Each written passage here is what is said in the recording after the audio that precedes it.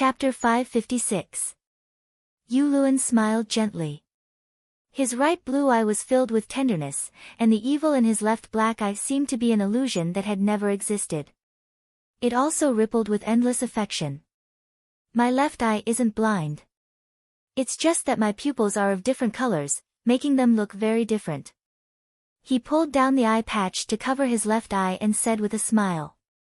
Circe's heart trembled, and she felt inexplicably uneasy. However, she mistakenly thought that it was because of the resurrection of the great sparrow, so she didn't ask about the storm in her lover's eyes. She just kept complaining. The Holy Mother is too biased. She never responded to my sincere prayers. Today, she resurrected my great enemy. I have to leave quickly. The trial is over. Even if the great sparrow is resurrected, it won't change the result. Actually, you can let Robert Strong continue to compete with the great sparrow. He has just been resurrected and his body is very weak. Take advantage of his illness and kill him. Yulun smiled evilly. This was priceless advice. The great sparrow's wound had healed, but the blood he lost couldn't be replenished in a short period of time. Even an ordinary soldier could overturn the great sparrow, let alone Robert Strong, who still had 90% of his health left.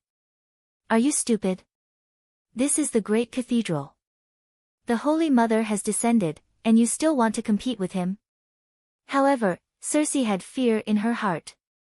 She didn't listen to his bad idea and pulled up her uncle and daughter-in-law who were kneeling on the ground. Why aren't you leaving? Are you counting on the Holy Mother's mercy? The Holy Mother is merciful, but the great sparrow is vicious. Kevin waved his niece's arm away and said in disgust, You go back. I'll stay and repair the relationship with the Archbishop. I'll stay too. My trial has already been completed. I'm not afraid of the Holy Mother's descent. Marjorie's eyes were provocative as she smiled.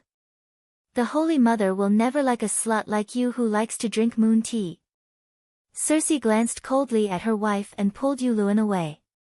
The great sparrow didn't chat with Kevin for long. He was in a daze. He was clearly bathing in the divine pool. How did he resurrect?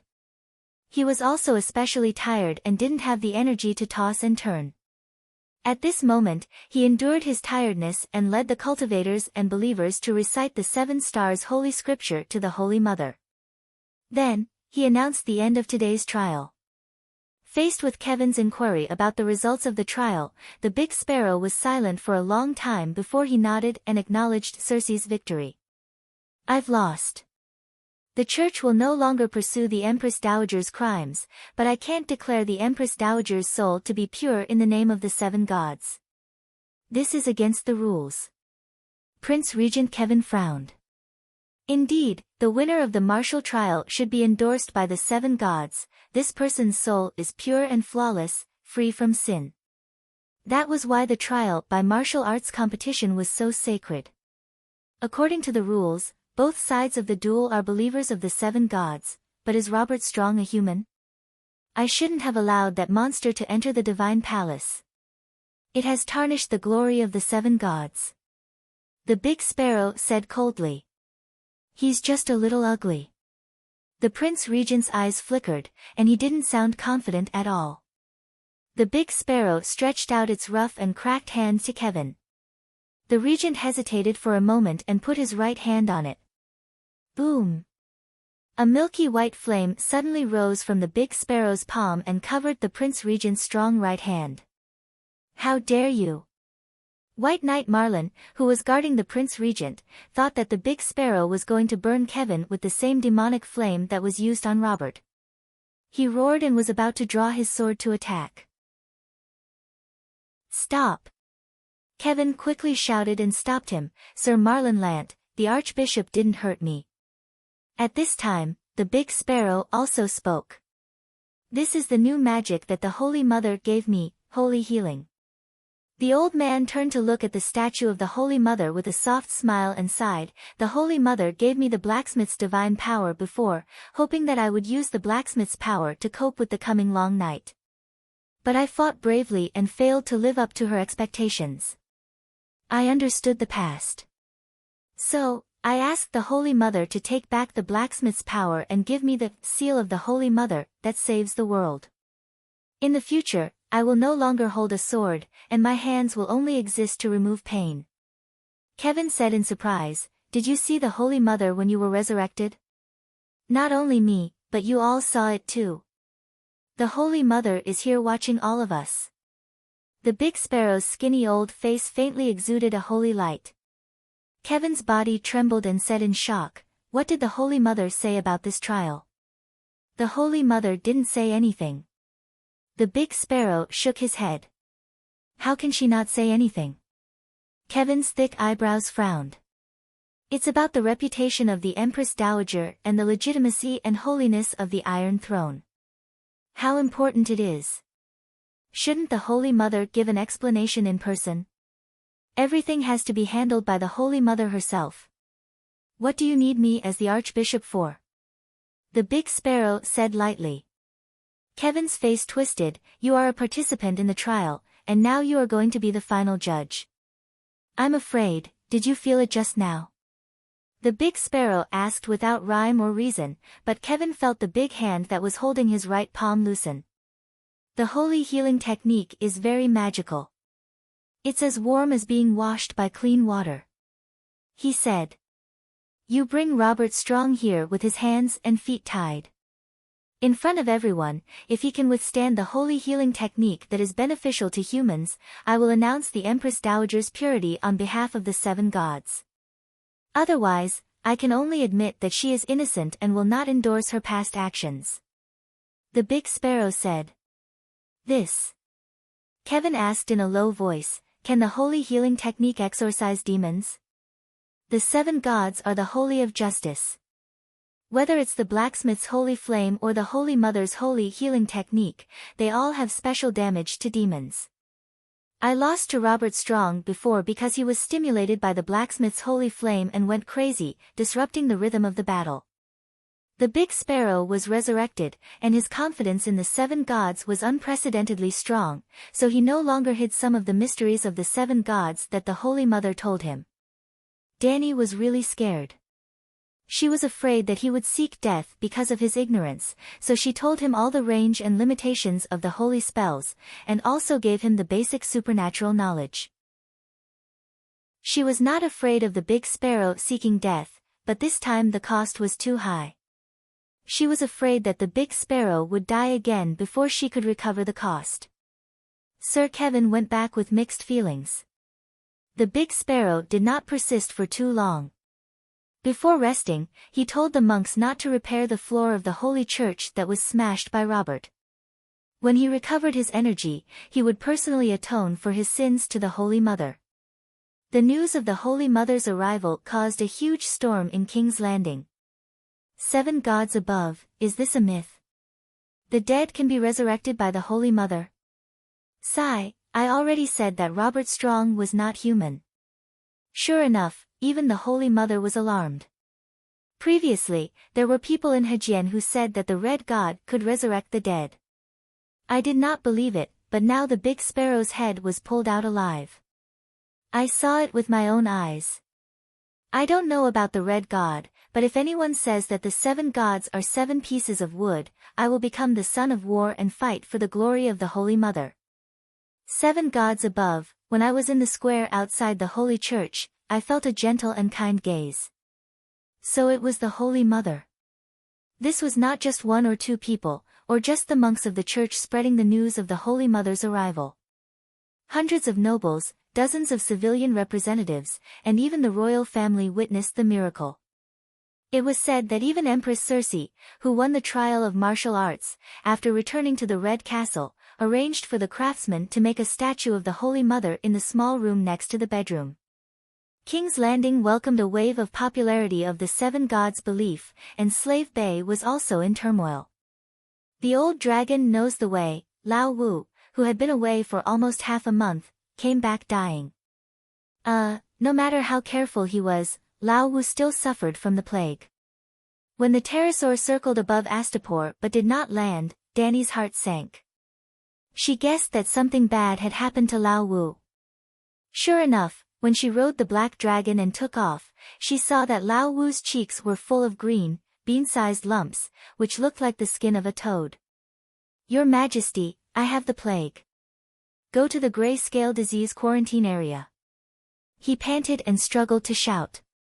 At the rocky beach 50 kilometers west of the city, a courtyard house was built. It was the quarantine area where the patients with the gray-scale disease were kept. Danny was not reckless enough to come into contact with Lao Wu directly. First, she took a tube of blood. No doubt, it was a syringe.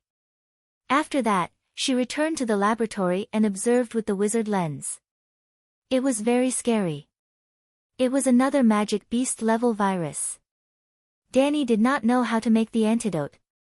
The only thing was that, like the gray-scale disease virus, Danny was completely immune to this virus, which she named Toad Face. In fact, it was caused by a mosquito passing through the breathing hole of the safety helmet and biting the nose. Because the patient's skin was swollen, it looked like the skin of a toad. Just when Danny was about to invite the first of the young generation in the East, again, the toad's skin on Clinton's body disappeared by itself, and he inexplicably recovered. After checking his blood, she saw that there was an extra antibody in his blood. This is not surprising. After the gray-scale disease patient recovers, he is almost immune to all the plagues in the world, Kuei-shi said. Then why was Sir Clinton infected with Toad Face? Danny asked. Kuei-shi said, the environment of Sosros is special. The plague that adapts to the environment there can rarely survive in the human world. If you can go to Asia, you will easily understand this. The black water in the River of Ashes is almost impossible for any creatures to survive, but a kind of aberrant horror fish was born in it. Supposedly, the horror fish's survival ability is strong enough. But after leaving Asia, the fish with rich dark energy in its body will die immediately. The same is true for the toad face virus you mentioned. After leaving the Sosros rainforest, it will immediately decay. After it has weakened to a certain extent, it will be eliminated by the gray-scale disease antibody. Although Kuei-shi's theory and the fact that Old Man had recovered showed that the gray-scale disease antibody could prevent the plague, Tyrion still felt lucky and proud for his actions that day. After more than a week, he vomited everything he ate and could only drink sun wine, which was dragon essence mixed with brandy. The once tall and sturdy middle-aged knight had become so thin that he looked like a sickly skeleton. Didn't he see that when the Dragon Queen mentioned Sosros, her face was solemn and her eyes flashed with faint fear? Sir, tell me about your experience, Tyrion said excitedly. He was afraid of Sosros because he had not lived long enough, but it did not change his personality of yearning for adventure and the unknown. If one day in the future, he had visited the relatively safe areas such as the Jade Sea, the Trembling Sea, the Summer Sea, and the Sunset Sea, he might try to explore the mysterious Sosros himself without the Dragon Queen's command. Old Man's skin was tightly attached to his skull, like a living skeleton, but his eyes were brighter than before. He recalled and said, the pterosaur was flying in the sky all the time. I could only see green forests, green grass, bushes full of colorful flowers, wide rivers like bright silver streamers, and dark city ruins hidden in the forest. At first, it was okay. I drank the wine I carried, ate the dry food in my backpack, slept on the dragon's back at night, did not take off my clothes, did not light a fire, and found the dragon's nest safely after a week. Chapter 557. It's a vast green swamp in the middle of the rainforest. The air is filled with water vapor and heat. The green aquatic plants are like the hair of the dead, rippling in the green, smelly stagnant water. The luxuriant shrubs are like blankets on the dark swamp. There are also strange flowers, either sweet or smelly. The swamp isn't too big. It's like a scar in the rainforest, about 70 to 80 acres. It's probably the Silver Prince's home. There are 7 to 8 swamp dragons, either flying in the sky or lying in the swamp. They pass their days leisurely and carefree. The longest of them is 12 to 13 meters, about the same as little gold. The smallest is no bigger than a hunting dog, about the same as little red. When they hear the Silver Prince's long howl, the big and small pterosaurs all rise and howl in response. Their voices are joyful but also sad. Speaking of this, the skinny old guy, who looked like a crab with a shell on the outside, couldn't help but sigh. Since it's the Silver Prince's tribe, why don't you recruit a few small pterosaurs? Tyrion asked. Tyrion's pterosaur was called Tessa, while Old Guy's was called Silver Prince. They were both regrets in their hearts. Don't you hunt? Old Guy frowned. Why not? To be able to ride a horse, I specially invented a saddle called Cripple's Savior. When I returned to Winterfell from the Great Wall, I even gave one to the Bran of the House of Stark. As Tyrion spoke, he subconsciously turned his gaze to old Ymont. The two of them looked at each other, their faces filled with emotion. Old Ymont entertaining the Queen's brother at the Great Wall seemed like yesterday. Today, they were reunited at the other end of the world. Old Guy said, since you've hunted before, you should understand the tradition of not harming young pterosaurs and pregnant pterosaurs. Besides, what's the use of a young pterosaur? It's a waste of food, it has no combat power, and it can't carry people. It's better to leave it there and make it the Queen's natural hunting ground. That makes sense. Then have you found any other groups of pterosaurs? Aemon asked. Yes, the old man sighed. I saw that there were no adult dragons in the Silver Prince's tribe, so I didn't stop and continued south. After flying for only half an hour, they encountered a group of small pterosaurs that looked like a swarm of bees. They were only as big as monkey and had brown bellies. Although they were small in size, they were exceptionally ferocious. Hundreds of little pterosaurs were actually chasing after the python that was as thick as a pillar. The python was 30 to 40 meters long. Its scales were sparkling, and its horns were towering. It was like a giant whale that had fallen into a lake, stirring up the mud in the swamp. The heavens and the earth were overturned, and the green swamp was drowned in black filth. However, it was still gnawed by the little winged dragon until its scales and armor were broken, and its blood dyed half of the swamp red. That scene made me tremble with fear, as if I had come to another world. Tyrion was lost in thought. He began to put himself in the shoes of an old man and asked nervously, the little pterosaur didn't attack you? No, the old man shook his head. I can confirm 3 things about the Sosrath rainforest. Firstly, it is extremely dangerous. Ferocious beasts are everywhere, and it is wild. Secondly, plagues are numerous and frequent, like mosquitoes in the south. Thirdly, the pterosaurs are the overlords of the rainforest, and there are almost no external enemies. As long as the pterosaurs of one tribe don't invade another tribe, there are few wars between pterosaurs. Other than the python, what else did you see? Dany asked curiously. A 2-meter-long red-shelled centipede, a vulture the size of a small house, a 3-legged black fish, an ape that looked like a barbarian. The process of searching for the pterosaur tribe was not boring at all. People like me were also intoxicated by the wonders of the Sosrath rainforest. However, the rainforest was too dangerous. I followed His Majesty's instructions, drank the wine I brought, ate the dry food I had in my backpack, and did not take off my armor or helmet. When I ate, went to the bathroom, and slept, I also covered myself with a layer of gauze. No matter how hot and humid the weather was, I did not expose an inch of my skin. However, there were always gaps in my armor. A small mosquito bit me, and I lost my ability to move within half an hour. After another hour, I felt like I was going to die. It was worse than death. Fortunately, I didn't go, the dwarf muttered. Dany glanced at him and said calmly, Tyrion, Sir Clinton did not do his best, and you were the banker in the trial of martial arts the last time. I lost 1,000,000 gold coins to you when you bet on the death of the sparrow. Why don't you make another trip to repay your debt? Your Majesty, the first time is unfamiliar, the second time is familiar. Besides, you said that Sir Clinton's body has an additional anti-plague antibody. why don't we wait for him to recover? An old general will know the way, Tyrion said with an embarrassed smile. Even though Clinton guessed that the dwarf was afraid of death, he still replied with a determined expression, Your Majesty, don't worry. With my previous experience, I will be able to find dragons for you again very soon. Dany glanced at the dwarf. The dwarf sensed something, and the relieved expression on his face immediately disappeared.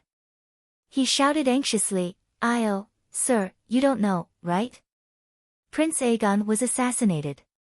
His left waist was stabbed, and he is still bedridden now." "What, His Highness was assassinated?" The sickly old man who was lying on the chair widened his eyes and sat up abruptly. His hands pressed on the armrest of the chair unconsciously, and the veins on the back of his hands were exposed. He was obviously shocked and worried to the extreme. The dwarf successfully changed the topic, and Dany only glanced at him with a cold smile. She nodded and said, "Sir, in the days when you were not around, Tyrion's solid state sprouted, and he brought Aegon to the Passion Garden every day. Such a stable work and rest schedule allowed the assassins to find an opportunity to take advantage of. However, you don't have to worry. Aegon's condition has stabilized, and he can get out of bed and walk. Moreover, I have already avenged the two of them. I flew to Queers that day and burned down the city. The headquarters of the regretful guests was reduced to a pile of scorched earth." After much persuasion, Clinton still could not sit still. He immediately went to the top 2 floors of the palace to visit Aegon. The father and son, one old and one young, one old and one young. One's face was as pale as a ghost, while the other's cheeks were as green as a devil's. However, both of them were as thin as a match, and their bodies were weak and weak. They swayed and hugged each other like 2 hemp roots entangled together. They looked at each other speechlessly. It was so heartwarming, but also so desolate. "Little devil." After a moment of tenderness, the old man suddenly turned around and glared at the dwarf. "Prince Aegon, such an innocent and strong child, was tricked into this state by you." Tyrion shrunk his neck. He wanted to refute, but he could not find a reason to. He was infected with the grayscale disease because he brought him to attend the coming-of-age ceremony and had too much fun. He was assassinated because he provided him with the Emperor's blessing and gave the assassins a chance. However, the father and son, Aegon and the old man, seemed to be in a good mood. A few days later, both of them recovered. The old man began rehabilitation training, preparing to fight the Green Hell again. Aegon found Dahe, whom he had not seen for a long time, and continued to act pitiful, telling Dahe about the painful experience during the assassination. Winter had arrived. Old Ymont, who knew how to predict the season through the stars, began to go to the top of the pyramid every day to observe the direction of the stars with the stargazing mirror. This day, after finishing his work, he saw Aegon sitting at the foot of the wall under Dahe. He frowned and walked forward. "Aegon, Dany's cargo ship plan is about to start, do you know? Auntie is going to take action against the new guys." Aegon suddenly understood. Walking forward, Ymont caught a glimpse of the black fire at Aegon's waist. He lowered his eyes and said gently, "This time, Sir Clinton did not bring back a pterosaur, and the war is about to start. Every bit of strength must be used." So. Aegon did not understand what he meant. At this time, even Sir Mormont has subdued a shadow dragon. Only the oldest grayish-green swamp dragon is left. You can't use it as a spare tire anymore. Your strength cannot be idle, Ymont said in a deep voice. Aegon's expression changed as he shouted, "Auntie promised me." "Yes, she promised you. But as the only Targaryen male in his prime, even if you don't contribute much to the family, at least don't drag your auntie down, right?" Ymont's expression was solemn, but his tone was as gentle as usual. Aegon's face flushed red as he argued, "I also participated in the battle against Tauros. I even killed 2 city guards. Yes, you are very brave. You live up to the name of Aegon." The old scholar nodded and praised. Scholar, what are you trying to say? Aegon suddenly regained his composure and looked at the old man in front of him. Give the old pterosaur to the other knights. You wait for the next batch of pterosaur spares. The old dragon is 50 meters long, several times larger than Blackie. It is the mount of Benny, the leader of Matari's pterosaur knights. Obviously, even Mataris does not have the confidence to find another pterosaur stronger than it. Aegon frowned. That is true. But the more it is like this, the more it will be useful in the upcoming battle. Seeing Aegon's conflicted expression, old Yamont's eyes flashed as he said meaningfully, in terms of strength, the old green dragon is not much weaker than the Megalosaurus. Megalosaurus. Aegon looked up at the sleeping Blackie and said dejectedly, Scholar, tell me, why is Blackie ignoring me? He can clearly understand human language. I told him about my ambition to fight for the Iron Throne and told him about the sorrow in my heart. Why can't he sympathize with me? Taming dragons is the same as learning magic. It requires talent. Many Targaryens do not have dragons and are even eaten by dragons. Yamont said. But I definitely have talent. You know about the prophecy of the dragon having 3 heads. His words were too logical. Yamont could not refute and could only say reluctantly, then continue your relationship with Blackie. After 8 to 10 years, he will eventually respond to you. 8 to 10 years? Aegon shrieked in despair. 8 to 10 years is a normal phenomenon. Many Targaryens sleep with dragon eggs in their arms from infancy. When the dragon eggs hatch, the man and the dragon grow up together. Even so, a 14-year-old dragon knight is rare. You are not lying to me. Aegon was even more desperate. If you don't believe me, you can ask Tyrion. He is an expert on the Megalosaurus.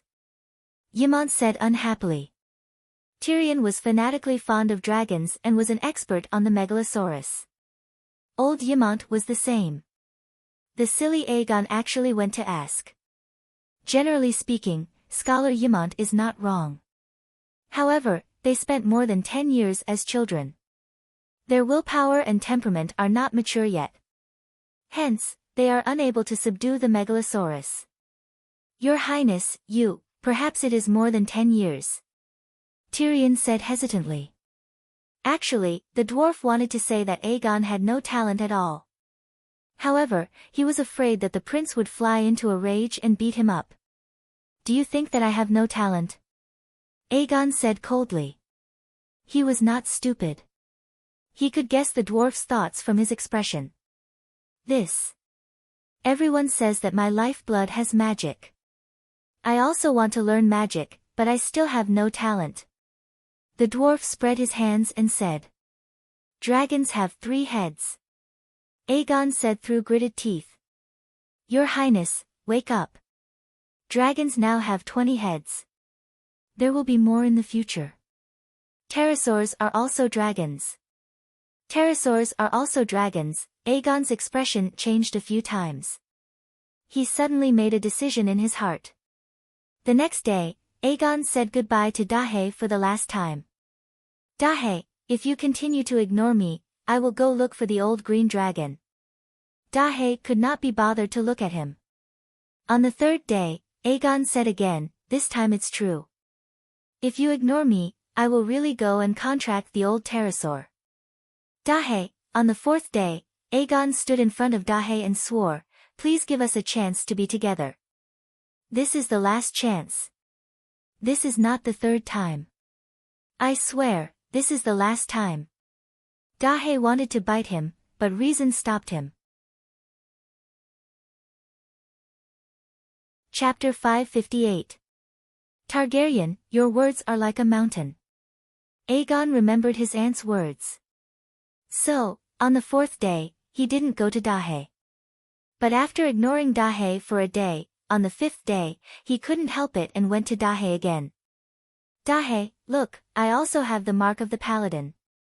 Dahe was still a child after all. After being harassed like this, he finally couldn't stand it anymore. He went against Mother Long's instruction to be silent and cold in front of Aegon and roared angrily for the first time. "Get out!" Aegon's hair was flying in the air from the Megalosaurus. His face was pale, his stiff body was shaking, and his mind was muddled. He didn't even know how to leave the top garden. He rested for a day. On the 7th day, Dragon Queen's persuasion was useless. Aegon insisted on becoming a glorious paladin, which was a pterosaur knight. "I can understand how you felt that day. It was like a new life." After completing the contract, Aegon was in high spirits. He rode on the back of the dragon pterosaur and shouted to the shorter little demon next to him. Well, Tyrion rode on Tessa's back and was ready to lead Aegon on the first test flight around Slave Bay. "Your Highness, after taking off later, you will have a second life. The feeling is completely different from riding a horse, as if the whole world is under your crotch. If I have to choose between a woman and Tessa to accompany me for the rest of my life, I will not hesitate to choose Tessa. Of course, riding a dragon during the day and a woman at night is even better, ha ha ha." Tyrion laughed proudly. Well, this guy really didn't talk big.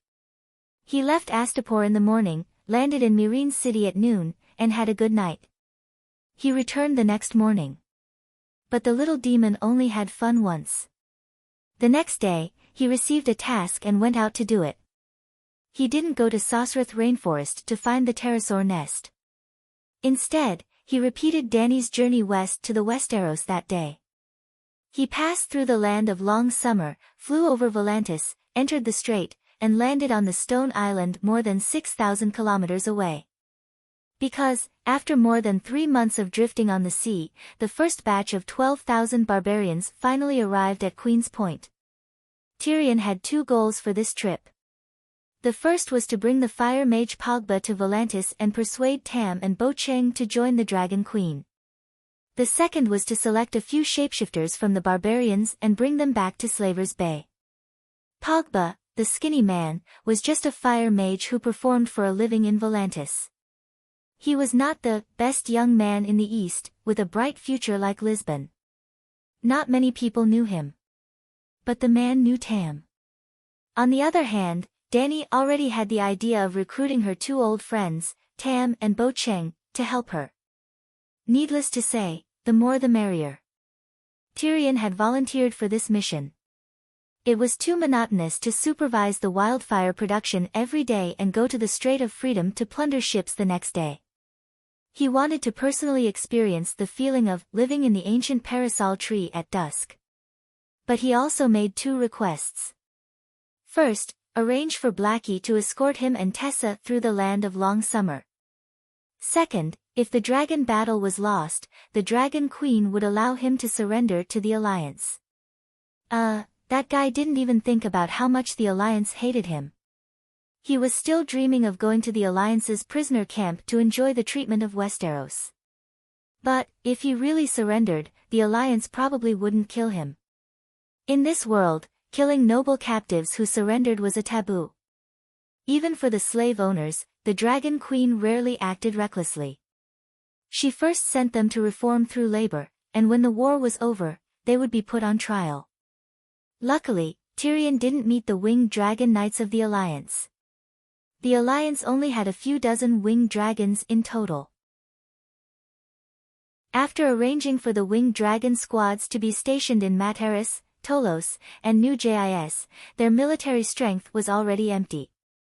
Including the escort of the Flying Brigade, the Alliance had no ability to control the vast airspace of the land of long summer. In fact, Zero had already brought back more than 30 winged dragon knights as captives and retrained them. In other words, the Dragon Queen's spies had already played a role in locating them. After Tyrion left the skinny man in the outskirts of Volantis, he didn't stop to wait and continued to head west. Unlike Blackie, who left early and arrived late, Tessa took 2 days and 2 nights. Even so, when he arrived at Queen's Corner and saw the true dragon flag in the camp below, Tyrion was still filled with emotions. Back then, he used more than half a year to travel from King's Landing to Slaver's Bay. Now, it only took him 2 days. No wonder the people of Valeglia can rule the world. Perhaps, the Dragon Queen can really create an unprecedented Targaryen empire, he thought with mixed feelings. Megalosaurus, Megalosaurus, long live the Dragon Queen, long live Blackie. Suddenly, countless people rushed out of the manor below and gathered at the wide threshing ground. They waved their hands and shouted at the winged dragons in the sky. The black dragon is a little different. It's bigger and its wings are wider. Even its color has turned green. On the ground, among the welcoming crowd, shield breaker Shallan covered his forehead with his hand and looked at the dragon under the scorching sun. That's not a black dragon, the great sea elephant mumbled. Hey, a few days ago, when the hand of the queen called us for a meeting, what did he say? The Dragon Queen will arrange for the winged dragon knights to come and pick up Eagle Howl, Wolf Eyes, and the other shapeshifters, Harley said. This Harley wasn't Dany's former shield-bearer, Harley the Hunter. Instead, he was her son, Longface, Harley the Longface. He had inherited his father's 2 positions of clan leader and Chiliarch.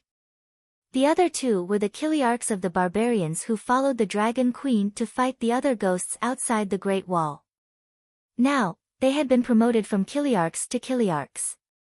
They were in charge of a few thousand barbarians and were considered the leaders of the barbarians at Queen's Corner. Wu, following the custom of the Night Watchers, a horn signaled the arrival of allies. Tyrion saw a 2-story marble building in the center of the village. He guessed that it was Barristan's base. So, he rode Tessa and landed beside the pond in the square. Barristan was still dressed in the same way. A black iron helmet, white glazed plate armor, and a white, flawless wool cloak. Tyrion was dazed for a moment.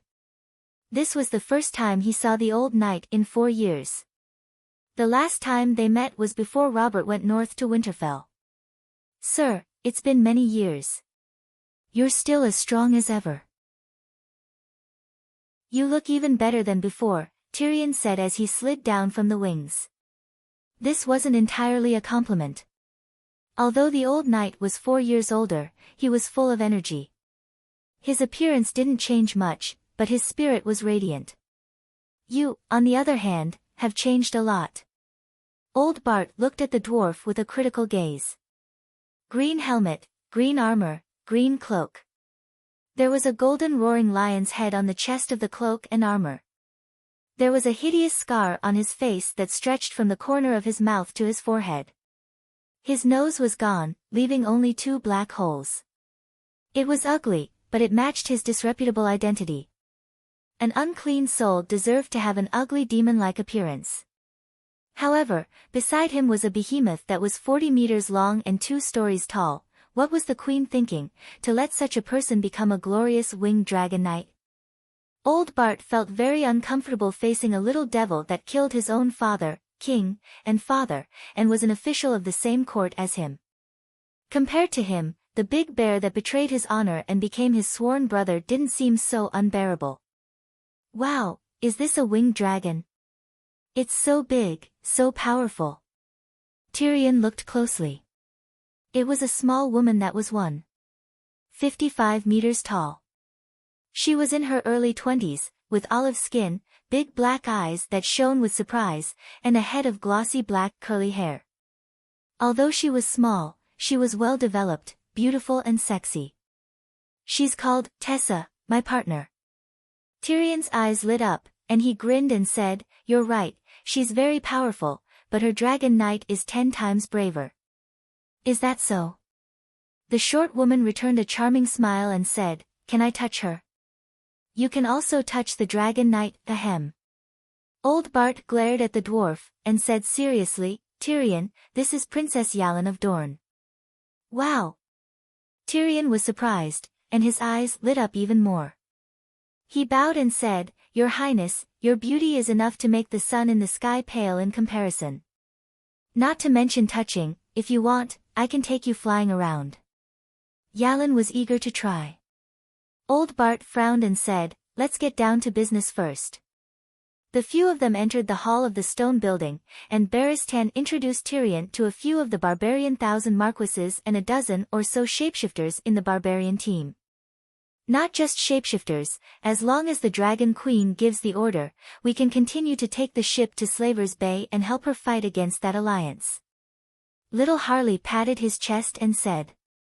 The Dragon Queen keeps her promise, and we were given houses and land as soon as we arrived here. The free people also keep their promises, and we respect the Queen as the king of the fortress, and all of the free people will listen to the Queen's orders, and we will go through fire and water without hesitation. Big Sea Elephant said with a serious face. We will go through fire and water without hesitation. The barbarian 1,000-man commanders and shapeshifters shouted until their necks were red. Barristan's expression did not change, and Yalin's eyes were filled with shock and disbelief. On the other hand, Tyrion, who saw the barbarians beyond the fortress for the first time, had a very calm reaction to them, and was as calm as Barristan. It was because they had followed the Dragon Queen for many days, and they had seen too many of such scenes. The slaves all had this kind of fanatical attitude when facing the Dragon Queen. Slaver's Bay is too far from here, and the night is coming. Let's stick to our original plan, and focus on planting winter wheat and sweet potatoes. Barristan shook his head and said. Sigh, it's too hot here, and I even forgot that it's winter. Big Sea Elephant tugged at his long beard, and cried out. This is a good place, it's warmer than beyond the fortress, and the land is more fertile. Yeah, I haven't eaten sweet apples in months at the Great Wall, and I'm sick of eating fruits here. The people here are more amiable too. Amiable? The corner of Tyrion's mouth twitched. Didn't the Tyroshi people come to encircle you once? Tens of thousands of barbarians had taken root in 200 kilometers of Tyroshi land. It would be strange if the Tyroshi people did not react at all. Actually, the Tyroshi people already knew that the Dragon Queen would transport the barbarians to the land of strife. There was no way to hide it. The northerners near the Great Wall knew about it, and so did the Bravosi people. Many people saw the fleet going south from East Sea Watch, and replenishing water and fruits at Widow's Bay, Valley Seagull Town, Dragonstone Island, and other places in the Northern Territory. The Tyroshi people even sent out a fleet to intercept the barbarian fleet. However, the naval forces of the three sister cities, Mir, Tyroshi, and Lisi, were mostly at Slaver's Bay to participate in the World War. The remaining fleets were no match for the Dragon Queen's Royal Navy. Then, the Tyroshi people sent 5,000 infantry and cavalry south to attack the barbarian village. Before the army set off, they were discovered by the shapeshifters' animal companions. Chapter 559. Dany had originally planned to leave Whitey in the Narrow Sea to stabilize the situation, but because the enemy in the Narrow Sea was unexpectedly weak, and because of the pterosaur, she called Whitey back to Slave Bay. Now that she had received news that the Tyroshi were going to attack the Savage Manor, she naturally sent Whitey back to support the barbarians. The barbarians had the advantage in numbers, and the 12,000 of them were all brave and fearless warriors, including the former number 1 general of the Seven Kingdoms, Commander Barristan. With the addition of the Megalosaurus, the Tyroshi army was wiped out when they were still 100 kilometers away from the Queen's Horn. It was also because of the battle that shook the cities on both sides of the Narrow Sea that Elaine did not immediately return to Sun Halberd City. She wanted to stay here and observe the Dragon Queen's next step for her father. Sigh, those Tyroshi are worse than women, and they can't compare to the fierce Night Watchers at all. Compared with the barren hills and turbulent rivers and unruly people beyond the Great Wall, the people here are really kind. Little Harley concluded with emotion. The dwarf looked at the barbarians with a blank expression. Other than the shapeshifters, what other plans does Her Majesty have? Elaine asked. Tyrion understood the true meaning of Princess Elaine's words. He glanced at the silent Barristan and guessed that Princess Elaine did not have the Queen's full trust. Nothing. Her Majesty is now focused on the upcoming Battle of Meereen, and can't pay much attention to the Westeros and the Free People. Sigh, the East Sea has the White Knight Geralt, and the Queen's Horn has the hand of the Queen, Barristan. We Free People don't need Her Majesty to take care of us anymore. Big Sea Elephant waved his hand. Yes, we can protect ourselves. Her Majesty can deal with the slave masters at ease. The barbarians nodded in agreement. Elaine's eyes flashed, and she did not mention this topic again. She only asked, the shapeshifter's animal companions are not as strong as the pterosaur, what can they do at Slave Bay? The barbarian commanders immediately looked at Beristan, and seeing that he did not respond, they all locked their mouths. Only little Harley smiled and said, whatever the Queen tells us to do, we'll do it. Why are you asking so much? This time, Tyrion was completely sure that even though Quentyn had already pledged her loyalty to the Dragon Queen, Dornmartel was still not her ally. Hi, Dragon Knight. After the meeting, Tyrion walked on the Yellow Road and observed the living conditions of the barbarians in the town. Suddenly, a fragrant wind blew and two huge mountains appeared in front of him. He looked up and saw the sexy and enchanting Princess of Dorne looking at him with a smile. What's wrong? Tyrion's expression did not change as he slowly shifted his gaze away from the mountain. You said that you would take me to ride a dragon. In the end, as soon as I turned around, he disappeared. Yen pursed her lips and said in a seemingly angry and resentful manner. Your brother Quentyn also has a pterosaur. Tyrion said. Is that so? Yen was pleasantly surprised and said excitedly, how big is Quentyn's dragon? It's not as big as mine. Other than Prince Aegon's Ilia, my dragon is the biggest because I'm the first pterosaur knight. Tyrion said proudly. Ilia? That's my aunt's name. Yen was puzzled. Prince Aegon's pterosaur is the name of Prince Aegon's pterosaur. I originally planned to call him Riga, but Sir Clinton's pterosaur already has the title of Silver Prince, so, you don't even know about Prince Aegon? Tyrion frowned. Beristan might hide the secret of the Dragon Queen and Slave Bay, but Aegon was different. Yen was Aegon's cousin. Big cousin. I know, but... Princess Dorne's big black eyes looked around and said softly, that should be an imposter, right? Ah. The corner of Tyrion's mouth twitched. Eldest cousin sister and eldest cousin brother were really siblings. You can be suspicious, but there is no clear evidence to prove that Prince Aegon is an imposter. If my aunt's child was still alive, anyone who took him in would ask my father for help as long as they still had a brain. At least, they would tell him. Then, does Varys have a brain? Yen smiled charmingly, but her tone was filled with obvious disdain. This was indeed a question that could take one's life. If Uncle Dowling could not be trusted, then there was no need to ask him for help in the future. If he could not be trusted 18 years ago, then he would be even more untrustworthy 18 years later. If Uncle Dowling could be trusted, then he and Dorne would be an important pillar of support in the future. If he could be trusted now, then he would definitely be trusted 18 years ago. Since he could be trusted, why not trust him? Tyrion sighed in his heart. A man and a woman quickly came to Tessa's side. The dwarf climbed up first and pulled the Dorne princess in front of him enthusiastically. He hugged her and pulled the reins. Amidst the woman's excited cheers, the pterosaur leaped and spread its wings to soar. In an instant, they rose into the blue sky. Clouds that looked like cotton candy floated around them. The golden sun seemed to be hanging above their heads. Several small islands were like black dots on the dark blue tablecloth.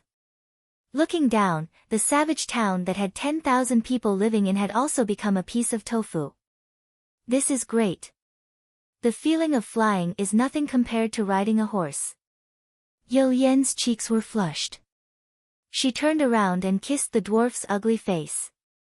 With a soft and warm body in his arms, the little demon raised his head. An hour later, Yen looked at the blue sky in front of her with misty eyes. A gentle breeze blew the wet hair on her forehead. Her body was languid and weak. What kind of person is Dany Rise? Her voice was a little hoarse, but her tone was less polite and more direct than before. A powerful queen that cannot be provoked. We can only submit to her, Tyrion said weakly.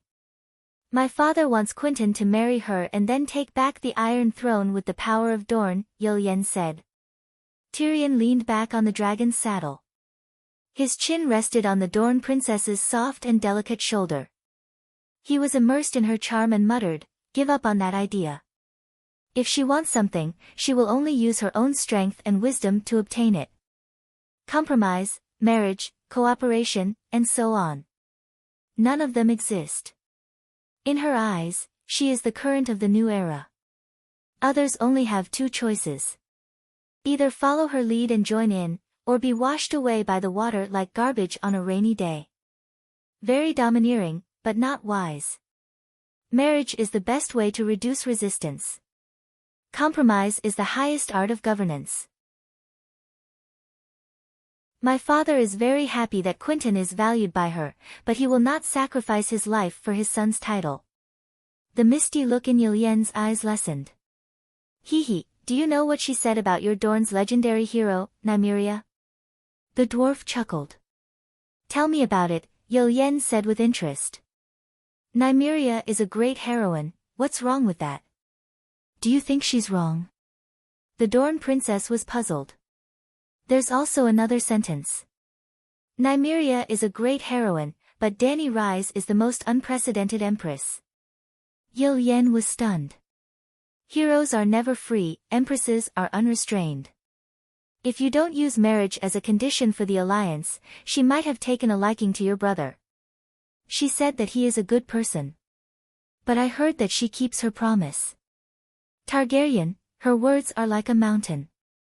Yen frowned. "My dear, keeping her promise is her virtue.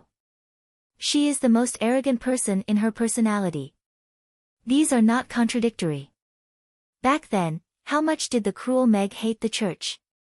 Didn't she follow the rules and carry out the trial of the Seven with the church's warriors? The contract that Quentyn brought has nothing to do with Dany Rise. Her name is not even on it. How do you expect her to keep her promise? Moreover, the contract is binding on both parties. It is obvious that you Dornishmen broke my promise." Yen was furious. She turned around and pinched the little demon's head. "Awoo!" Tyrion rolled his eyes and shouted, "Princess, please spare me. If you don't want to hear the truth, I have a lot of words to make you happy." "Humph." Yen smiled seductively. She gently and slowly twirled it around her waist and picked it up again. "Small person. Ghost. Big guy, speak clearly. How did we break our promise? May I ask how old are you, princess?" The dwarf narrowed his eyes and said with a groan. "You don't know?" Yen asked. "Sigh, you are almost 25 years old this year. You are at least 10 years away from adulthood, right? The second son of the Duke of the Western region received a perfect aristocratic education. Not to mention the birthday of the Dorne princess, he knew the situation of the children of the famous count families in the Seven Kingdoms. You think I'm old? Old? I'm 3 years older than you." Tyrion shook his head and sighed. "I got married late because no one wanted to marry me. Actually, since I was 14 years old, my father had been trying to arrange a marriage for me. He didn't care about me until I was 24 years old. He despaired. It wasn't that he didn't care about me. When I was 26 years old, he finally found me a young and beautiful virgin of noble birth." Speaking of this, the dwarf's eyes flashed with a mixture of sadness, regret, and sorrow. To be honest, other than not allowing him to inherit Casterly Rock, the old lion was barely a qualified father. As for Tessa, it was not targeted at anyone. The patriarchal old lion was extremely harsh to every child in the family. Cersei and Jaime were not any happier than the dwarf. Tyrion could use a joking tone to boast about killing his father in front of anyone. Only to himself, he had to tell the truth. He regretted it so much. He should not have gone to find his father that night. If he had followed Jaime's plan, he would have escaped the Red Keep and become a pure and innocent little demon. It would have been 10,000 times easier and happier than being an evil creature now. Perhaps, he could let go of the evil thoughts in his heart. His mind would no longer be filled with revenge, Lannister, and Westeros. He could stay at Slaver's Bay and be a knight for the Dragon Queen. He could be a true knight like Barristan, like Clinton. Yes, he was an evil creature now. Patricide was the greatest crime in the world. If he was not an evil creature, who was? If he was a true degenerate, like Cersei and Wade Fry, he would not be so tormented. Unfortunately, he was not. He was one of the few kind people in the Seven Kingdoms. Just like his brother Jaime. He had the true spirit of a great knight, but because of fate, he became the most shameful knight in the Seven Kingdoms. Both brothers were tormented by fate and did not know when they would be free. Jaime met his destined girl and was on the road to redemption. Tyrion met the Dragon Queen, it seemed like, shaking his head to get rid of the distracting thoughts. Tyrion continued, if Prince Adullin strictly adhered to the sacred marriage contract with Sir William Derry, he should have secretly married you to Viserys after you reached adulthood. At least, the poor second prince would have known that he had a fiancée.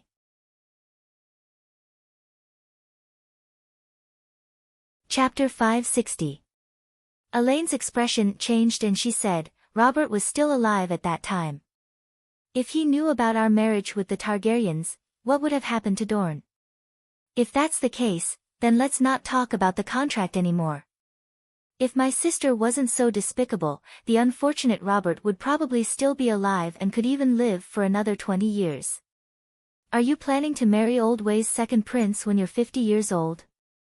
Even if the prince is still alive, he must be too old to do it. Tyrion shrugged and joked. Go to hell.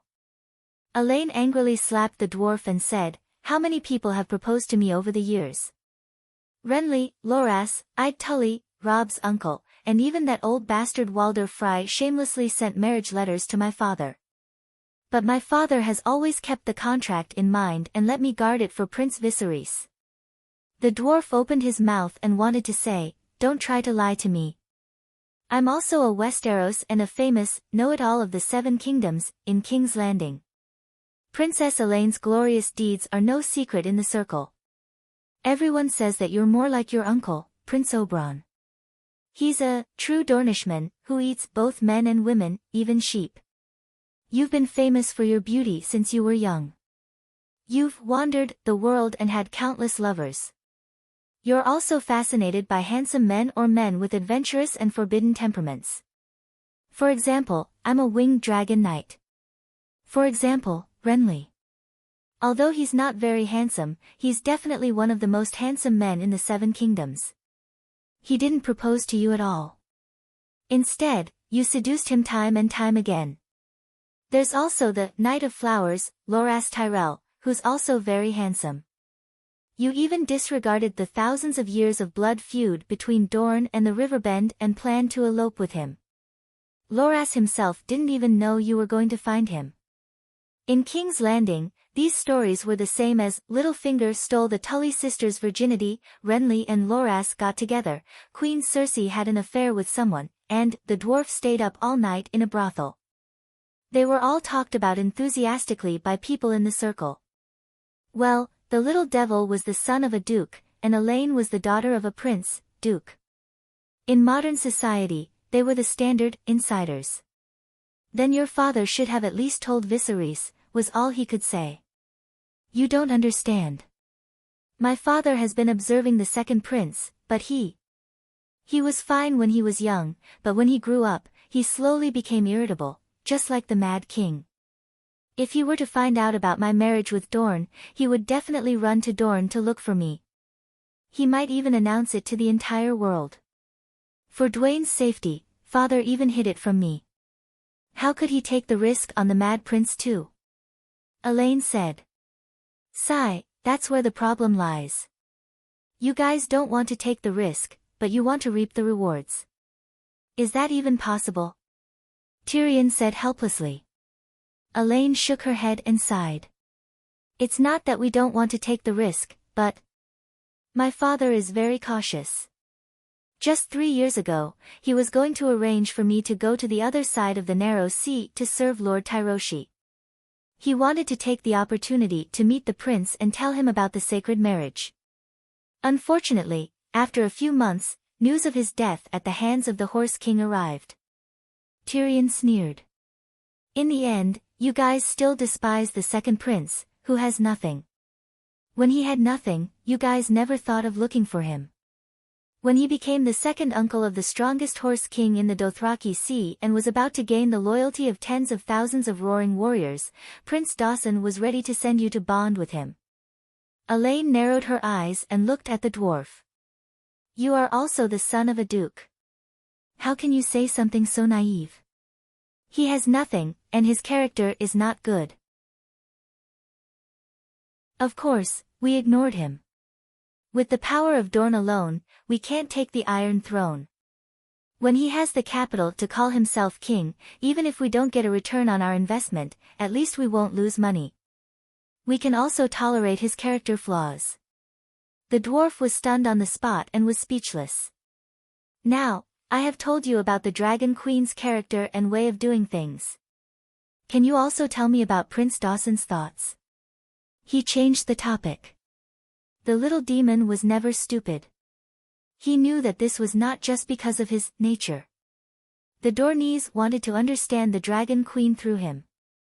But he knew the other party's goal. He still chose to tell them the truth and make the most accurate judgment for them. Because he also had a request. Elaine looked at the dwarf deeply and said, the Dragon Queen rejected the marriage alliance with Quentyn. My father was very disappointed, but he was not angry. Because Dorne only wants revenge. He wants to seek justice from Lannister for my aunt's death. We don't have any extravagant hopes for the Iron Throne other than marriage. If the Queen officially challenges the Iron Throne in the future, Dorne will support her just like when Aerys was in the past. He can even make Quentyn her White Knight. But that's all. Dorne will not be the main force, and will not use the power of the whole country to help her. Oh, very wise. The Queen will most likely be able to accept it. Tyrion nodded. His eyes flashed as he said, but now, there is an additional variable. Aegon. Aegon. Elaine's beautiful face showed a hint of difficulty. After a while, she sighed and said, if he does not meet my father personally and obtain my father's approval, Dorne will not give him any substantial help. Sigh, it is also Dany Rise's fault. Otherwise, things would not be so troublesome. Blame her? What does she have to do with this? Tyrion asked curiously. If Viserys is still alive, it does not matter whether Aegon is real or fake. I will marry him according to the holy marriage contract. His inheritance rights are far above Aegon, Elaine said. Without a doubt, Viserys's inheritance rights were higher than Aegon's. First of all, Viserys was definitely a Targaryen. The people of the Seven Kingdoms knew and recognized him. Aegon's background was unknown, and his identity was uncertain. Even if Liga was still alive, and Aegon was really his son, would Liga's inheritance rights be higher than second brother Ways? No. Because Liga had violated the holy marriage contract, he would lose his inheritance rights like Prince Flay, the male dragon who broke off the marriage contract. Secondly, an older brother who grew up with her would definitely be closer to her than a nephew who appeared out of nowhere. Who would the Dragon Queen support? You think that Viserys's death is related to the Dragon Queen? Tyrion asked with a strange expression. Hee. Horse King Drogo poured a jar of golden liquid on her brother's head in front of her. During that time, she did not say a single word to prevent the tragedy from happening. Elaine sneered. You know quite a lot, Tyrion said. Viserys is still my fiancé. I can't marry him. At least I have to know how he died. Elaine said with disappointment. Then tell me, why did she want her brother to die? Tyrion asked. Elaine hesitated and shook her head. Previously, I thought that she wanted the Iron Throne. Without Viserys, she would be the only Targaryen. But now, from her actions, it seems that she does not have such an urgent desire for the Iron Throne. Perhaps, with the presence of dragons and the prosperity of Slave Bay, her mentality had changed. But no matter what, she is responsible for Viserys's death. I can imagine the despair Viserys felt when he placed his hopes on his only family in a tent filled with barbarian centaurs, but did not receive any response. Your emotions are really cute. Tyrion chuckled. What, am I wrong? I am not the only one in the Seven Kingdoms who thinks so. Elaine frowned. If I did not understand centaur customs, I would have the same thoughts as you. Sighing, Tyrion slowly explained, first, you have to understand that when 14-year-old Dany Rhys married Drogo, it was not a Westeros marriage. Instead, she was sold to the Horse King like a slave. Her selling price was 20,000 Dothrak roaring warriors. This. Elaine was shocked and said in disbelief, they had a wedding in Pentos. This is not contradictory. He bought her to be his wife. Also, do you think that Khaleesi's position is equal to that of a queen? In most colossus, the Khal's horse has a higher position than Khaleesi. So, among the centaurs, there has never been a situation where Khaleesi is the regent after the Khal dies. But I heard that she has a group of loyal centaur warriors under her command, that is because she is strong. Her current colossus are made up of two types of centaurs. They are either her original Kars or the centaur slaves that she freed in the past few years. Her centaur husband has 50,000 roaring warriors and 100,000 centaur tribes. But her original Kars was less than 100. The rest of the centaurs left her the moment Drogo died, and some even became her enemies. If my sister was in her position, she would not even be able to get past the Red Wasteland. So, even if the Mad King was reborn or Rhaega was alive, if the Horse King wanted to kill them, she would not be able to stop him. Then she should at least try, instead of remaining silent, Yelaine muttered. Hee, you can try to draw your sword in Horse King City. Other than the Dragon Queen, anyone who tries to use force in Horse King City will only end up dead. Moreover, Viserys pointed his sword at Drogo's wife's pregnant stomach in front of several Khals and threatened to kill his son. Other than killing his second brother-in-law, Drogo had no other choice. Now that I think about it, your father did the right thing. What is scarier than marrying the Mad King is marrying a Mad King who has no power and no crown. The two of them were silent for a moment before Tyrion asked, how is my niece, Myrcella?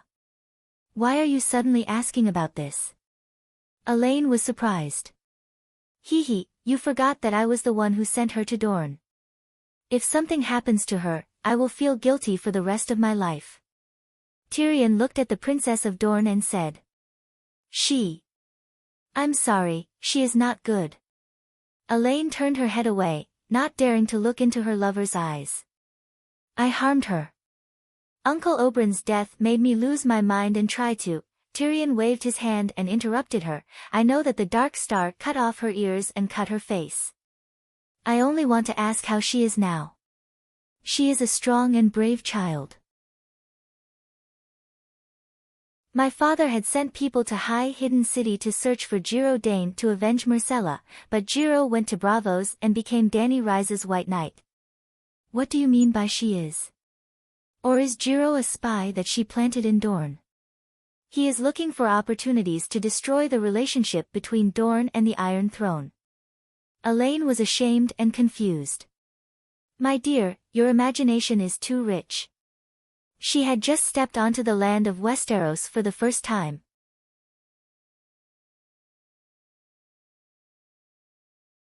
Chapter 561.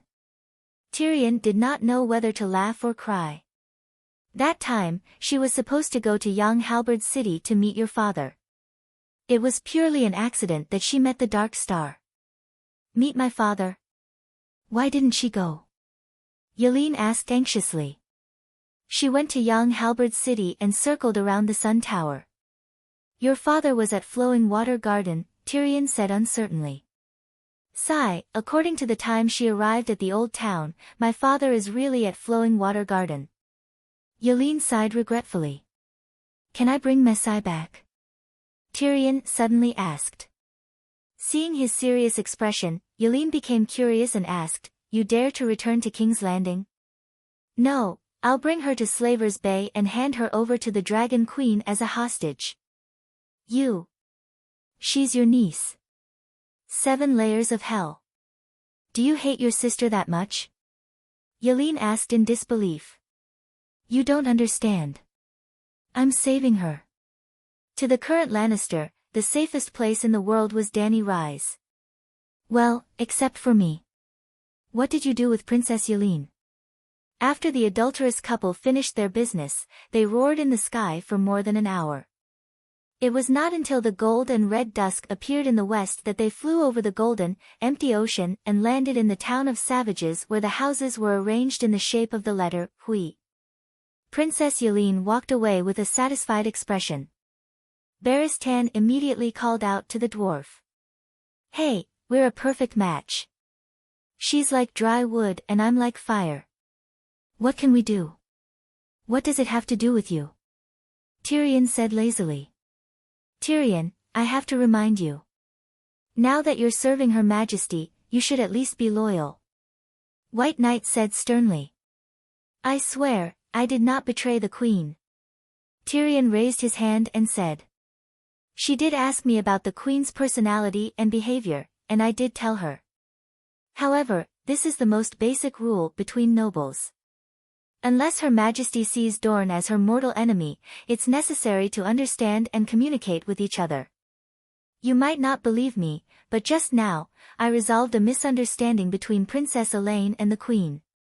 When I return to Slave Bay, I will report to His Majesty the way the Dornishmen do things and think.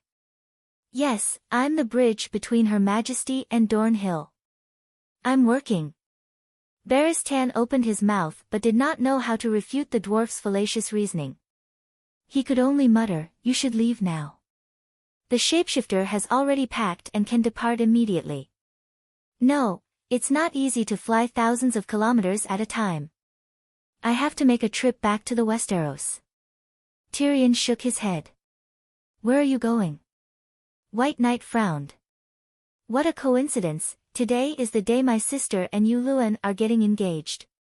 "I have to go to King's Landing to give the newlyweds a gift," Tyrion said with a grin. "Are you crazy?" The expression on Old Ba's face was as if he had seen a ghost in broad daylight.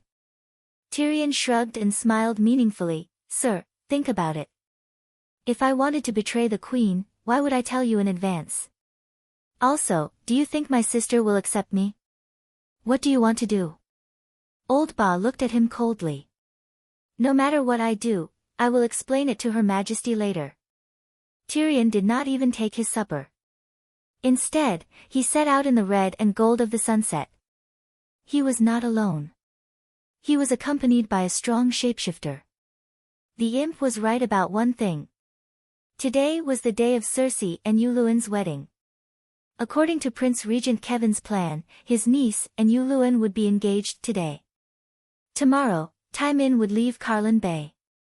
The day after tomorrow, his annoying niece and niece's son-in-law would be out of his sight. The couple would go west along the Mander River to High Court and complete the final negotiations with the Tyrells. Tywin would return the Shield Islands and receive a ransom from High Court. The 7 kingdoms would be unified and peaceful again.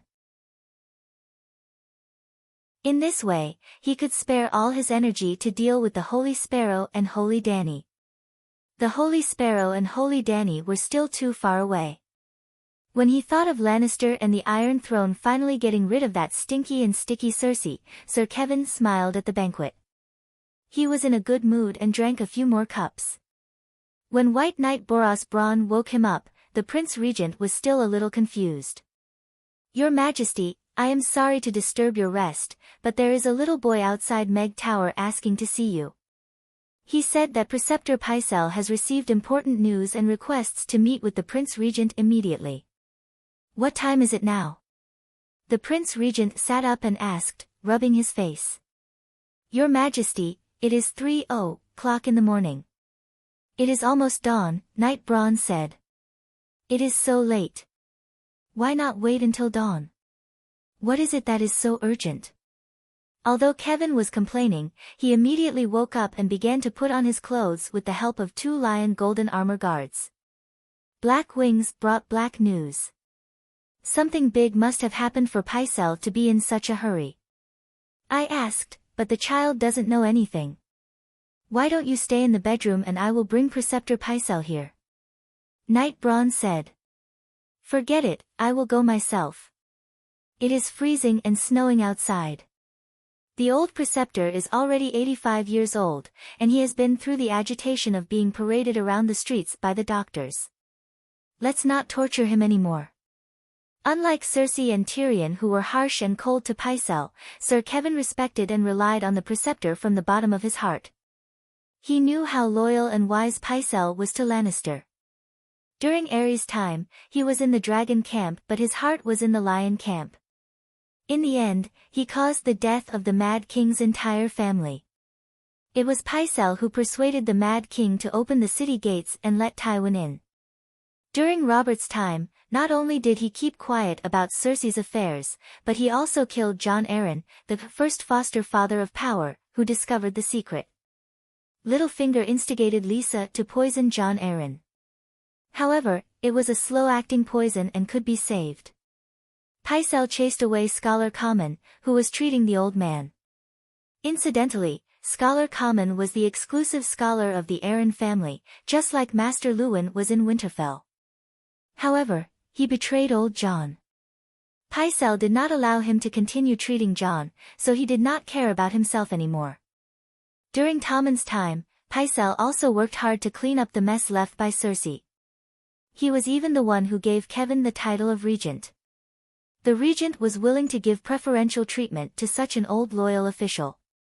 The child who delivered the letter was 12 or 13 years old.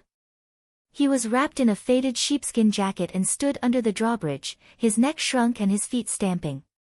He was a clever little apprentice. Kevin had seen him a few times in the crow's nest.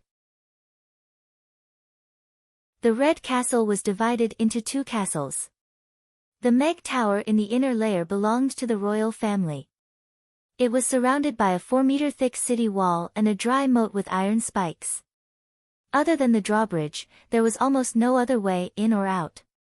Around the Meg Tower, there was the Crow's Nest where the Grand Tutor lived, the Hand of the King's Prime Minister's Tower, the White Knight's White Sword Tower, the hall where court meetings were held, the Holy Church, the Virgin's Residence, the dungeon, and so on. The drawbridge was lowered. Sir Kevin walked out of the gate under the protection of a White Knight and 8 golden lion guards. Seeing the little apprentice's red and cracked face, the regent stopped and took out 2 copper coins from his pocket. He handed them over and said, "Go in and ask the guards for a glass of wine to warm up." Crunch, crunch. Under the bleak and cold full moon, the group of people left a trail of messy footprints in the snow from the inner courtyard to their bare feet. Is there really going to be a long night? Looking at the tower and stone path that seemed to be covered by a white blanket, and then looking at the icicles that looked like spears under the eaves, Sir Kevin suddenly had a bad feeling. The scholars were used to living in the crow's nest. Even the Grand Tutor's room was under the crow's nest. A maid under the tower received the regent and left 8 guards behind. Kevin and the White Knight Braun pushed open the door to the Grand Tutor's room. Immediately, a warm red light with the smell of wine hit their faces. The fireplace was burning. There were 2 chairs in front of the fireplace with their backs against the door. From Sir Kevin's perspective, he could see half of Grand Tutor Pycelle's bald head sticking out of one of the chairs. The other chair was empty. Perhaps it was prepared for him. There was a small table beside the 2 chairs. There were 2 bottles of golden wine and 2 glasses on it. Kevin stood at the door and stomped his feet. He shook off the snow on his boots and cloak to the ground. Then, he untied the thick golden lion cloak and stepped into the room. "Grand Tutor, why did you call me over so late at night?" The regent handed the cloak to the White Knight and walked towards the fireplace. "Your nephew is back," a voice by the fireplace replied. "Jaime is." Kevin just opened his mouth and his expression suddenly changed. He said in disbelief, "Tyrion." "Shoo, lower your voice." The high-back chair beside Pycelle turned around, revealing the dwarf nestled in it. Tyrion had a smile on his face, but he held a short crossbow in each hand. One was aimed at the old uncle, and the other at the White Knight. "Don't move." The White Knight Bronn was thinking that he had armor and might be able to fight a wave. Then, a dark shadow quietly approached from behind him, and a cold blade pressed against his throat. The White Knight immediately turned into a stone statue. He stood obediently with his hands by his side, motionless. "This is the White Knight." "Ha ha ha." Tyrion tossed his crossbow onto the thick Myrish rug and rocked back and forth in his armchair, laughing. "Uncle, if you bring a prostitute here, she can at least scream. I wonder, my father was wise and mighty all his life, why did he find this trash again?" During the rebellion of the Four Kings, Cersei was worried that her son would fall into the evil hands of Tyrion, so she arranged for Boros Bronn to escort Tommen away from the King's Landing. Previously, Tyrion ignored Cersei's objection and sent Myrcella to Dorne for a marriage alliance. The imp arranged for the clansmen to disguise themselves as bandits and rob them halfway. The White Knight did not resist and directly handed Tommen over. For this, he became the second White Knight to be expelled by Cersei. When Tywin was in control of the King's Landing, he called back the coward knight again and entered the palace for a second time. At this moment, being mocked by Tyrion to be worse than a prostitute, the White Knight's face turned red, but he did not dare to say a word. So Cersei was right. "You have been hiding in the Red Keep and causing trouble," Kevin said with a pale face. "Sigh, now I finally understand why everyone says that Westeros are poor and remote. They are too uninformed. To think that I am the Wildfire General, a second-grade officer who has obtained the Yellow Magua, and have done a few shocking things in Slaver's Bay. Uncle, you don't know anything about it at all." Tyrion shook his head. "Slaver's Bay?" Kevin was stunned and said in anger, "You have joined Dany Rise, and now you are here to kill me."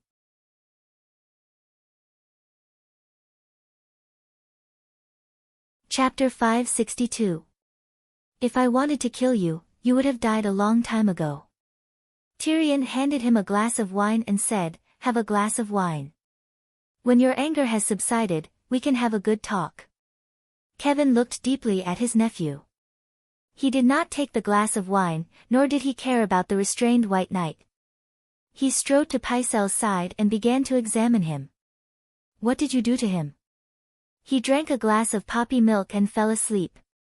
Tyrion shrugged and put the glass back on the table. "I would never have thought that you would kill your father. That scene would not happen even in my darkest nightmare." Kevin stood up straight and looked down at Tyrion with a complicated expression. "Sigh, I have thought of that scene many times, but it was not directed at my father, but my sister. Perhaps there are ghosts in the Red Keep. I was possessed by the Mad King, Rhaegar, Princess Dorne, Princess Lelia. I was possessed by countless Targaryen ghosts and could not control myself." Tyrion mocked. "What do you want to say?" "Repent to me," Kevin said coldly. "What's the use of repenting to you? Even a sparrow can communicate with the Holy Mother. Can you?" The dwarf laughed strangely. "Then why are you looking for me?" Tyrion put away the mocking expression on his face and said seriously, "For Lannister. For Lannister, you should not have killed my brother, your father." Kevin said sternly. "Sigh, uncle, I still have the Dragon Queen's mission on me. I don't have much time. If we keep repeating this topic, I'm afraid we will not get anything done today." Tyrion sighed. Kevin narrowed his eyes and sized up the dwarf. The green helmet, green armor, and green cloak made him look majestic and spirited. Especially the roaring lion head on his chest, the emblem of Lannister's clan. His expression softened. This nephew of his had killed his king, his father, and his father. He had committed all sorts of crimes, but, at least he hadn't forgotten Lannister's identity. The Prince Regent dragged a chair from the side and sat opposite the dwarf. He said faintly, "How did you get in?" Hee hee, you should be asking me how I got out last time. Tyrion winked and laughed again. Kevin's expression turned solemn. Could it be that the secret passage is really connected to every part of the Red Castle? There was a secret passage in the tower of the Prime Minister that led outside the Red Keep. This was discovered after Tywin's death, but Cersei burned the tower of the Prime Minister to the ground with wildfire. Tyrion shook his head. The secret passage is too complicated. I don't know where it leads to. But it was clear that Varys knew. Uncle, you made a stupid and fatal mistake. You knew that someone with bad intentions was in control of the secret passageway of the Red Castle, but you let him do as he pleased. Today, I can directly sneak into the crow's nest from outside the city and threaten Paziel to send someone to invite you over. Tomorrow, there will be someone else who can do the same thing. Or, do you think that Varys is kind to you and Lannister? Sir Kevin could not refute the facts. He sighed. I have also arranged for people to explore the secret passage, but as you said, it is too big and too complicated. 7 or 8 people died and still could not figure out the direction of the passage. Since we can't control it, but the enemy can easily use it, then we will destroy it. Tyrion said faintly. Destroy it? Kevin's body trembled. At first, he had a look of disbelief, but after thinking carefully for a while, he suddenly felt that he was really stupid. The Lion family's old dog sighed. You are right. Dangerous things that can't be controlled should be destroyed. But, the secret passage is huge and under the Red Castle. How can we do it without damaging the foundation? If we fill it with soil, it will be too much work. He frowned and asked. Hee hee. Tyrion laughed eerily and said in a low voice, How do hunters hunt? You can arrange for people to set up hundreds of traps inside. There is an 80% chance that they will catch the big rat in the dark. You mean? Kevin glanced at the man with messy hair who was holding White Knight hostage. He also lowered his voice so that only he and Tyrion could hear. Varys is still under the Red Castle. He did not go to Slaver's Bay, so he must be at King's Landing. He will attack you sooner or later. Just as the Dragon Queen said, Lannister's enemies would be happy to see Cersei put on a clown show on the Iron Throne. You are the pillar of support for the Iron Throne and Lannister. You are the first target that all enemies want to take down. This is why I took the risk to come here today. Tyrion said confidently.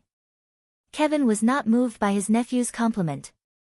He had always been clear about his position. He only asked in confusion, Didn't Varys save you? Jaime and I were both used by him. Tyrion's ugly face was gloomy. His heterochromatic eyes flashed with hatred and regret.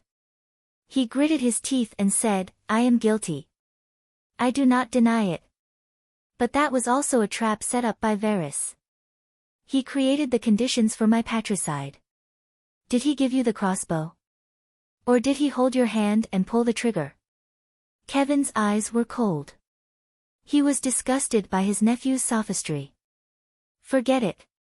Tyrion waved his hand and sighed. Since the Holy Mother has appeared, I also have the resolve to go to the 7th level of hell to reunite with my father. I just want to remind you that you are very dangerous now. Varys, Cersei, and Stark all want to kill you. They have the means to kill you easily. Kevin was touched for a moment, but he still said expressionlessly, I have 10,000 warriors of the West. Ha, luckily you did not say, I am the Prince Regent, I have a White Knight. Tyrion said with a smile as he pointed at the White Knight in the corner of the door.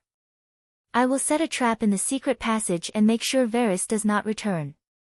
Your sister married Uluin yesterday. I will arrange for her to leave King's Landing tomorrow. Stark, other than your reckless wife, is there any other Stark alive? Kevin said slowly. Don't underestimate Varys. He is not alone. Illyrio of Pentos is supporting him. The funds he used to train Little Bird all came from the spice merchants. Tyrion had no loyalty to Varys and Illyrio. Without hesitation, he told them Aegon's secret. This is too scary. What are they trying to do? Kevin was shocked. Cold sweat broke out on his back. Tyrion laughed coldly as he revealed another big secret. I am not sure about Aegon's mother's identity, but I am 90% sure that he is Illyrio's son. They want to use Targaryen's name to usurp the Iron Throne. That fatty is too arrogant. Does he really think that he and Varys are the only two smart people in this world? In Pentos, he showed me a statue of him when he was young and a portrait of his wife Syra. Unfortunately, I also met Prince Rhaegar and Princess Illyrio at the same time.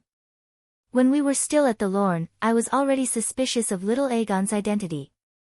When they first met, little Aegon had dyed his hair blue to disguise his identity. Even Clinton and Ashera had called him by his alias. Everything was hidden from Tyrion.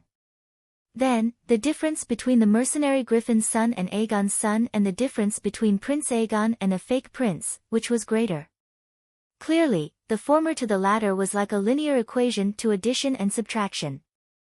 Since Tyrion could solve difficult junior high math problems, why would he make mistakes in elementary math? But what did the Targaryen family's rotten business have to do with him, a Lannister? He only wanted to borrow power for revenge, or perhaps, redemption. Therefore, he did not hesitate to bury the secret in his heart. He even took the initiative to help Aegon confirm his identity as Rhaegar and Illyrio. However, he decided not to hide it from his uncle. 7 gods above. Kevin was shocked. His face was pale and his body swayed. I can't handle this situation. It's your father. You shouldn't have killed him. His thoughts were in a mess and he spoke incoherently. Tyrion rubbed his temples tiredly and sighed. My father has already gone to the 7 hells. Let's not disturb him anymore, okay? Kevin glared at his nephew and said, since you suspect Aegon, why did you encourage him to fight for the Iron Throne? I want revenge. If the devil can help me, I will also pledge my loyalty to it. Moreover, Prince Aegon is a good person. I like him far more than Joffrey and Tommen. Tyrion said matter-of-factly. You killed Joffrey and Tywin. You are the root of all evil. Who else do you want to take revenge on? Sigh, I don't know. After killing my father, I hated Cersei. I wished that all the Westeros would be killed by the other ghosts, including you and Jaime. Tyrion looked at his uncle and said. Kevin did not scold him. He only sighed helplessly and said, perhaps, Tywin was too harsh on you. He somewhat understood his nephew's state that day. A child with love in his heart fell into that situation. Love would only make him more miserable. Hatred was the only thing that could keep him alive. What about now? The regent asked. Now? Tyrion shrugged and laughed. Uncle, do you know? I am a dragon knight, a pterosaur knight. The dragon queen gave me a pterosaur. I call her Tessa. Pterosaur. Dany Liz went to Sosrath Rainforest to tame a pterosaur. Kevin furrowed his brows. He wasn't surprised by his nephew's reaction, but rather worried. You can find the answer to this question yourself. The upper echelons of the Alliance know. But don't ask me. I am the Queen's knight now. Tyrion did not wait for his uncle to ask and continued, Tessa gave me a new life. My wish now is to live freely. Lannister and Casterly Rock was saved from the Dragon Queen's flames of revenge. I will be satisfied if I give Littlefinger retribution. If Cersei really went to the Iron Islands and let the salty and cold sea breeze crack her delicate face and turn her into a wrinkled old woman, I will definitely forgive her for hurting me. Unfortunately, I know her too well. Everyone's pursuit is the nourishment for her to live. The right to do as she pleases is like the air she breathes. Just like a fish cannot leave the water, Cersei is also unwilling to leave the King's Landing stage. So, uncle, you must be careful these few days. Do not interact with her in the Queen Dowager's palace, especially when Luwin is present. You must be wary of the Dragon Queen and deal with my sister. I am her uncle. I spared no effort and poured my heart and soul into protecting her son's country. Kai Feng said solemnly. You are reasoning with my sister. Tyrion sneered. Why revenge on Littlefinger? Sir Kevin changed the topic. The Prince Regent still did not believe that his niece would harm him. He only thought that Tyrion was too biased against Cersei. He was the one who started the war between the lion and the wolf. He and Old Rose murdered Joffrey. He was also the one who stole Sansa. Tyrion's face twisted. Sansa is in Arryn Valley. You are in Slaver's Bay. How do you know this secret? Kevin frowned. The Dragon Queen told me. She has already seen through Littlefinger.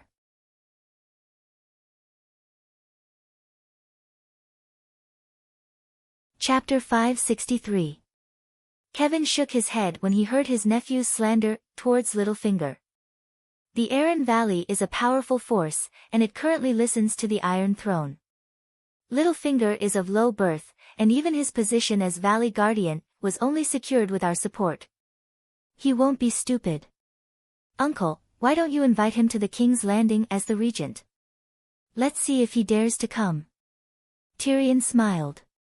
This. Kevin's expression changed. He had indeed invited Littlefinger, but Littlefinger had rejected him without any hesitation. What does he gain from murdering Joffrey? What can he gain from the rebellion of the Four Princes? Chaos. Tyrion sighed. The Dragon Queen is still the one who sees things more clearly. We are all in the situation, and it's hard for us to understand. We should listen to Dany Rise's words the other way around. Don't you understand that? Kevin sneered. Are you sure? Tyrion was not impatient. Instead, he laughed strangely. She said that other than your lack of courage, your talent is not inferior to my father's. She also said that she has never seen an idiot like Cersei who played a good hand so badly. According to your logic, you are an idiot, and Cersei is wise and powerful. Kevin did not expect the Dragon Queen to have such a high opinion of him. He was inexplicably happy, but also embarrassed. He blushed and changed the topic. You warned me to be careful of Varys, Cersei, and Stark, but how did Sansa Stark hurt me? Stark's family is not completely dead. The only confirmed dead person is Robb. 7 gods above, Robb was also resurrected by my sister. Tyrion lowered his voice and looked serious, but he suddenly thought of Robb's head. He could not help but groan and slap his forehead. He lamented, the Dragon Queen was right. Stark's family is all monsters. You also know about the trial by martial arts? Kevin asked curiously. Dragonstone Island also sent a representative to participate. Professor Marwyn was the one who notified Slave Bay. Tyrion said with a natural expression. That isn't Robb. There are many people in the world who look alike. Kevin said with an unnatural expression. I hope you can say the same thing to Lady Catelyn one day, Tyrion sneered. Catelyn Tully. Lady Stoneheart of the Riverlands is Catelyn. The red-robed monk of Mill revived her. That's impossible. How can a dead person come back to dash? Kevin stopped halfway through his sentence. The times have changed. Perhaps the long night is real, and the gods are showing their miracles. Tyrion sighed. Damn it, I get it now. Kevin's expression suddenly turned ugly. Jaime might have been captured by Lady Stoneheart. Cersei had purposely arranged for someone to spread the news of her engagement to Uluin in Riverlands, hoping to lure Jaime out. If Lady Stoneheart is really Catelyn, then he must be trapped. He once swore to Lady Catelyn that he would release Sansa and Arya once he was free, but, sigh. Jaime, he is an adult. He should be responsible for his oath. We are powerless to interfere. Tyrion was stunned for a moment, then said softly, I heard from the Dragon Queen that Stark was blessed by the old gods. His children all have the strongest transfiguration talent. What are you talking about, transfiguration? Reality is not a legend. Kevin frowned. Uncle, if it wasn't for the mysterious power, why would I risk my life to warn you? Listen to what I say, don't doubt me. I hope to help you and Casterly Rock as long as I don't expose secrets that harm the Queen's interests. After all, I am also Lannister. Tyrion smiled bitterly. Speak. Kevin said in a low voice. Transfiguration can merge their souls into an animal's body. If the transfiguration is smart enough, it is easy to kill someone. For example, find a rat as an animal companion, smear poison on its claws, sneak into the palace in the middle of the night, and do it to you and Tommen. The children of the House of Stark can do this easily, especially Arya Stark. She is not only a transfiguration talent, but also a faceless one. Ugh, Dany was indeed a bit of a blabbermouth, spilling all kinds of secrets. Tyrion was such a careful and shrewd person. He secretly heard and memorized many secrets of the Westeros. There were secrets, and there were also spoiler-like speculations. It was not Dany's fault for blabbering. In reality, she was thousands of miles away in Slave Bay, surrounded by many trusted people. She rarely hid secrets that had nothing to do with her. To put it bluntly, even if the whole world knew that Arya was a blood child, so what? Arya was not her daughter. Forget about Arya, even the secrets of the three-eyed crow Blinden were often mentioned by Dany and Ymont in front of everyone. To put it bluntly, these secrets would only affect the people involved. It had nothing to do with Dany. In fact, the more people who knew about it, the better it was for her. Would Arya treat her as a friend? Would Blinden treat her as a family member? Would Uncle Finger swear loyalty to her? That was impossible. 7 gods above, are you telling the truth? Kevin said in fear. The Queen does not treat me as an outsider, and there is no need for her to lie to me. Or do you think that she is the kind of person who speaks without thinking? But now, you have betrayed her trust, Kevin said meaningfully. The Queen should be able to understand the actions of a vassal trying to protect his family. If I knew the secrets you revealed tonight, you would be dead, Kevin said calmly. Sigh, loyalty and filial piety have always been difficult to achieve. However, we are only halfway through today's matter. What comes next is the main event. So, don't be in a hurry to sentence me. Tyrion chuckled and waved his hand. He poured another cup of wine for himself and his uncle. Previously, I was the dwarf of the Lannister family, and I provided some good advice to my uncle to protect his family. Now, I am the Queen's Minister of Government Affairs, a second-grade official, a wildfire general, and a flying dragon knight. I hope that the Lannister family will surrender to the Queen unconditionally. In other words, give up the Iron Throne, hand over the tribesmen who harmed the Targaryens in the War of the Usurpers, and swear on the honor of their ancestors that Casterly Rock will forever be loyal to Queen Dany Rise and her children, and send hostages to serve as the Queen's attendants or maids. Yes, Messiah or Tommen can atone for their grandfather and father's sins. Are you crazy? Do you know what you are saying? Kevin's eyes widened, as though he had seen a ghost. I am very clear-headed, more clear-headed than ever, Tyrion said seriously. You are crazy. Kevin shook his head. I told you to be wary of Varys, Cersei, and the House of Stark's assassins and shapeshifters. They can only harm you, and indirectly endanger the entire Lannister family. The only thing I did not warn you about was the Dragon Queen. Why? Because you do not need to worry, and there is no use in worrying.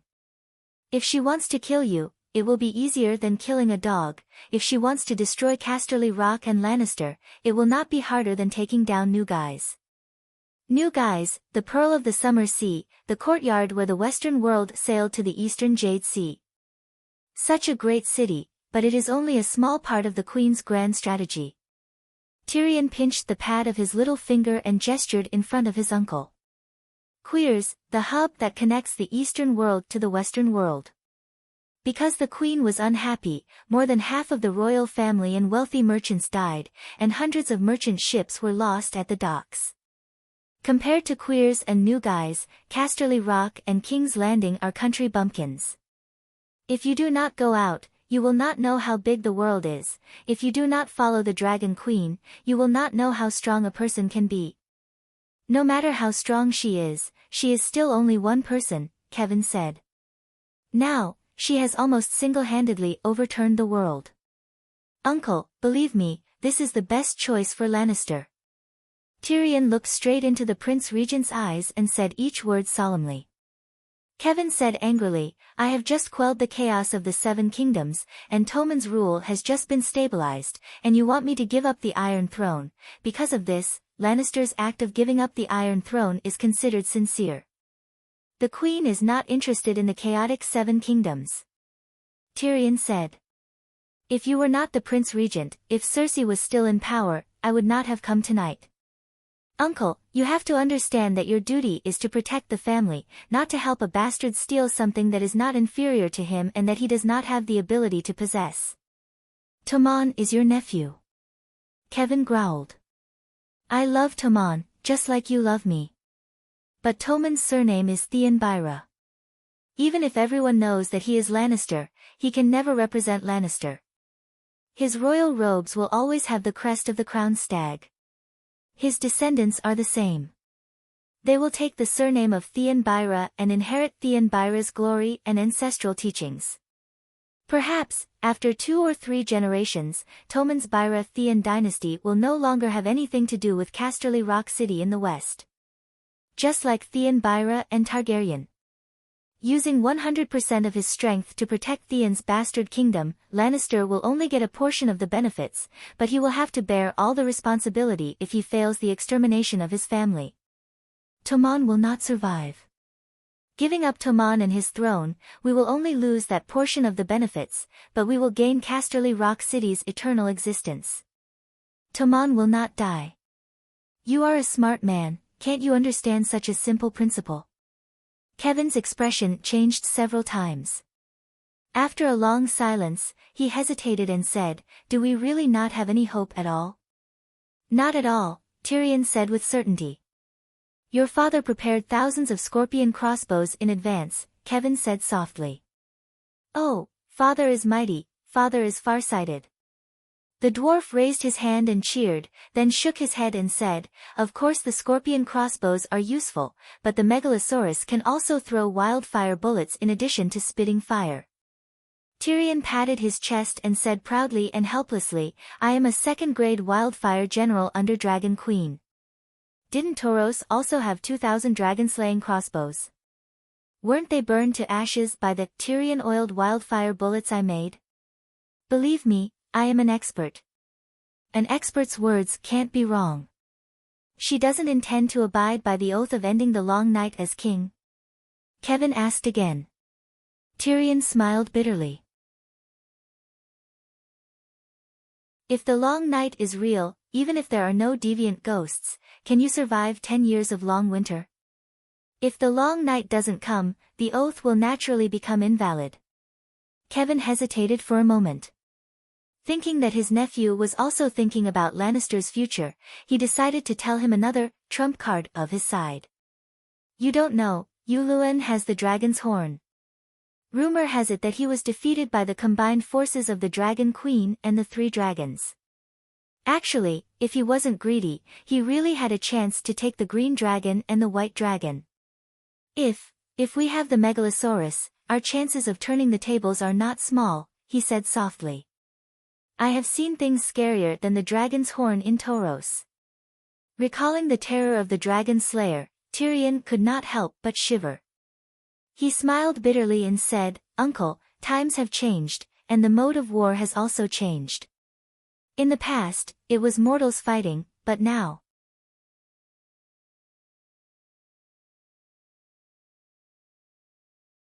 Chapter 564.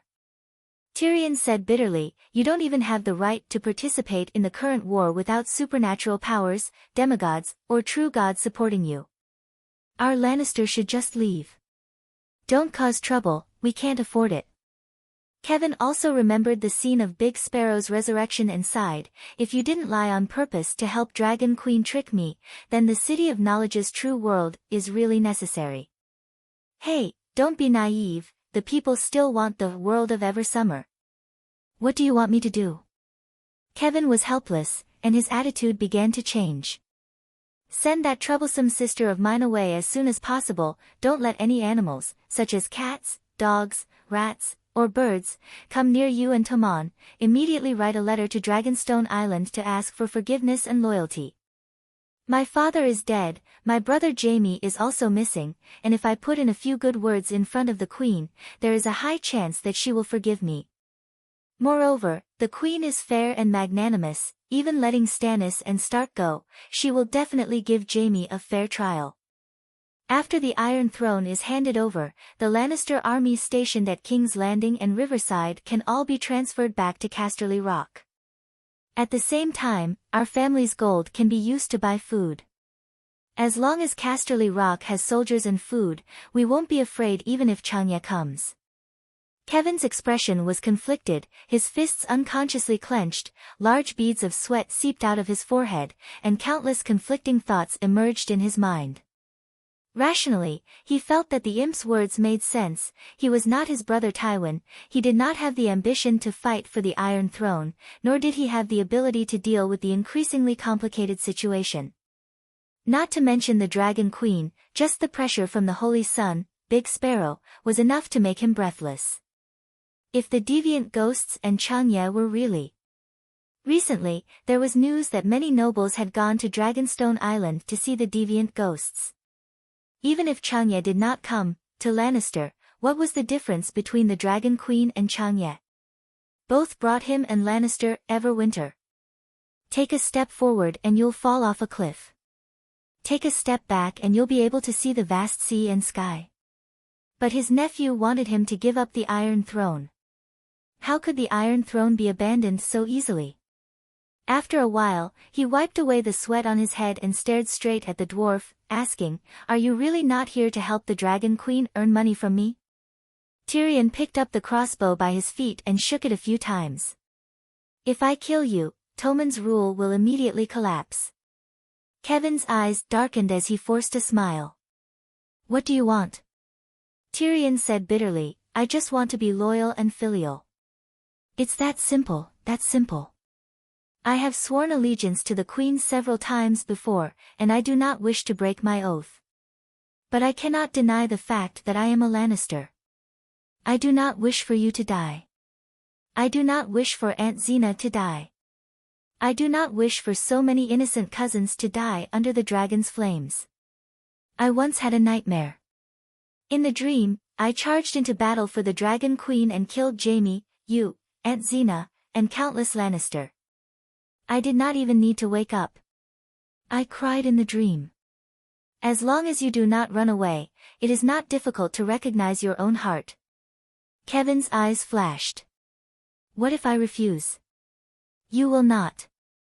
This is the best choice," Tyrion said coldly.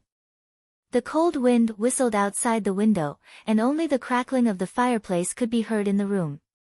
The uncle and nephew looked at each other, and the air became heavy. Not far away, the Transfiguration user and White Knight felt as though a piece of lead was pressing down on their hearts. "What if I refuse?" Kevin repeated his previous words. Tyrion raised his crossbow and pointed it at his heart. He said coldly, "There are too many people I want to save, and you are only one of them." "Are you serious?" Kevin raised his eyebrows. "If I kill the diehards, the rational and weak ones will only hate me. Anyway, I have already killed my father. I am not afraid of bearing more sins. At most, I will go to the 7th level of hell. I do not care.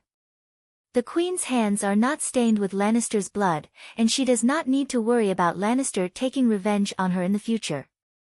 It is the best of both worlds. If it were you, would you do it?" Tyrion's voice did not have a trace of warmth. There was no other expression on his face besides indifference. You have the courage to kill your father, the courage to point your crossbow at me, and the determination to clean up the clansmen who do not agree with you. Why don't you use this crossbow to kill the instigator? Kevin's body relaxed as if a heavy burden had been lifted from his shoulders. He leaned back in his chair and said slowly. I don't dare to think about it, Tyrion said.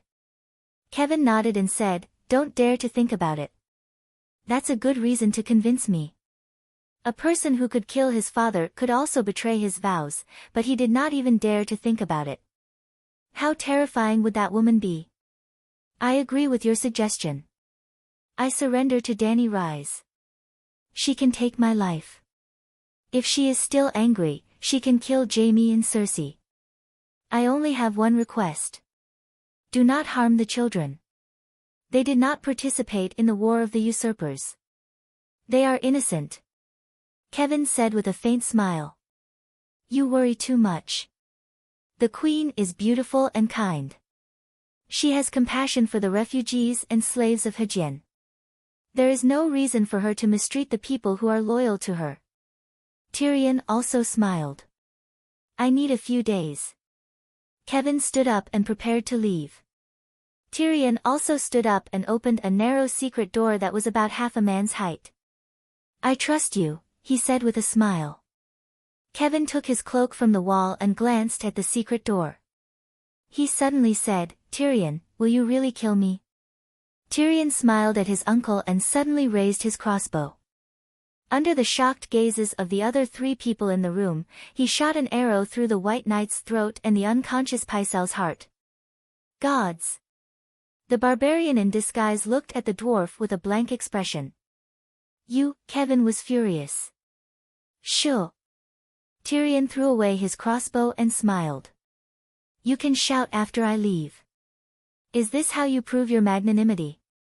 Kevin said with a pale face. No, I'm helping you clean up the trash. Tyrion shook his head and smiled. I don't deny Pycelle's loyalty to Lannister, but he is too old and his energy has declined. He is useless. But the Queen knows that he was the one who let the lion into the city. He deserves to die. Last time, during the parade, among the crimes announced by the 7 doctors and scholars, many of them were related to Pycelle. He deserves to die. As for Burrow's brawn, kill him and make room for him. You can find a stronger White Knight with more chivalry. I told you to be careful of Stark. You need a good bodyguard. Also, this guy has heard too many secrets. Do you dare to trust him? Kevin was stunned and said with a complicated expression, you have changed. I know. I am more like a little devil now. Tyrion smiled. No, you are more like Tywin. Before, you only had his wisdom. Now, you have his ruthlessness and decisiveness. Kevin sighed. No wonder Xena kept saying that Tyrion was the one who was most like Tywin. She was right. There were 3 laws in A Song of Ice and Fire. First, prophecies would always come true.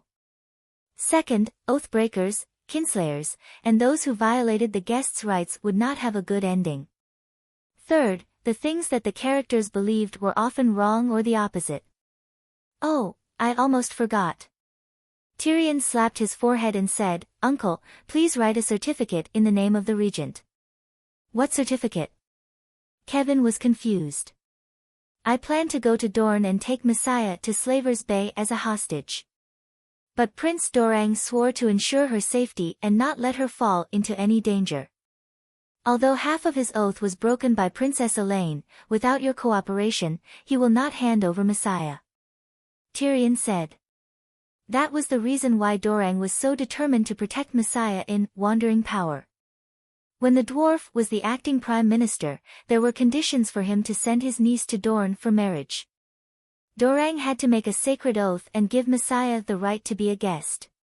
Under the protection of the double oath, unless Dorang died, no one could touch Messiah in Dorne. The sudden rise of the Dark Star was a complete accident.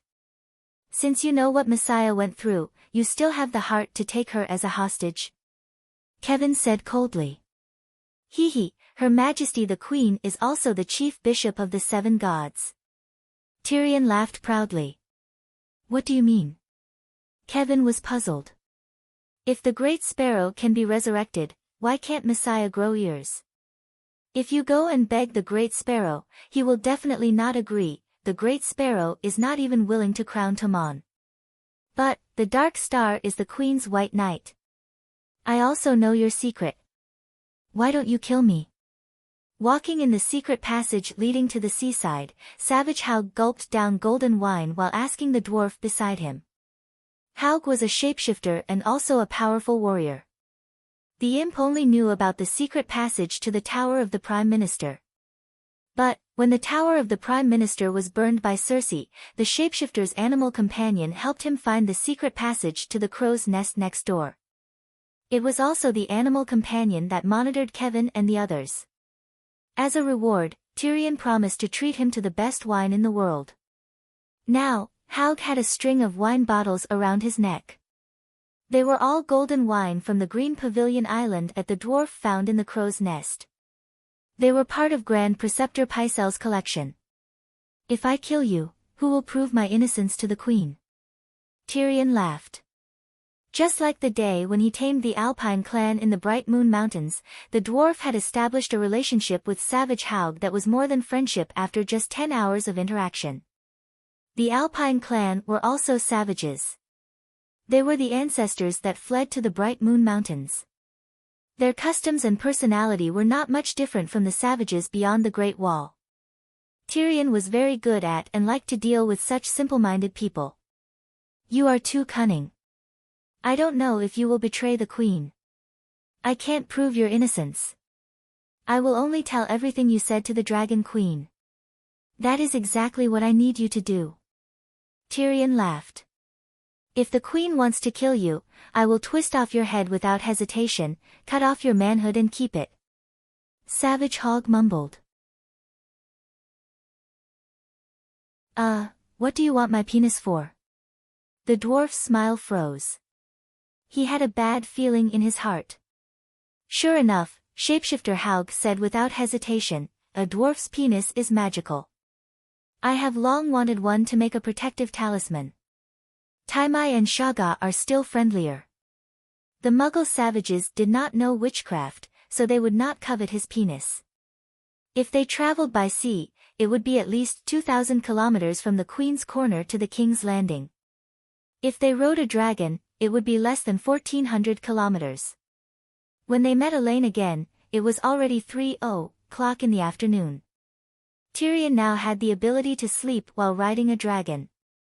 Without stopping, he called the Princess of Dorne and flew 500 kilometers to the flowing water garden in Dorne.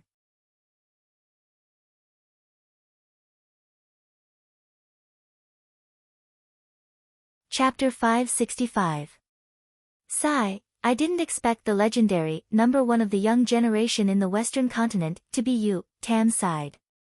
The big smile on the Dragon Queen's face when she met an old friend froze. #1 of the young generation in the Western continent? She began to imitate Erlu, puffing up her cheeks and grinding her teeth.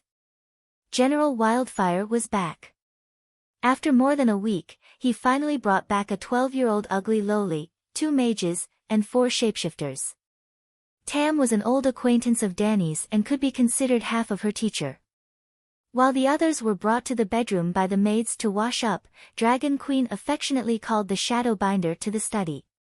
The 2 of them closed the door and reminisced about old times. Yes. Tam did not notice the change in his little sister's mood at all. He said with a complicated tone, other than those demigods who have existed since ancient times, you are almost unrivaled among the young generation. Do you know the King Crab of Gedalho? I killed him. Dany said. Without the dragon, would you be a match for the King Crab? My dragon is part of my strength. 8,000 unsullied and 40,000 Mother of Dragons guards are also part of your strength. According to your calculation, doesn't that mean you are invincible beyond the realm of true gods? To a transcendent mage, only their own strength was real. For example, one day in the future, your Megalosaurus will become a dragon god, but you will still be immortal. 100 years later, the Megalosaurus will still be the Megalosaurus, but you will only be a pile of dirt. Even though he knew that the person in front of him was the Dragon Queen and not his little sister, Layla, the Shadowbinder could not help but treat her like a new apprentice and teach her earnestly. I'm not being arrogant. Danny sighed and said awkwardly, it's just that the number one of the young generation has been tormented by Lisbon. Now. Don't call me that in the future. That's what everyone in the transcendent world says. The Shadowbinder dealt a heavy blow to the Dragon Queen. Danny's beautiful face was a little twisted, and she said hatefully, say, if I destroy the evil gods in the city-states of the Western continent, such as the Black Goat of Kor, will my title change? You. The shadow-binding warrior was stunned. So that's how it is. What? Have you already wanted to kill the Black Mountain Goat? The shadow-binding warrior asked. What happened? The shadow-binding knight said slowly, demigods can predict their own safety. The Black Goat has existed for thousands of years and lived through the Valeglia era. Its believers are spread all over Kal and the northern forest tribes. It is undoubtedly a powerful god. Some time ago, he suddenly appeared without the sacrifice of believers and summoned all the priests to participate in the encirclement and suppression of the slave bay. Almost every Khalasar in the Dothraki Sea had received gifts from the Kor merchants, and there were also Black Goat priests who acted as lobbyists for the Khal. It's very likely that he predicted your malice toward him. So mysterious. From now on, if you want to deal with transcendence, never say it out loud. Don't let a second person know about it. There are too many existences in this world who know about prophecies, Tam said seriously. Danny remembered Tam's words and asked with a smile, then, when you were in Volantis, did you predict my identity? After the fire burned the Black Tower, I had some doubts. However, I came from Yasha only to hatch dragons, the shadow-binding warrior said strangely. At this point, Tam also asked the question that had been in her heart for a long time. What's the secret of hatching dragons? Hatching dragons is a kind of talent. It has nothing to do with Lalo or the sacrifice of evil gods. It's just like how I can learn the Grand Wizard meditation technique. Other people can't learn it even if they get their hands on it. The shadow-binding warrior was stunned. After a while, he sighed and said, then you are very vicious when you spread the news that sacrificing your loved ones can hatch dragons. In the past 6 months, I have sacrificed at least 300 people to Lalo. Although the shadow-binding warriors don't mind blood, killing without reason. Sigh. Danny raised her hand and looked around with her big round eyes. She shouted, I won't take the blame for this. I did say that sacrificing my loved ones to hatch dragons. However, I had just arrived in Astapor and was short of money. I needed to fool the good Lord and raise the price of the dragon eggs in exchange for the Unsullied. From the beginning to the end, I didn't spread this news to the public. It was you who spread it. During this period, I even made a few public statements. Your denial will only make us more convinced. Tam interrupted her. Danny curled her lips and said, that's your business. It has nothing to do with me. All right, I don't want to talk about that anymore. Tam opened the backpack by his feet and took out an ebony box inlaid with red and blue gems. It was as big as a rice cooker and looked very exquisite. 7 gods above. Danny's pupils contracted as she said in disbelief, you even stole the dragon eggs of Volantis? You sensed it? Tam was also shocked. He looked at the Dragon Queen and opened the lid. As expected, there was a black and red dragon egg placed on the green silk of the barbarian land. You have already established the 7 Gods Dragon Church in the barbarian land under Buchang's name. He has no choice but to leave. If he suddenly leaves, I won't be able to give the Volantis a reasonable explanation and will definitely be implicated. Also, everyone knows that I was the one who brought Layla to Consul Mirajo's house last time. No matter what, my reputation in the Western continent is completely ruined.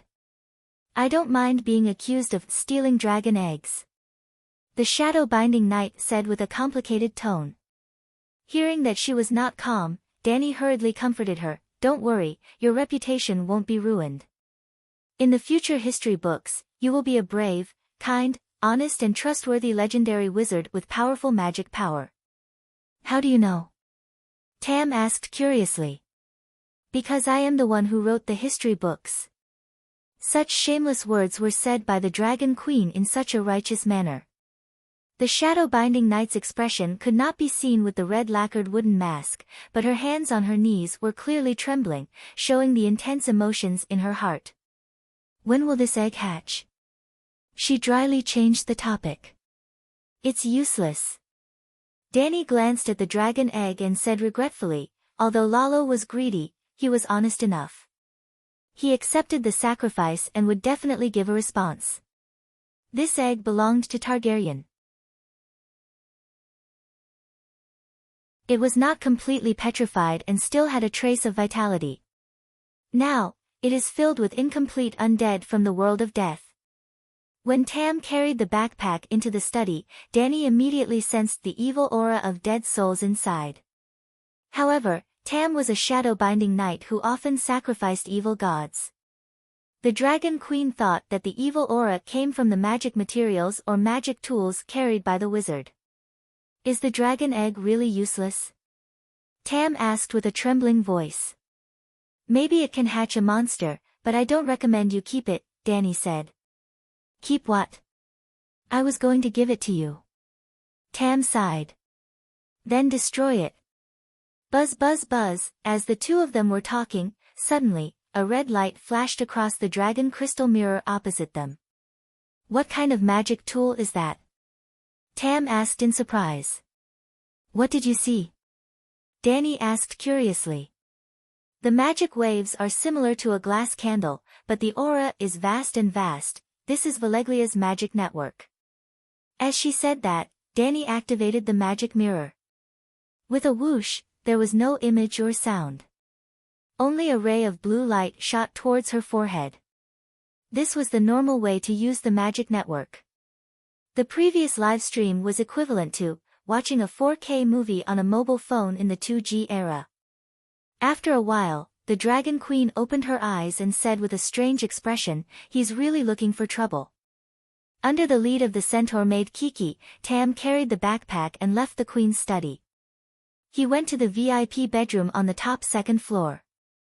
Then, Tyrion brought his niece to meet the Queen. Your Majesty, this is Myrcella, my niece. Greetings, Your Majesty the Queen. Without needing her uncle to teach her, the big lowly bowed to the Dragon Queen with great familiarity. Come and sit down. Danny looked at the little girl while pointing at the soft couch opposite her. Myrcella was 12 years old this year, 1.5 meters tall. She was much taller than her uncle. Her face was small and delicate. She had milk-white skin and a head of fluffy golden hair. Delicate, beautiful, and polite. Especially her pair of sky-blue eyes. They were big and spirited. There was only curiosity and a hint of confusion. There was no fear or cowardice. She was a very courageous little girl. The only thing was that Myrcella was missing half of her left ear. There was also a hideous centipede-like scar on her fair and tender cheek. It was almost comparable to the scar on her uncle Tyrion's face. Being stared at by the Dragon Queen for a while, the little girl noticed it and shrunk her neck in self-abasement. Danny retracted her gaze and turned to the dwarf. She asked curiously, what did you do in the Westeros for Prince Dowlang to be willing to let you go? Before I went to Dorne, Prince Dowlang was prepared to send Myrcella back to the King's Landing. Also, Tyrion looked at his niece. His cheek muscles twitched. He found it hard to speak. Let's put it this way. My sister was very dissatisfied with the marriage between Myrcella and the little Prince of Dorne. When she was still the Queen Regent, she arranged for Sir Balon Sven to go to Dorne to bring Myrcella back to the King's Landing. That's fine, but my sister is crazy. Time and time again, Tyrion was about to say something bad about Cersei. However, he stopped when he saw his niece beside him. "Sigh, my sister invited the Dornishmen to escort Myrcella to the King's Landing. However, she secretly arranged for people to disguise themselves as bandits. She planned to use my name to attack Myrcella's group in the Imperial Forest and kill Prince Tristan, who was accompanying her. Quentyn and Irain's younger brother, Myrcella's fiancé. The Imperial Forest was a forest outside the King's Landing that belonged to the king. Tyrion had taken in a few subordinates from the clans in the Mingyue Mountains. One of them was a barbarian called Shaga. After his employer lost power, the imp was stripped of his position as the acting prime minister. He led his Stone Crow tribe to settle down in the Imperial Forest. Because of that, Cersei came up with this idea. The Dornishmen are not simple. They knew about my sister's plan and planned to beat her at her own game. The dwarf smiled bitterly and shook his head. If I did not take Myrcella away, she would have lost her life in the aftermath of the power struggle, just like her face. Prince Michio is a man of principle. He did not want to break his oath and did not want to hurt Myrcella. However, the incident with the Dark Star made him understand that things would not always go as he wished. After seeing my uncle's letter, he immediately agreed to let her go. Myrcella's eyes darkened. A trace of sadness and sorrow appeared on her scarred face. "Then why did you bring her to me?" Dany asked curiously. "Your Majesty, I have done something." Tyrion pulled himself together and said proudly, "I convinced my uncle to give up the Iron Throne and lead Casterly Rock to surrender to you. Soon, you will receive his letter of loyalty." Dany shook her head and sighed. "I can't receive a letter from a dead person."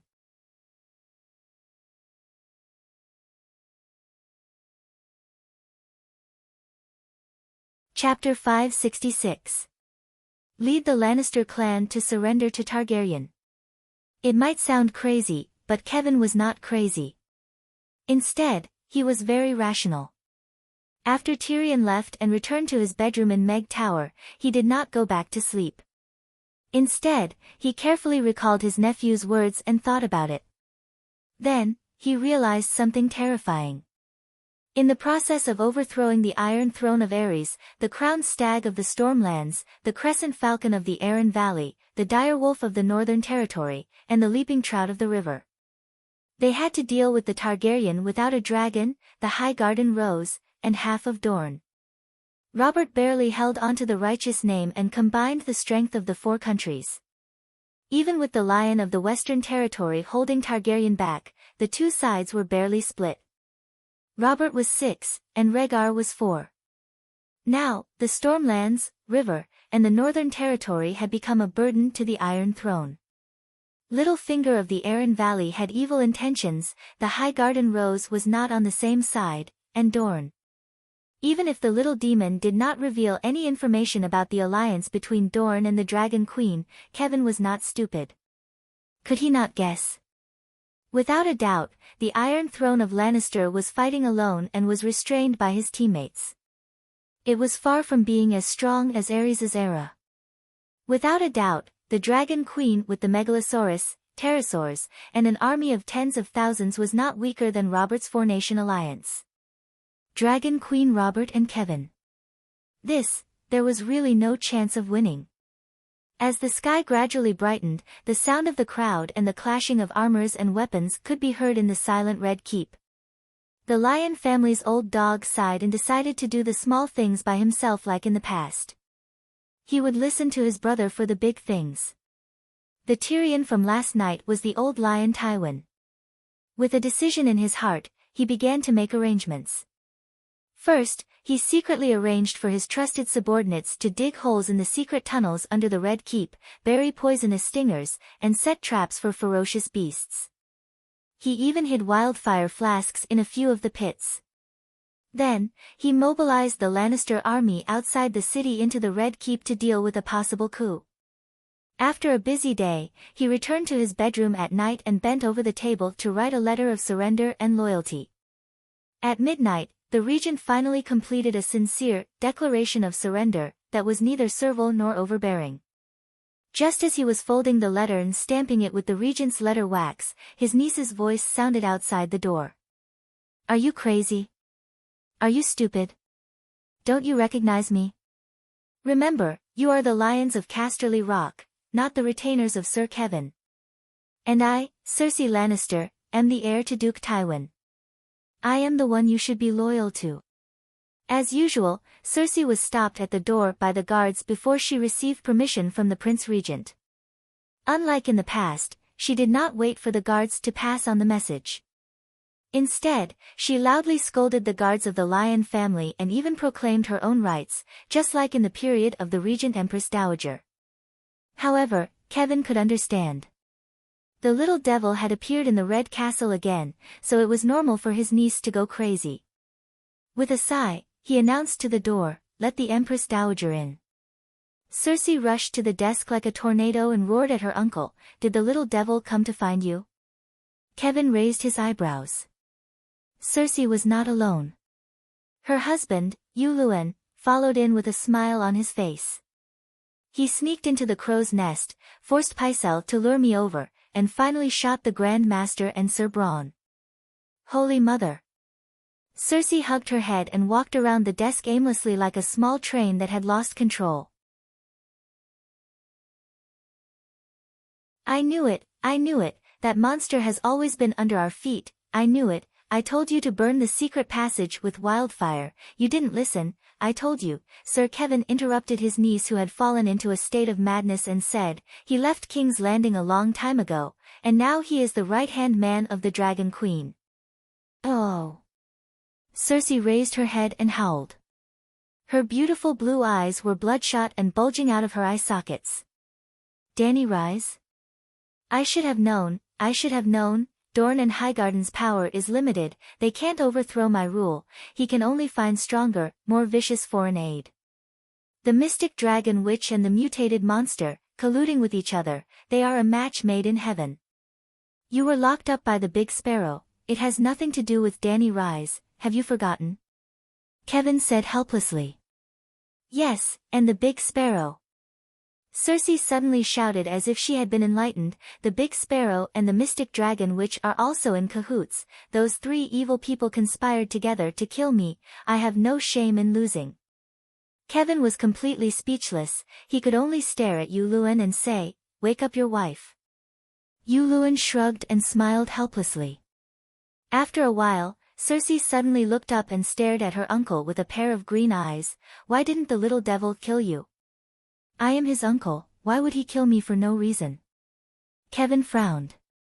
"Do demons need a reason to do evil?" "Joffrey, my father, which one of them is not his family? Or, are you in cahoots?" Cersei looked at her uncle suspiciously.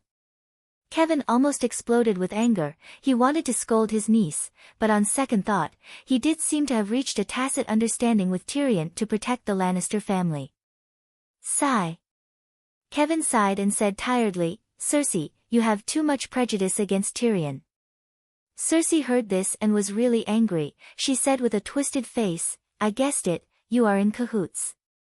I was wrong about you, you killed my father, dethroned me from the position of the Queen Regent, just to sit on the Iron Throne. Now, you contacted the dwarves, are you planning to get rid of Tommen and me?" Veins popped out on Kevin's hand that was pressed against the edge of the table. He really wanted to pick up the ink bottle and throw it at his niece's twisted face. "Shut up, idiot." The old dog roared like a lion. Cersei was so scared that her face turned pale.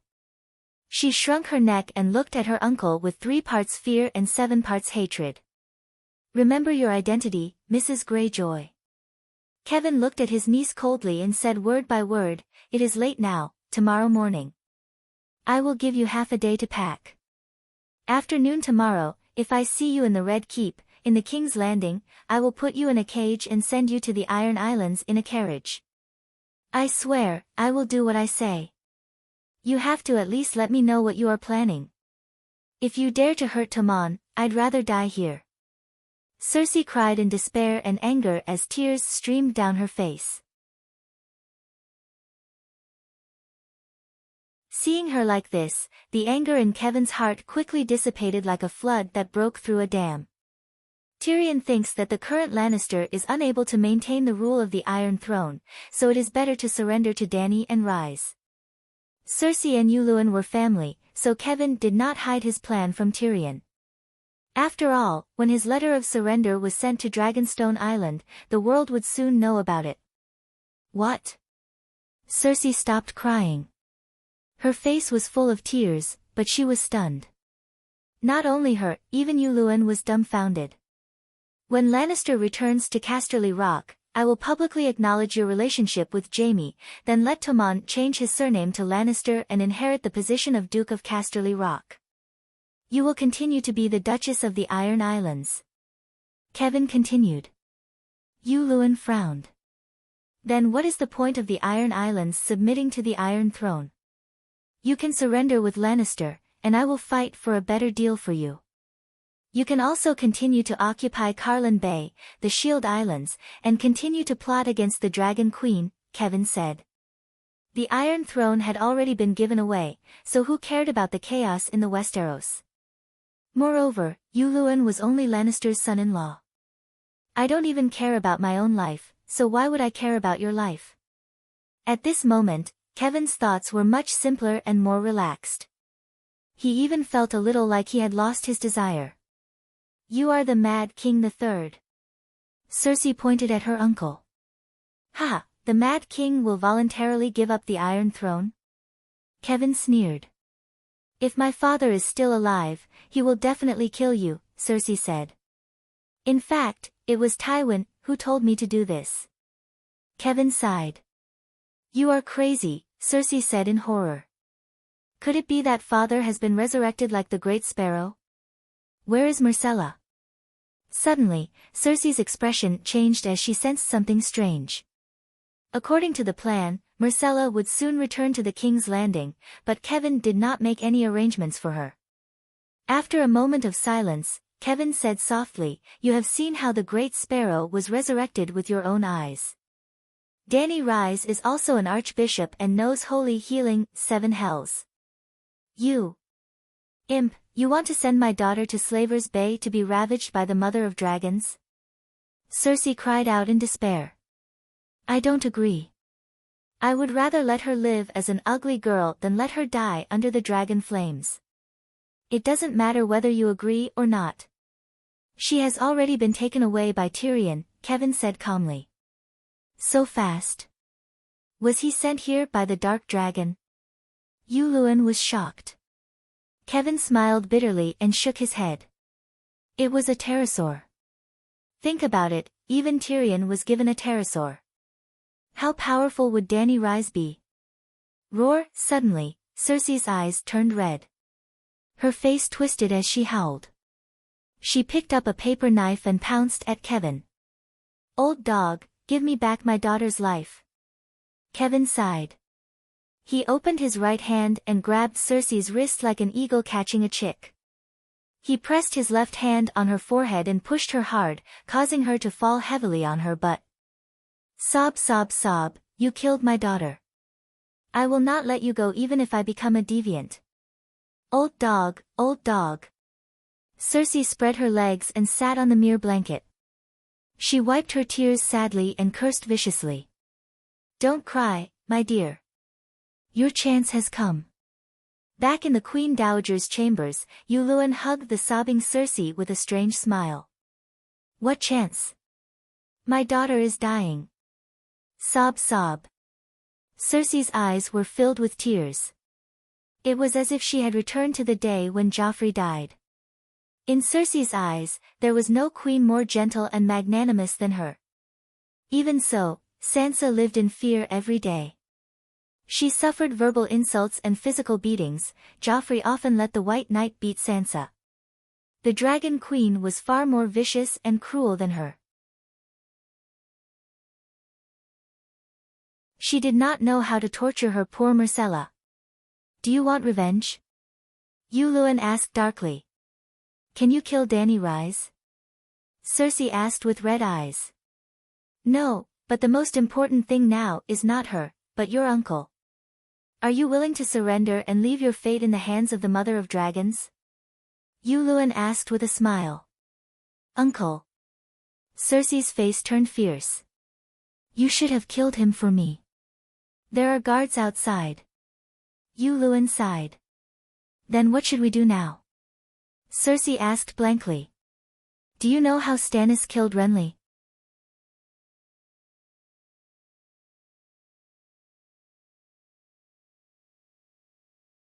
Chapter 567.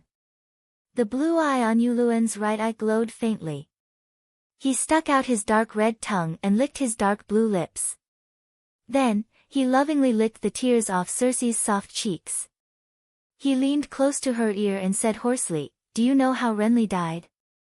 Cersei trembled and said in disbelief, You know blood witchcraft too. My magical lips, can't you feel it? Yulun pouted. It feels comfortable, but ugly. Cersei spoke her truest feelings. Then, she became excited again and asked a series of questions. Where did you learn witchcraft? Is it the meditation of the great wizard of Valeglia? I heard from Cabourn that Dany Rise seems to have inherited the legacy of the great wizard. You have been to the ruins of Valeglia, so you should know it too, right? Can you teach me? Yulun smiled strangely and got up from the couch facing the balcony. He went into the inner room and pulled out a dark red wooden suitcase from under the bed. He opened the bronze lock with a key and lifted the lid. Immediately, a strong musky smell filled the room. Ah! Cersei leaned over to take a look. Her eyes widened in horror and she screamed at the top of her lungs. Queen Dowager, do you need me to come in? A guard outside the door asked loudly.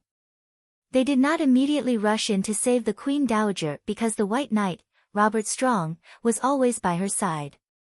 It's fine, I'm fine. Cersei quickly calmed her breathing and said calmly to the guard. The guard nodded and retreated. Cersei leaned over to Yulun and pointed at the human swine in the wooden suitcase. She cursed softly, 7 gods above, are you crazy? You hid a dead person under our bed. There was a thick white blanket in the wooden suitcase, and a skinny bald man who had lost both his arms and legs was lying on it. He's not dead. Weren't you curious about who I learned magic from? He was my mentor in magic and occultism. Yulun smiled. As he spoke, the bald wizard opened his eyes with a pair of dead and despairing eyes. Ah! Cersei gasped as she looked into his eyes. She took 2 steps back in fear. His thin and pale cheeks puffed up a few times, as if he was inflating a shriveled tire. After a long while, the male adept finally gathered enough strength to open his blue lips that were identical to Yulun's. He hissed, whatever you want, as long as I know it, I can tell you. If I tell you everything, I'll be useless. Please kill me.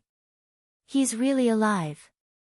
7 gods above, this thing has been hiding under my bed for a month or 2. Cersei looked at Yulun without fear, only disgust. Perhaps, he had heard all her hysterical screams these past few nights. Someone as elegant as Jaime, as handsome as Jaime, and as gentlemanly as Jaime would never do something so perverted. Jaime, where did you go, you bastard? I purposely spread the news of the Empress Dowager's marriage to the 7 kingdoms, especially the Trident River, more than a month in advance. Didn't you hear? Or did you not take it seriously even though you knew? Or did you really elope with that roseless Iron Guard? Cersei was stunned. Her thoughts flew from the bedroom in front of her to the Trident River thousands of miles away, from the dead male adept, Renji, to her missing lover's brother. Yulun thought she was scared out of her wits.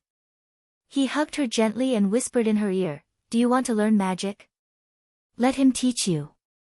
Cersei came back to her senses and looked at the man in the box. Who are you? I am the great adept of queers, Haya Blay, the blue-lipped male adept replied. The great adept is the leader of the male adepts. Their position among the male adepts is equivalent to the chief bishop or high priest of the church, Yulun explained. The fear in Cersei's eyes was immediately replaced by excitement. In other words, he knows all the secret spells of the male adepts. Yuluan's eyes lit up. He smiled and said, "My lady, we really have a telepathic connection." When I learned of his identity that day, I also wanted to steal all the secret spells of the male adepts. What telepathic connection? Who wouldn't put money in their pocket if they found it by the roadside? Cersei rolled her eyes at her husband and asked, "How did you meet him?" Kaya was the first dragon seeker. He found Daenerys in the Red Wastelands, but because he plotted against her dragon, the Sorcerer Templar was burned down by the mystic dragon. It was similar to the Great Templar of the Seven Gods. So, he wanted revenge. To take revenge, he chased Dany Rise out to sea, but in the end, Yuluan could not help but sigh at this point. When Dany Rise left Queers, she said she was going to Pentos to find Illyrio. In the end, she changed her path halfway and went to the ruins of Valeglia, where she met me. Cersei thought of Yuluan's stolen treasures and could not help but mock, "What an ill-fated relationship." "It should have been a great opportunity, but I was too greedy," Yuluan said regretfully. "When I took the risk to steal the dragon's horn and dragon egg from the Great Pyramid, I met the male adepts who returned from Volantis. They learned about Dany Rise from the Volantis people. It was also my luck. First, I got 5 fast ships and thousands of offerings from the Zingis Steel Legion, then I met the unprotected 3-masted ship of the male adepts. If not for his setback with Dany Rise, Yuluan's journey in the east would have been the standard adventure template for a certain male protagonist." Sigh, Master Haya is so pitiful. After knowing that the male adepts were Dragon Queen's sworn enemies, Cersei suddenly had an 80% favorable impression of him. In fact, although the male adepts were pitiful, he was not innocent. That day, in the Red Wasteland, in the White Cloud City, the 3 dragon seekers swore a sacred oath to the Dragon Queen. During Queer's journey, they would do their best to ensure the safety of her and her subordinates, and would never do anything to harm her. Other than being mysterious and pretentious, 'cause she had always provided Dany with correct and effective advice on magic. For example, she reminded her to bring a dragon along when she went to the Immortal Hall. Even Zero, the stingy guy, who desperately wanted the Megalosaurus, never thought of robbing or killing Dany to take the baby dragon for himself.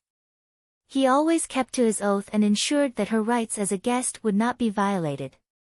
Because of that, when Zero went to Astapor to negotiate for the ransom of the prisoners, Dany treated him with good wine and food, and did not have any intention of harming him. Of the 3 dragon seekers, only the male adepts, Haya, betrayed their oath. He first tricked Dany into going to the Immortal Hall for the Immortal to take over her body, and after that failed, he sent the regretful guest to assassinate her. In the end, he shed all pretense of cordiality and personally led his men to hunt her down. In this world, those who betrayed their oaths were bound to suffer retribution. Haya's retribution was Yuluan. Haya led the 3 strongest male adepts under his command to set off from Queers. However, the 4 male adepts only knew how to use curses to harm people. They were completely useless against pirates. When they were first captured, the male adepts even used words to threaten Yuluan to protect their identities. But who was Crow's Eye? How dare he threaten him? When Yuluan killed the male adepts who spoke rudely to him and smiled as he fed his flesh to the other 3, Haya broke down. He ate his companions first, then his own limbs. Other than a quick death, the male adepts did not ask for anything else. He would answer almost anything Yuluan asked him. He did not care about the male adepts' secrets and the Immortal Hall's secrets at all. I heard that the witch by Stannis' side is a red-robed monk. Will the male adepts use the blood witchcraft of the Red God priests? Cersei asked doubtfully. Don't worry. The male adepts' curses are no weaker than those of the Shadowbinders. Yuluan smiled. He was not bragging. The male adepts were best at using curses to punish those who had offended them. They had their own strengths. What should I do? Cersei asked nervously. You just need to provide me with some blood. Leave the rest to me, Yuluen said. Blood? What do you want my blood for? The blood of hatred from a loved one, the blood of royalty, is the best medium for curses.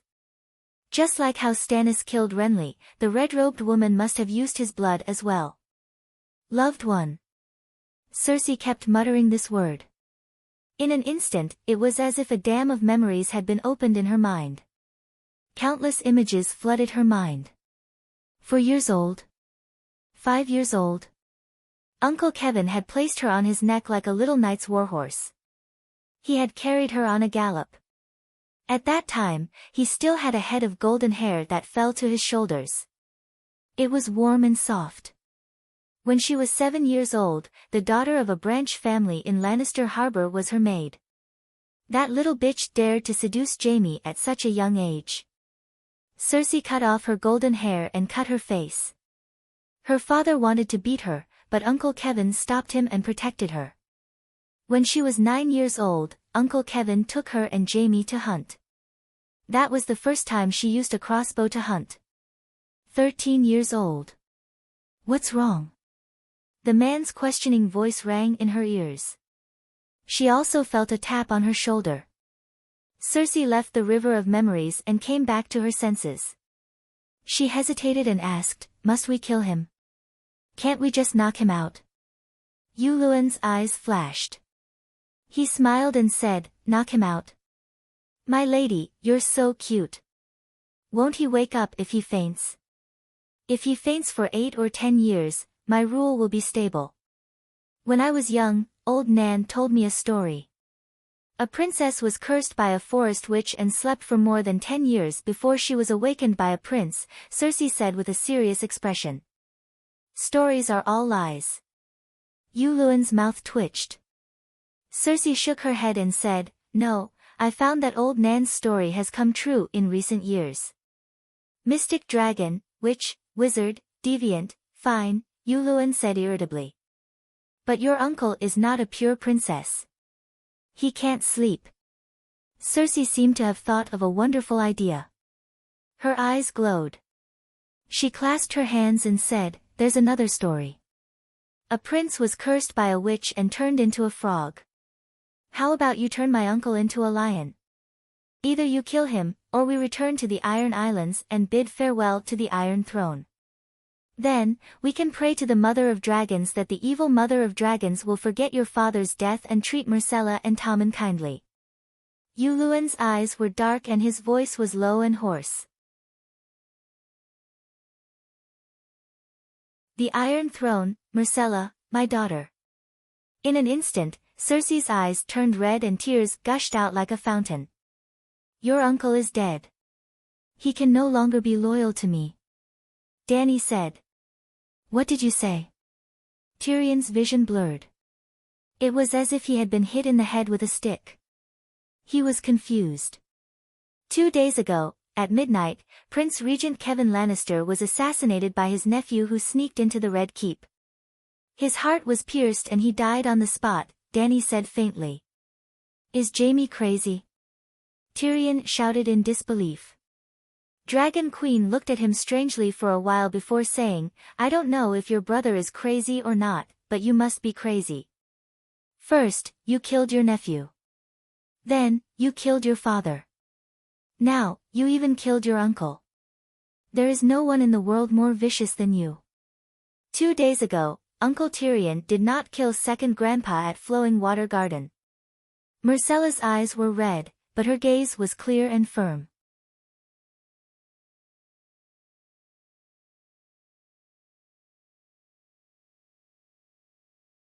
Chapter 568.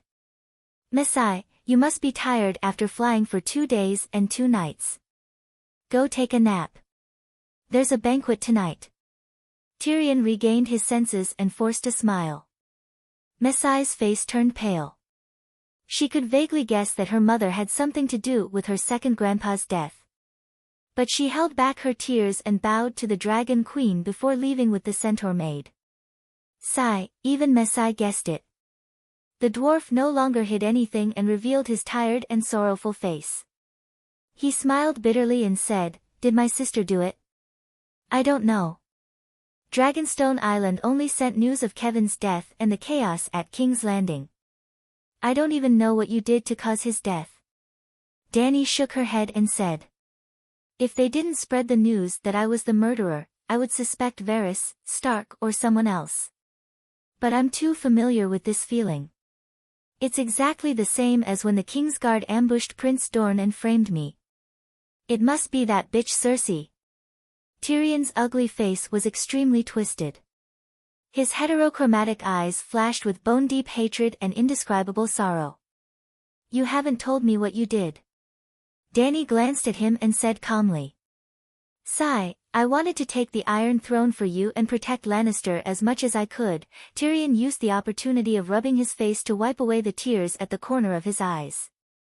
He slowly told the Dragon Queen his thoughts and the process of his journey to the Westeros without leaving out a single word except for his guess about Aegon's identity.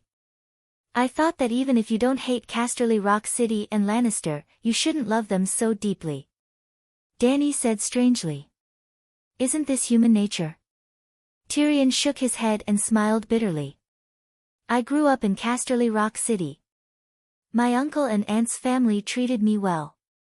Except for my father who was too harsh, Casterly Rock City meant nothing to me. He looked at the Dragon Queen in front of him and changed his analogy. It's no different from Winterfell and Stark. That makes sense. Casterly Rock is your home, and Lannister is your family. Dany nodded and asked, but how can you be sure that I will accept Lannister's surrender? Your Majesty, you are the Queen. Perhaps you don't understand what it means to be a subject. What logic? Tyrion sighed. The most important skill for a good subject is to understand the intentions of his superiors. He must be able to study the way the monarch acts and thinks. Then do you know that trying to figure out the will of your superior is also a crime? Dany sneered. Tyrion said, not only does he want his subjects to do things according to their wishes, but he also doesn't allow his subjects to study themselves. That kind of stupid king can only live in the dreams that his ministers weave for him. Obviously, your Majesty is wise and mighty. In front of you, all lies and schemes are meaningless. It seems that you are still too ignorant. You don't know that there is a Yang Xiu in the east, Scholar Yang. That Scholar Yang is the same as you. He likes to play tricks in front of the king, but he thinks that he can control himself. He thinks that if he doesn't make a big mistake, the king can't do anything to him. Guess what? His head fell off. Dany's eyes were clear as she looked at the dwarf and sneered. I am different from Scholar Yang. He may want to show off in front of people and show off his cleverness. I work hard in the hope that I can save a few hundred people in my family. Tyrion lamented. Dany thought carefully and realized that the dwarf was telling the truth this time. He was different from Yang Xiu. Yang Xiu was just itching for a beating. The dwarf also played tricks to scheme against the king, but his starting point was not to show off, but to cut trees for the sake of his family. No matter what foreigners did, as long as it was for the sake of cutting trees, they could be forgiven and whitewashed. It was like this in movies. Tyrion was also a foreigner. Other than herself, everyone in this world was a foreigner. What he did seemed to conform to the mainstream values of society. The man who broke off the engagement with the Third King did two things in front of people and behind the scenes. He chopped off the head of the vassal Karstark, broke his own oath, and forgave Catelyn, who had cheated the entire northern territory for her own personal gain. He could be forgiven for the sake of cutting trees, but Wald Frey and Bolton could not be forgiven for the sake of power. In fact, apart from their own goals, Robb and Catelyn's actions were no different from Wald Frey and Bolton's. Thinking of this, Dany reluctantly forgave Tyrion for acting on his own. She never expected absolute loyalty from him. If she did not expect it, she would not be disappointed. Of course, not mentioning some things now did not mean that she would forget. She would remember it in her little notebook and dig a few more holes for him in the future. It's a pity that your plan did not exchange for loyalty and filial piety. Instead, you ended up in an awkward situation. You tricked your uncle and yourself, Dany mocked. Tyrion, who was good at reading people's expressions and guessing their intentions, immediately heaved a sigh of relief. He guessed right again. The Dragon Queen was indeed a reasonable person.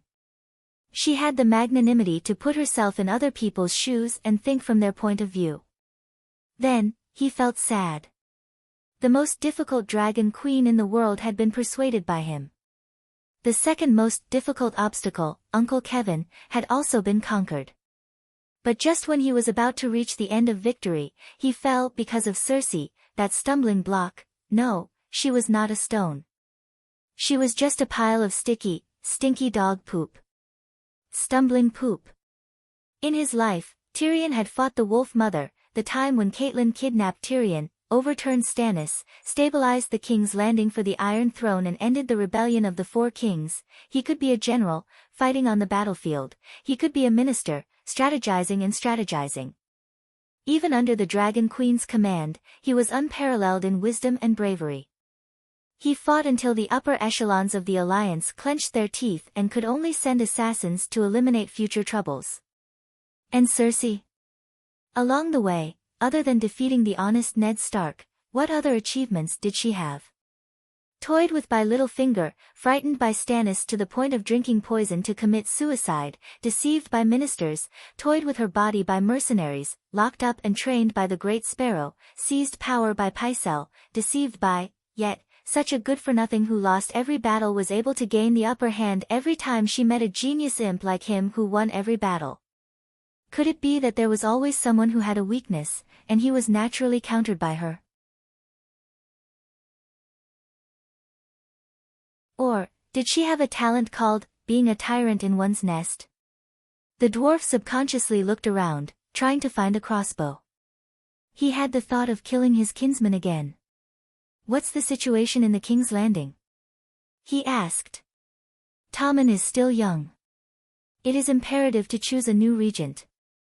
Your sister wants to enter the palace again, and the hand of the king, Mace Tyrell, is willing to share the burden of his son-in-law. Queen Marjorie feels that since her mother-in-law is already married and has become a Greyjoy, she has no right to interfere in the family matters of Theon Bella. As the only mistress of the Red Castle, she has already come of age. She has the right and ability to manage the country for her current husband and future children. Your Majesty, it's time for you to set things right. Tyrion said excitedly. You want me to break my oath? Dany said calmly. No, you don't have to do anything. You only need to send Prince Aegon and me, 2 pterosaurs and the Golden Regiment. That's enough. Tyrion's eyes lit up as he looked at the Dragon Queen expectantly. Everyone knows that Wade Fry violated the rights of the guests, but he was not the one who killed them. Can you say that he is innocent? Aegon is my nephew. What's the difference between what he did and what I did? Dany said coldly. Sigh. What a pity. The King's Landing of hundreds of thousands of citizens is going to be destroyed. Tyrion sighed. Don't try to instigate me here. The King's Landing is at most a court battle now. If Aegon really fights for the Iron Throne, it will be a disaster. Or, do you only see your own family and the nobles of the 7 kingdoms, and ignore the real citizens? Dany said with a hint of anger on her face. Tyrion wanted to argue, but he swallowed his words when he saw those purple eyes, as cold as a lake of ice. He turned his head and begged, then can you heal the scar on Myrcella's face? Dany only hesitated for a moment before nodding. Let her enter the great cathedral and become the White Saintess. If she is not a devout follower of the 7 gods, the Holy Mother will not bless her. The White Saintess was completely different from the Red Saintess. The training process of the White Saintess was similar to entering a boarding school. Other than the church's classics, she also learned needlework, music, chess, calligraphy, painting, writing, archery, sword self-defense, history, literature, and other knowledge. This was not something that Dany had created.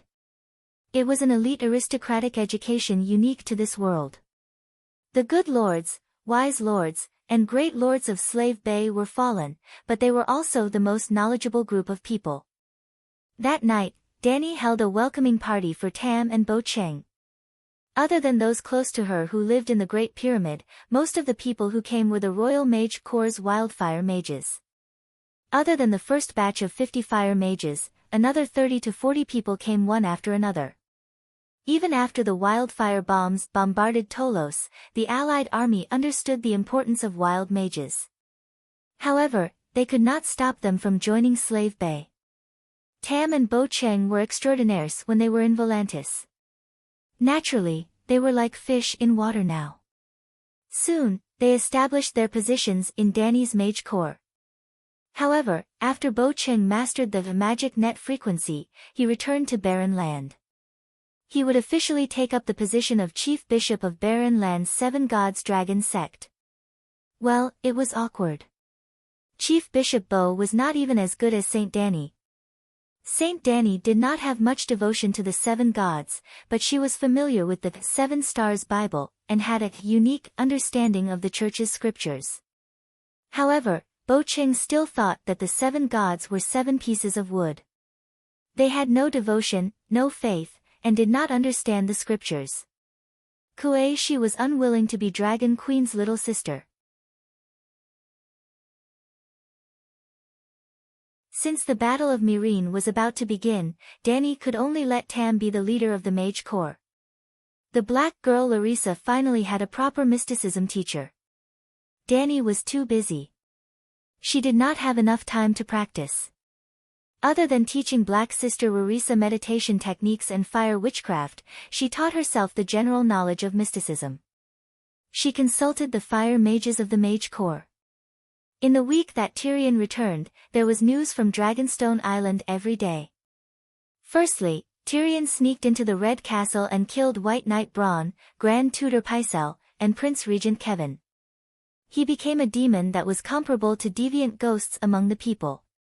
Now, in the King's Landing Tavern, the number of poems and dramas written by bards for the little demon was almost comparable to that of the Dragon Queen. However, the Dragon Queen was famous for her beauty, while the dwarf was infamous for his infamy. It really was because his actions were unprecedented, too horrifying. Secondly, Cersei got what she wanted. After Kevin's death, she obtained the loyalty of the Lion Army in King's Landing. She once again had the trump card to sit on the Iron Throne. Then, the Highgarden army withdrew from the encirclement of Storm's End Fortress and began to return to King's Landing. Yes, when Tywin was alive, Mistilier led his army to besiege Storm's End Fortress.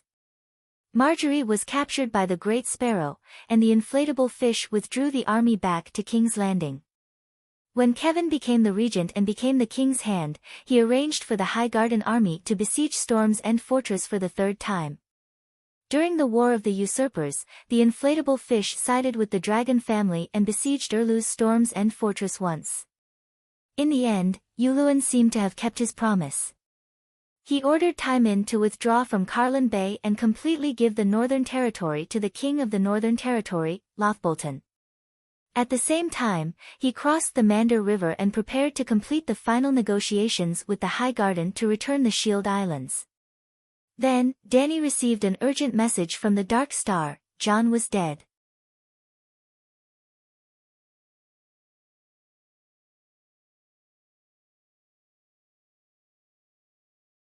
Chapter 569.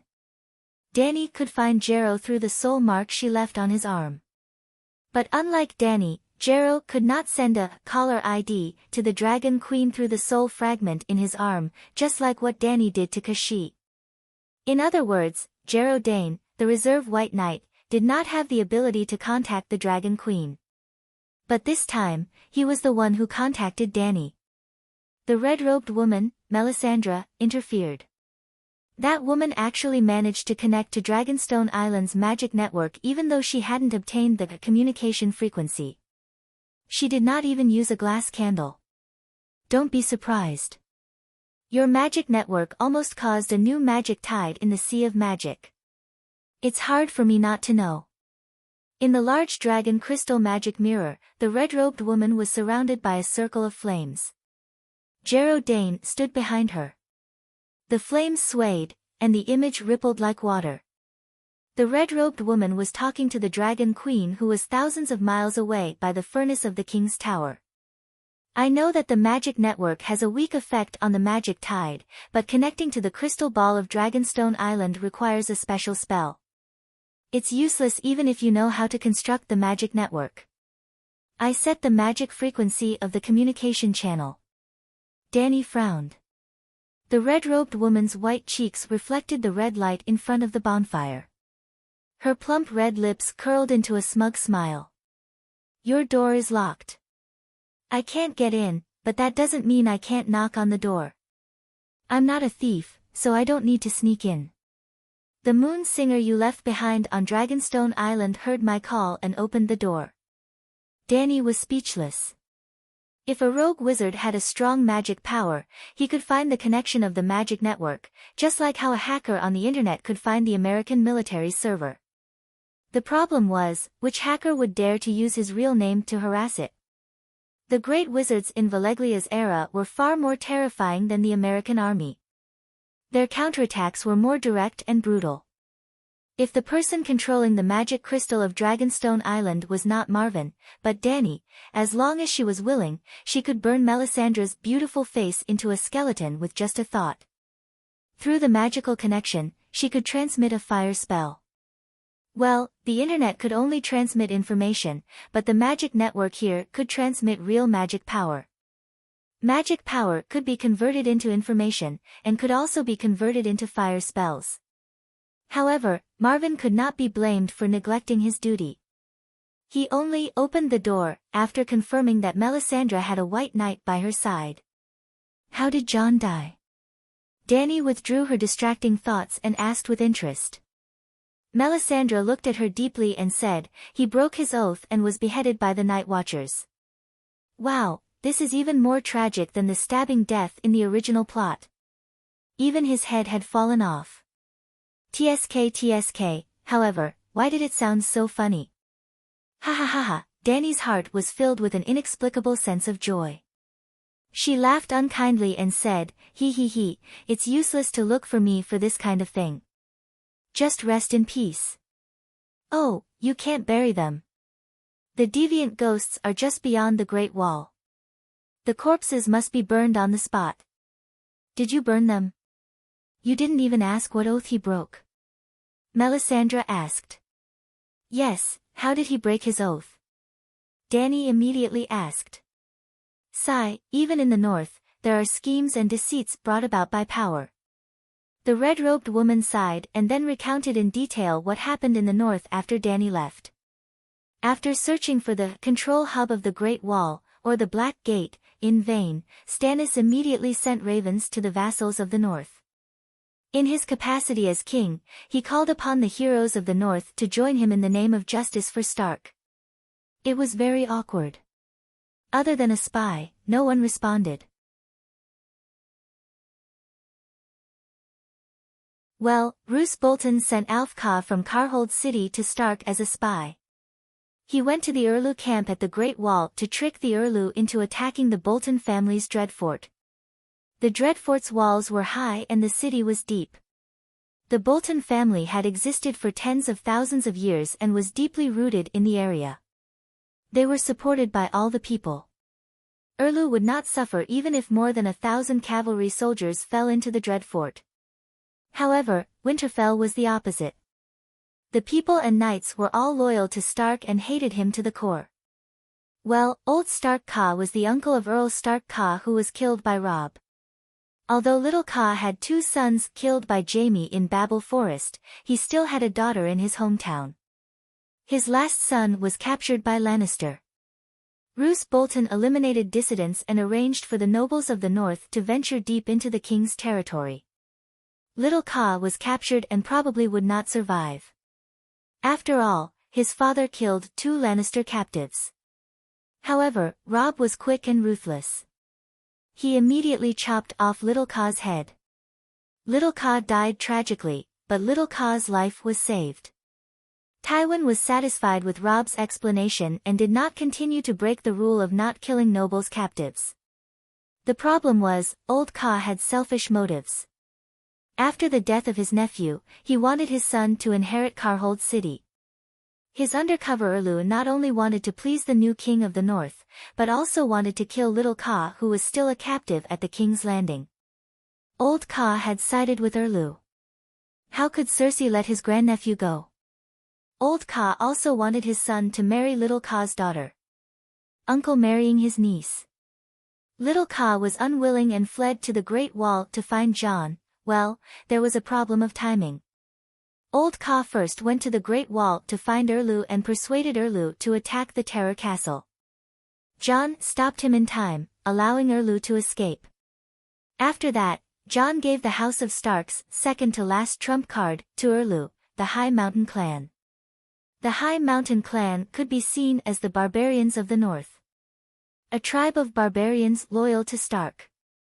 Erlu received 3,000 strong men from the High Mountain Clan who could adapt to the bitter cold of the north, barely enough to participate in the struggle for supremacy again. Then, Erlu led the newly formed army to liberate Deepwood Castle. The High Mountain Clan and Deepwood Castle were both northwest of Winterfell. Erlu planned to attack Winterfell from this direction, and Deepwood Castle was considered passing by. In Deepwood Castle, he captured Asha Greyjoy and gained the loyalty of dumbass Mormont.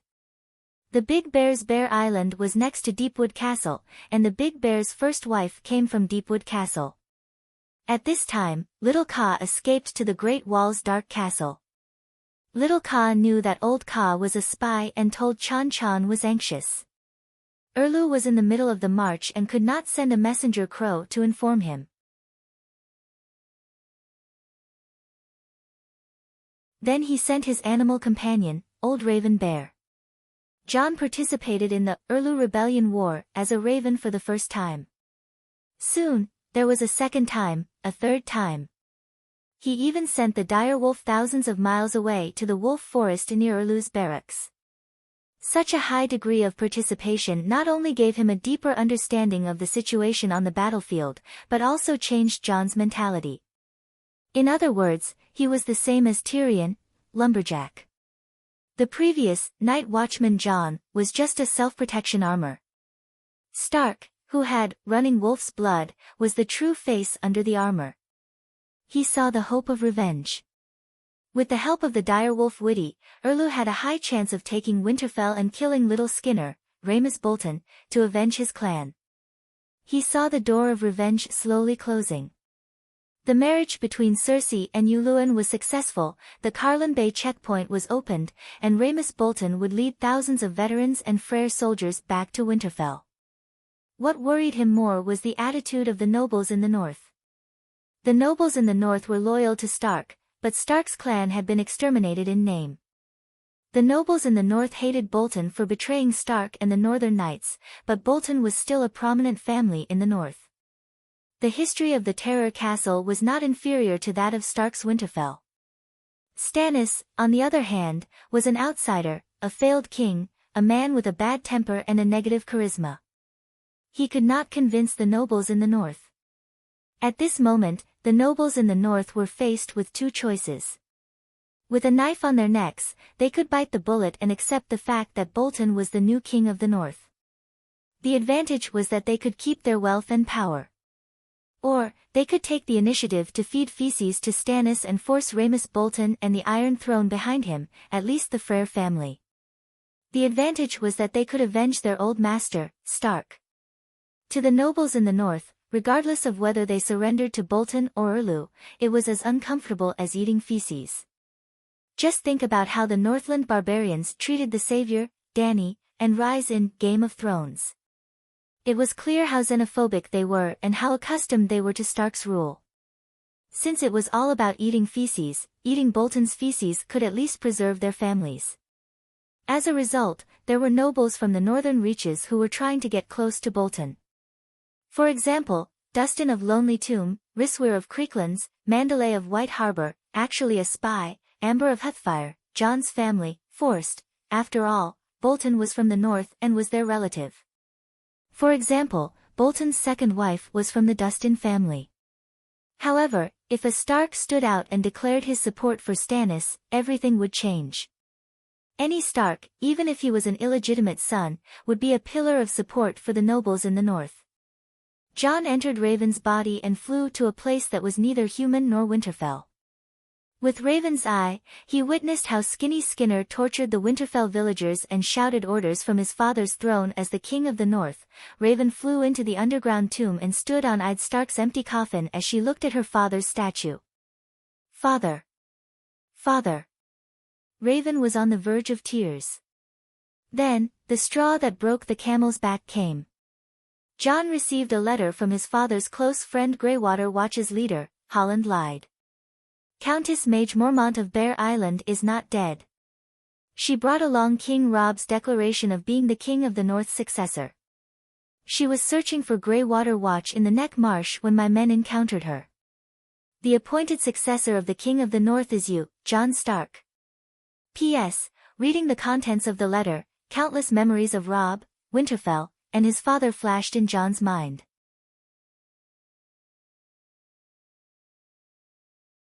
He thought of Robb, who had sparred with him at the drill ground. He was laughing and panting. Snowflakes fell and melted into a steaming wet stain on his hair. Scholar Ymont had said, "Kill the boy in your heart to bear the responsibility of a man." Robb had done it. What about him? Was his responsibility the Great Wall or Winterfell? Then, he thought of Bran, who climbed the walls of the tower as nimbly as monkey. He thought of Rickon, who was laughing until he was out of breath. He thought of Sansa, who was caressing a lady's fur while humming softly. He thought of Arya, whose hair was messy like a chicken's nest, running around like a crazy boy, sweet, sour, bitter, spicy, and all sorts of emotions welled up in his heart. In the command tower of Dark Castle, tears streamed down his face as he choked with sobs. The Great Wall did not lack a Jon Snow, but Stark only had one Jon Stark.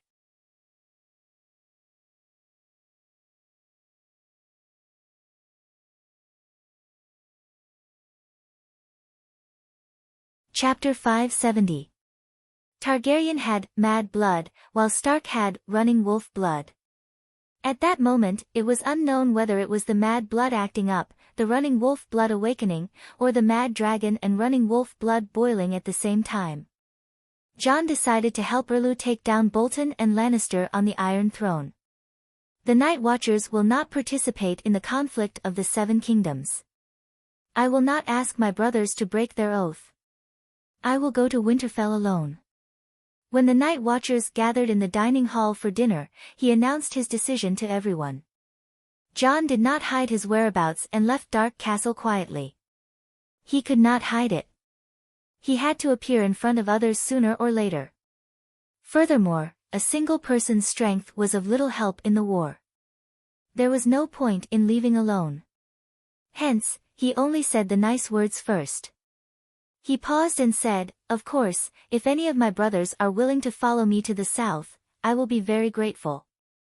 The barbarian commanders led by Tormund were all excited. They slapped the table and cheered loudly, "Crow, let us be your men. We will form your barbarian army and destroy Roose Bolton's ass." Actually, Tormund and the others were no longer barbarians. According to the three-way lease agreement that Dragon Queen came up with, the Night Watchers rented the barbarians to guard the Great Wall and the barbarians rented the castle to live in. From the moment they signed the contract and stepped into the Great Wall, there were no more barbarians. They were all temporary Night Watchers. Maxie, Blacksmith Tanner, the red-nosed old doctor and the other Night Watchers' expressions changed. They all understood the Commander-in-Chief's thoughts and were afraid of his decision. The Night Watchers did not marry, did not have land, did not have children, did not wear crowns, and did not fight for glory. Jon Snow had broken his holy oath. In this world, no one who broke an oath would have a good ending. This was the law. It was useless even if you were the main character. That night, Jon's head was cut off. The main character, dead. Who murdered Jon? Dany asked while holding back her laughter. Head of Staff Bowen Maxey led more than 50 Night Watchers into the command tower. The other Night Watchers were also watching outside the tower, the red-robed woman said. How tragic. Danny's mouth twitched. The child of prophecy, the first male lead of swimming power, actually ended up like this. It was Danny's fault for digging such a big hole for him. A long time ago, when she went to the Great Wall, she had always emphasized responsibility, oath, and honor. The oath of the night watchman, her own oath. The most important reason why the Dragon Queen was willing to selflessly help the Great Wall was that the Night Watchers were loyal to their duties and would not participate in the power struggle of the Seven Kingdoms. They would dedicate the rest of their lives to the Seven Kingdoms. The Night Watchers were the sharp swords in the darkness, the guards of the Great Wall. They resisted the cold flames, the light of dawn, the horn that awakened the sleepers, and the shield that protected the kingdom.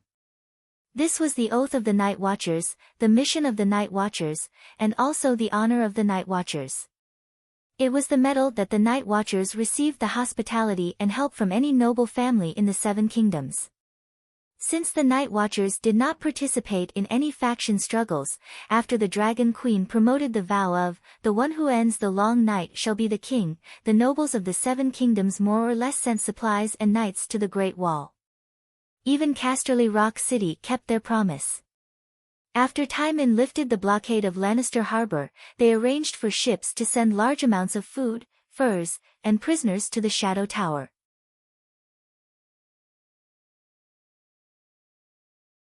If the Night Watchers allowed Jon to recruit the barbarians and Night Watchers to the south to participate in the battle for Winterfell, and even to participate in the crusade against Lannister's Iron Throne, the Night Watchers would lose their honor. They would no longer be pure, and they would no longer receive any help from the nobles. Jon Snow was not an ordinary Night Watcher. He was the leader of the Great Wall, the commander-in-chief of the Night Watchers. Jaelo Dane represented the Dragon Queen in sending tens of thousands of tons of supplies to the Great Wall.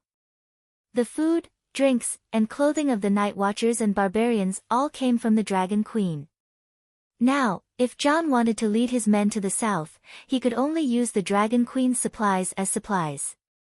This was because the thousands of kilometers of journey from the Great Wall to Winterfell was a world of ice and snow. It was almost deserted. Other than the food on the Great Wall, Jon and his barbarians had nowhere to find food. But if the Dragon Queen knew about this, would she be happy? Dany could say with certainty, "I'm very, very angry." The barbarians were deeply grateful to her for using food to help the barbarians. When they heard that the slaves' bay needed shapeshifters, they did not even need to mobilize. A large group of people, young and old, men and women, came to look for her. Even if she used food to help the people of the north, the people who ate the Dragon Queen's food would more or less remember her good deeds. Even if the people of the north were ingrates and did not remember her good deeds, she had done a good deed. But if she provided food and military equipment to Stark so that he could fight for the throne of the King of the North, other than disgust and killing, what could it bring her? For the past half a year, other than the Dragon Queen, most of the people who provided aid to the Great Wall were the nobles outside the north. The north had been at war for the past few years, and the wheat was rotting in the fields. Until now, even the Lord's family did not have much food left. They sent supplies thousands of miles to the Great Wall, only to find out that the Night Watchmen had gone to participate in the war between the Seven Kingdoms. How could they not be angry? Don't forget, there were still deviant ghosts gathering beyond the Great Wall. At such a critical time, the discipline and honor of the Night Watchmen could not be lost. Therefore, Jon, who had betrayed the oath, had to die. There was no injustice. The Night Watchmen who murdered him, such as Bowen and Marcy, did not betray the oath either. Murdering the brothers of the Night Watchmen was also a betrayal of the oath. They were not sinners, but great heroes who cleaned up the vermin of the organization. On this point, in order to protect the image of the protagonist, the TV series, Game of Thrones, reversed the cause and effect to a certain extent. After being assassinated by the Sworn brothers, Jon was disheartened after being resurrected.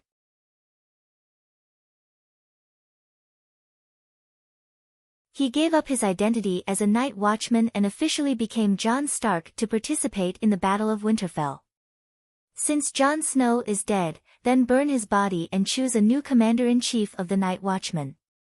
Why do you want me? Dany asked, puzzled. Jon is not completely dead. His soul did not return to the kingdom of the dead.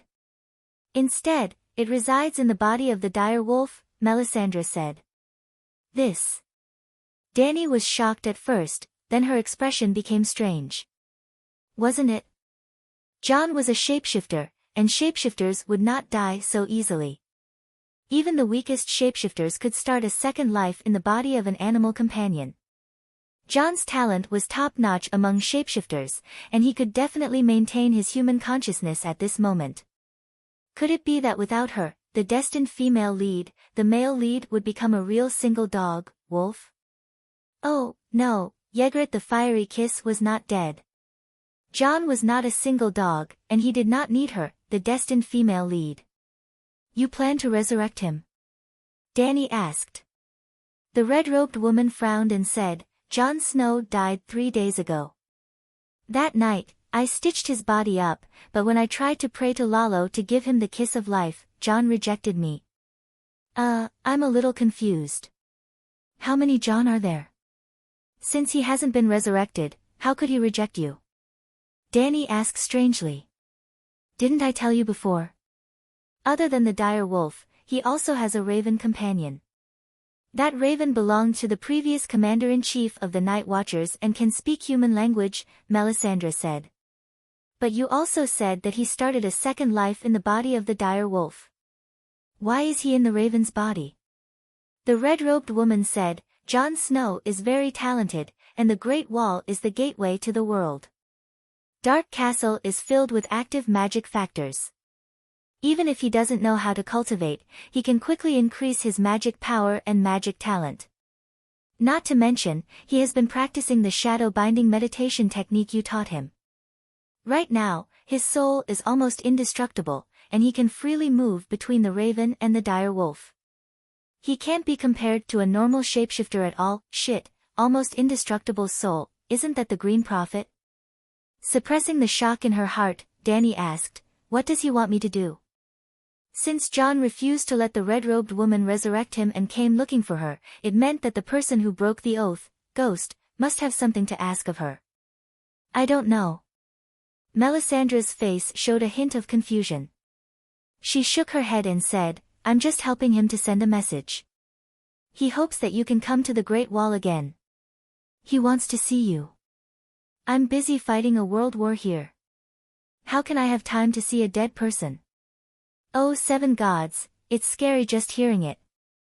Dany rubbed the non-existent goosebumps on her arms and said with an exaggerated expression.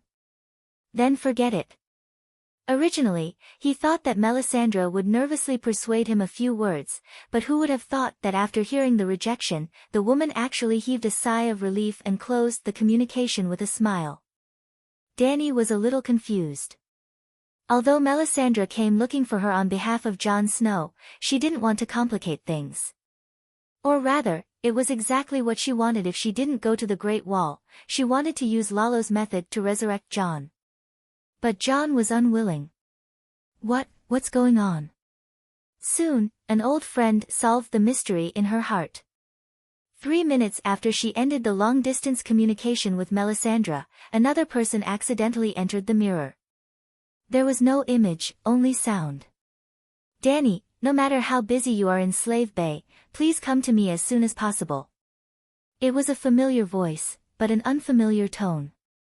Also, he called her Dany so intimately. She had goosebumps all over her body. This time, it was real. Three-eyed crow? Dany asked in surprise.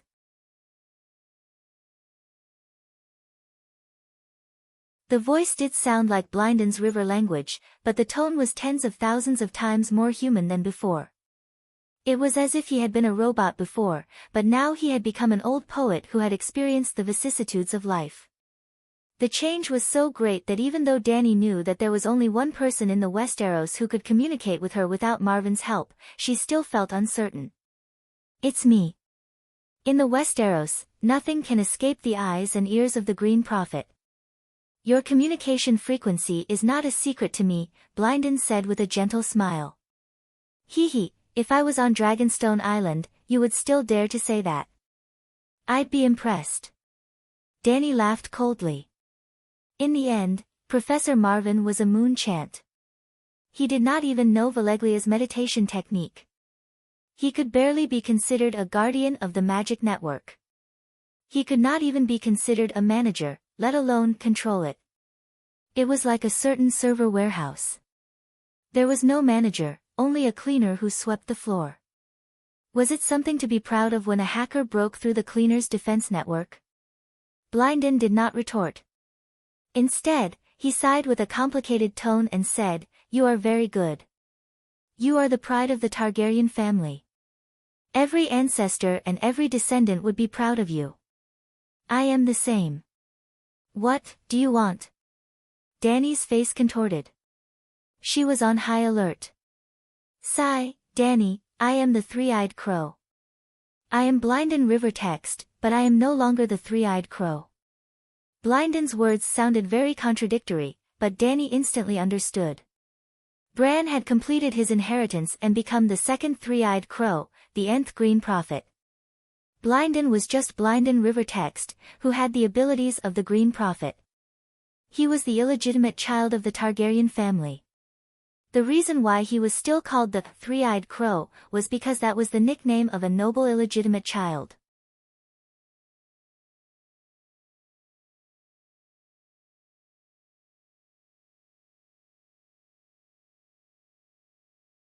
Chapter 571. Speak clearly. I don't understand. Danny understood, but she still pretended to be confused. Who knew if that guy was lying to her? I apologize to you for everything I've done to you. He apologized sincerely before slowly explaining, what's the strongest and most indestructible thing in this world? Even steel will rot if time is extended to 1,000,000 years. Reality has proven that only spiritual willpower can last forever. But only the purest, most resolute, and most recognized spirit can be passed down from generation to generation. The Green Prophet is a spiritual inheritance. The previous Green Prophet passed down his spirit, soul, memories, willpower, and talents to the next generation. Millions of years, generation after generation, during this process, a person's memories and emotions gradually decreased until they were completely wiped out. Only the purest, most core willpower was passed down. The core willpower of each generation of Green Prophet was like a crown that represented authority, power, and the king's responsibility. If one wants to wear the crown, one must bear its weight. The crown had existed for 1,000,000 years. A person's willpower and emotions were so insignificant before it. So much so that every Green Prophet who was crowned with the crown would be sanctified. Just like a god, just like the world of Westeros itself. Sanctity had its duty, and the world was selfless. The Green Prophet's responsibility did not lie with a person, a family, a tribe, or a country. It lay with the entire world and all the living beings in this world. To protect all living beings and the world. The Green Prophet who received the inheritance of his ancestors was too terrifying. His power was close to that of a god. Only by abandoning his personal desires and emotions could he ensure that this power would not be abused. When I wear the crown, I'm no longer Blynden River one. When I hand over the crown, I'll regain my original identity and emotions. Memories never disappear. What disappears are Blynden River one's emotions and willpower. Danny was silent for a moment. She thought carefully about the information in Blynden's words. It seemed like the Green Prophet's inheritance was not a simple possession. If it was a complete possession, Blynden would not have regained his willpower after handing over the crown. Of course, she couldn't rule out the possibility that he was lying to earn her money. However, Blynden's logic did not have any obvious loopholes. If the inheritance of the Green Prophet was a crown, then this crown was created by the combined efforts of countless Green Prophets. Everyone had different emotions and preferences. Once they merged into a collective will, the individual will would inevitably be annihilated. For example, some green prophet liked sweet tofu pudding, while others liked salty tofu pudding. After the two of them fused, they could only kill their love for tofu pudding. Otherwise, the conflict between the consciousness of the salty party and the sweet party would cause the collective will to collapse. After countless generations of inheritance, all personal hobbies and emotions had been obliterated.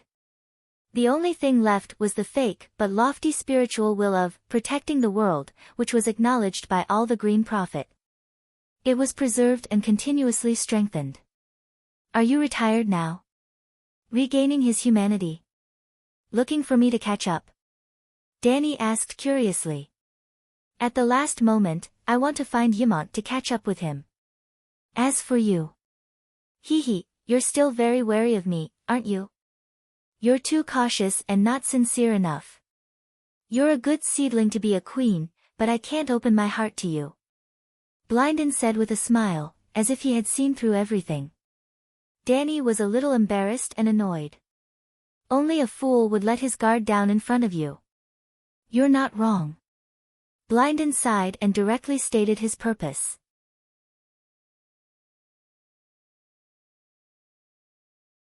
Danny, I hope you can come to the frontier. Other than asking for a favor, I also plan to give you a gift. Go on, try to make me believe your words, or give me enough temptation to make me lose my mind. Danny sneered. Blynden was not angry. He said calmly, your talent has not been developed to the limit. If you give up this opportunity, you will take hundreds or even thousands of years of detours. Talent or whatever, it's too illusory. Besides, I'm very satisfied with my current training speed. Danny was unmoved. If it were another time, 1,000 years of delay would be a waste. But this time is different. If you delay, you will miss the opportunity to become the protagonist of the next era. Sigh, speaking of which, this is also my own selfishness. After all, I am a Targaryen.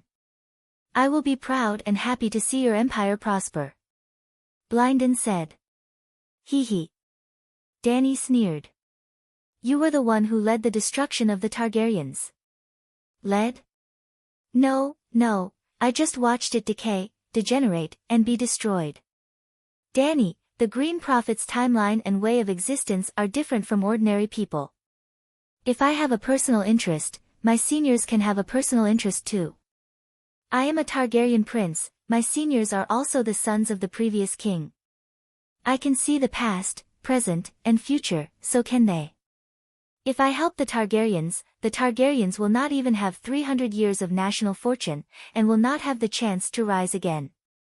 The world is selfless, that is the best choice. Blynden said despondently. Danny frowned and thought for a while. She said, you said that you have something to ask of me. What do you want me to do?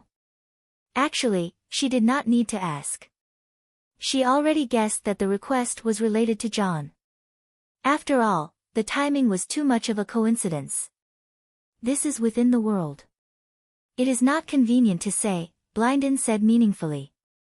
Within the world?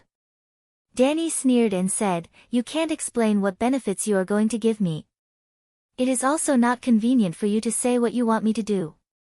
Tell me, should I believe you or not? Blynden was silent for a while.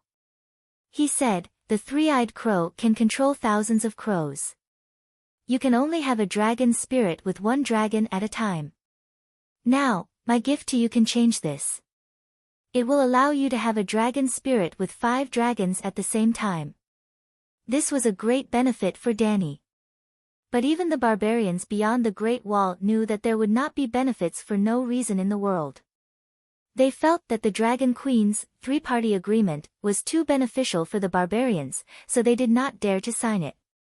But, if it was for the Child of Prophecy, this price did not seem too high. The problem was, could she revive Chan Noa? She could not. Chan Noa was different from the Big Sparrow. The Big Sparrow was a devout believer, and there was a divine mark in his spiritual sea between his eyebrows.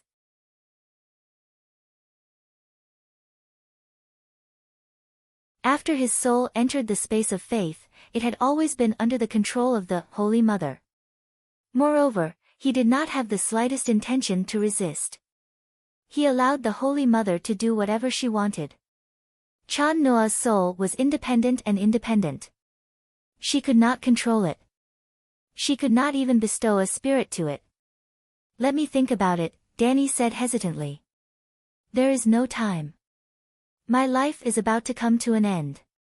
The next person you will communicate with will be the real three-eyed crow. It will be the same three-eyed crow as before, Blynden said helplessly. Danny said, who is your successor?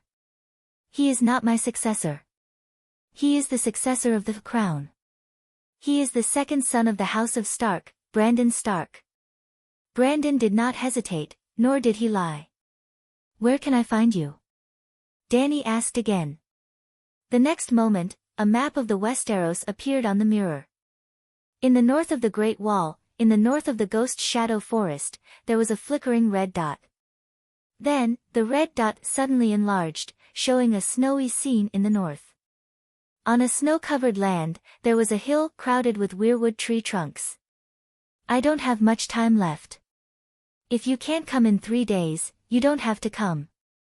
Let everything happen according to the predetermined destiny, Blynden said in a low voice. Old Master Ymont is next door. Do you want to ask him to come over and talk to you? Danny had a thought and suggested. Ymont. Okay. Half an hour later, the magic communication ended. Danny looked at the old man who was sitting on the chair with a disappointed expression and asked, how was it? What? Ymont was stunned. He did not understand what was going on. Danny rolled her eyes and said impatiently, Old Master, do you really think that this is an ordinary chat? What else? Ymont was puzzled. Through this communication, can you confirm his identity? An emotionless three-eyed crow, or Targaryen's illegitimate son, Danny said seriously. Weren't you listening at the side? This is the first time I communicated with Blynden. I couldn't tell. You have been with him for decades. You should be familiar with him, right? Compared to now, what's the difference? Danny asked. Oh, it should be Blynden River text, old Ymont thought for a while and said. Are you sure? If he is really Blynden's will, then I will go beyond the Great Wall. Danny said. This. When it came to the safety of the Dragon Queen, the old man immediately hesitated. Let me think about it. Maybe he is pretending. I can't tell. It's better if you don't go. I don't think that Blynden has any treasures to give you. Oh, maybe he has the Dark Sisters. But that sword is useless to you. It doesn't even have any symbolic meaning, he quickly added. Targaryen had 2 Vagon swords, one male and one female. The Black Fire and the Dark Sisters were respectively used by Conqueror Aegon and his sister Visenya. The mediocre King Aegon bestowed them to 2 noble illegitimate sons. Daimon Vaishui received the Black Fire and changed his surname to Black Fire. Blynden River text received the Dark Sisters and disappeared beyond the Great Wall. It's not a sword. He said that the treasure can improve my bloodline talent, Danny said. I think that your talent is already very strong, old Ymont said. I think so too. But if it can be stronger, Ymont understood Danny's thoughts. He pondered with a serious expression. Danny did not say anything. She just looked at him. The study fell into silence. Only the sound of seabirds could be heard from outside the window. After a while, the old man said seriously, I'm 70% sure that Blynden is Blynden.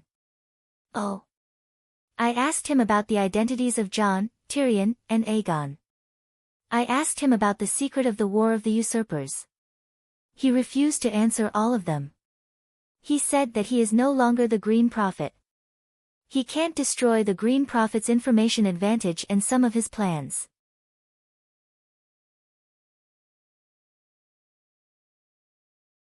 If he is lying to you, it means that he is still the Green Prophet. He won't care about such small details because everything is going according to his plan. As soon as she finished, Yamant shook his head and said, "There is another possibility." He saw through my thoughts and purposely led me in this direction. Danny laughed awkwardly and said, "I'm confused." "Let's make it simple. Let's get an expert to divine it." The important matters of the country were in worship. Every time an ancient king made an important decision, he would ask the gods to divine it first. Danny had the same feeling now. She was looking for Kuei Shi. I didn't foresee any danger. But prophecies can only be used as a reference and not as a guide. If you really want to go, why don't you think about how to be prepared? Danny nodded in agreement and asked, "Do you think that it's worth it for me to take the risk for that mysterious treasure?" "I can't make the decision for you. People are different. Some will sell themselves for a silver coin, while others will give 50 million gold royals to charity without blinking." I blinked. Danny smiled and blinked a few times.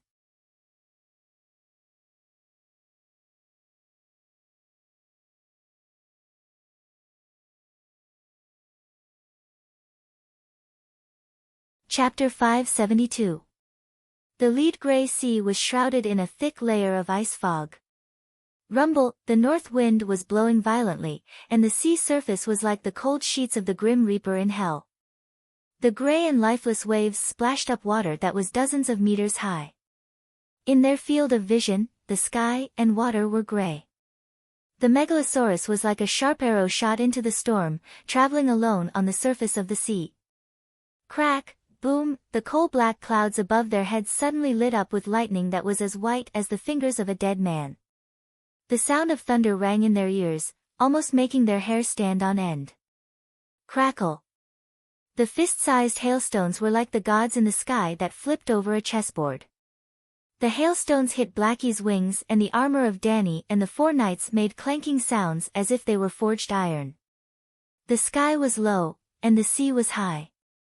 They were flying between the sea and the sky, but the space in front of them was narrow and claustrophobic, like a big cat that had jumped into an oven. It was suffocating and oppressive. This was the Trembling Sea, one of the four great seas. The Jade Sea in the east had an end. The Summer Sea in the south, the Sunset Sea in the west, and the Trembling Sea in the north were all boundless. At least, no one had ever walked to the end of the sea. The northernmost city in the Ursos continent was probably Bravos. Flying 2,000 kilometers north from Bravos was the Great Wall. Flying 2,000 kilometers north from the Great Wall was close to the tomb of the Green Prophet. That day, after ending the communication with Kuei Shi, Yamant was wiping tears for John's tragic death. However, Danny found Tam and asked her a question: "How much are you willing to pay for the improvement of your magic power?" Tam asked back, "Didn't you read my notebook?" Thinking of Tam's notebook, that was 10 times scarier than a ghost story, Danny was silent. Then she immediately decided to take a risk. The worst result was that she would be like the red dragon in the sheep egg. She would be lodged in the body of Blackie and Little White in the form of a soul, forever in the form of a dragon spirit. However, she did not think that it would be a happy ending. According to Kuei Shi's advice, it would be better to strengthen one's own defenses rather than asking for divine advice. Danny started to calculate her own assets. There was no hope for 5,000 Vajra brawlers, but in Astapor alone, she had Big Bear, the Fat Eunuch, and Garth, the 3 White Knights, and Ricardo, the Blood Alliance Guard.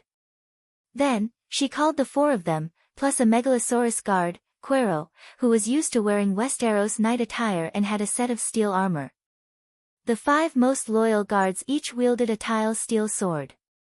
Ricardo had a dragonbone bow strapped to his back, and he was even equipped with 20 demon-piercing arrows with tile steel arrowheads.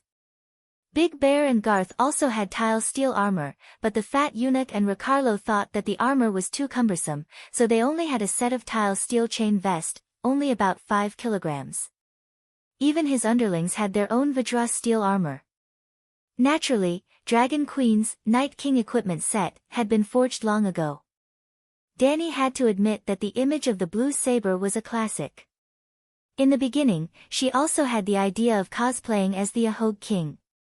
But after her rationality returned, she used the experience of a veteran of the battlefield to carefully draw out the design of the saber, only to discover that other than looking good, there was nothing good about it. The saber's equipment set. Inside was a gorgeous blue ceremonial robe with golden edges, on the outside was a pair of elbow-length iron gloves, a sleeveless plate armor, 2 pieces of skirt armor, and iron boots. That was it.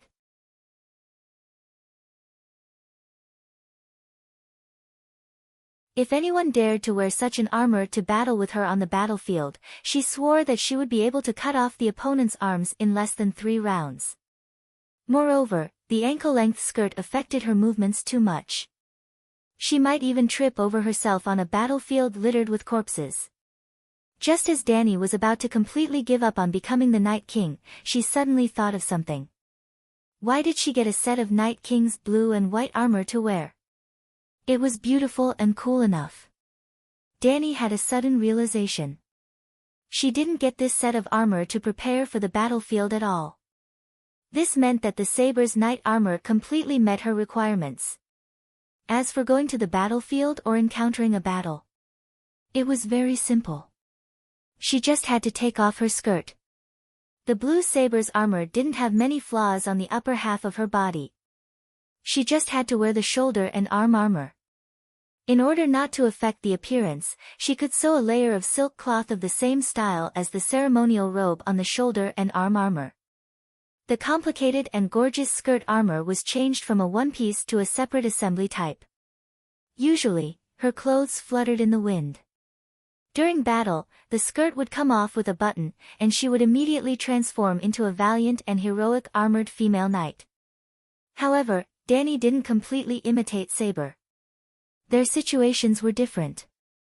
First of all, Dany's newly forged king's sword was on her back, not in her hand. Secondly, in terms of details, Saber's armor was more gothic, while Dany's details were more practical on the battlefield. The joints of the different parts of the armor didn't have any decorative patterns, metal, or silk mesh.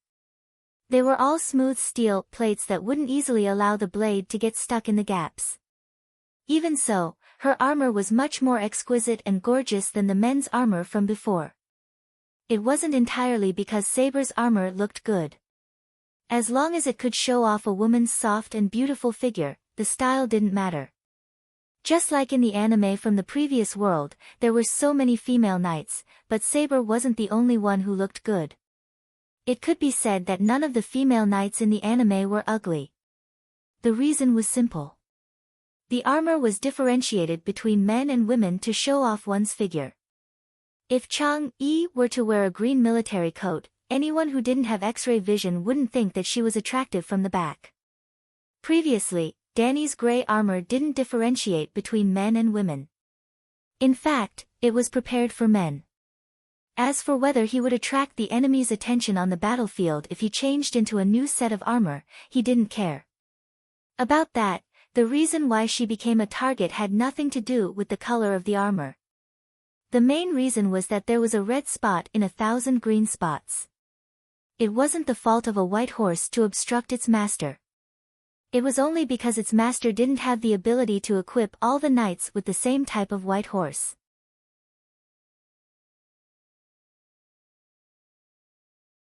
Everyone was riding a white horse, so it wouldn't hurt to look at it. At that time, it would be the people riding ordinary yellow horses who would be more likely to be shot. Dragon Queen decided that since she had changed into a silver armor and a blue ceremonial robe, her underlings would immediately change into white armor and blue cloak. She was the queen. She had the final say. Dany didn't go to the Great Wall. Instead, she flew north above the trembling sea. She flew to the same latitude as the tomb of the Green Prophet, if this world was really a planet. Then, she followed the latitude line and entered the frozen land of eternal winter in the west. Although the trembling sea was a harsh environment, with turbid waves below and endless ice and snow in the sky, the frozen land outside the Great Wall wasn't any safer than the sea. It was only colder and more dangerous. At the very least, there were no deviant ghosts in the trembling sea. After flying west for another 3 hours, they arrived at a hill that looked like a burial mound. It was more than 500 meters tall and had a radius of 7 to 8 kilometers. Halfway up the hill was the dividing line. Below was a dense mass of pine trees, iron trees, and sentinel trees. Above was a weirwood with white bone trunks and bloody leaves. Other than the weirwood, all the trees were bent by the thick snow. Most of them couldn't even be seen as trees. They were wrapped in the frozen snow from their roots to their crowns. They grew messily on the mountain, like a group of giants huddled together in the cold wind. The sun in the sky was like a lonely lamp hanging in the corner of a sports field at midnight. A black shadow flew out from the wick of the lamp, growing larger and larger. It was a black dragon. The fierce wind was like a ghost's howl, bringing up fine powder from the snow-covered ground. It sparkled like glass under the afternoon light. "Calixi, there's a fire there." The megalosaurus circled 300 meters above the top of the mountain. Ricardo suddenly pointed at a rock wall halfway up the hill and shouted. With his reminder, Danny, who was in her dragon spirit state, also saw the person holding the torch through Blackie's eyes. On the rock wall halfway up the hill, there was a crevice hidden in the surrounding weirwood trees. A ranger with a tall stature, close to 2 meters tall, stood in front of the crevice, shaking a pine oil torch that burned with orange flames. Yes, that was a ranger. He wore a hood and a scarf around his neck.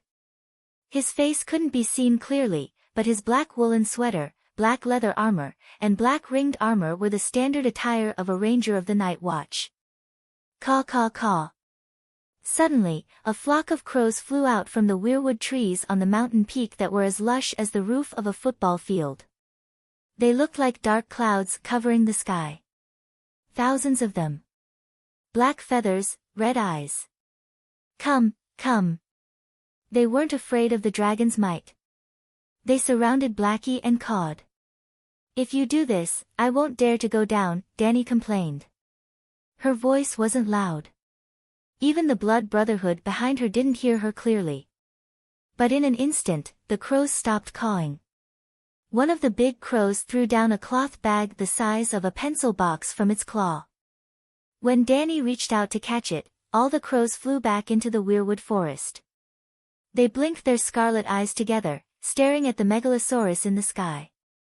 Inside the cloth bag was a warm brown baked bread and a small bag of coarse salt. Danny frowned and tore off a piece of bread. She stuck the salt on it and ate it. Then she passed the bread and salt to the knight behind her. When everyone had eaten a mouthful of the salty bread, and Beavos, who was the last to swallow the rest of the bread, Blackie flapped its wings and landed in the pine forest below the crack in the rock wall. Boom crack, his whole body sank into the snow pit.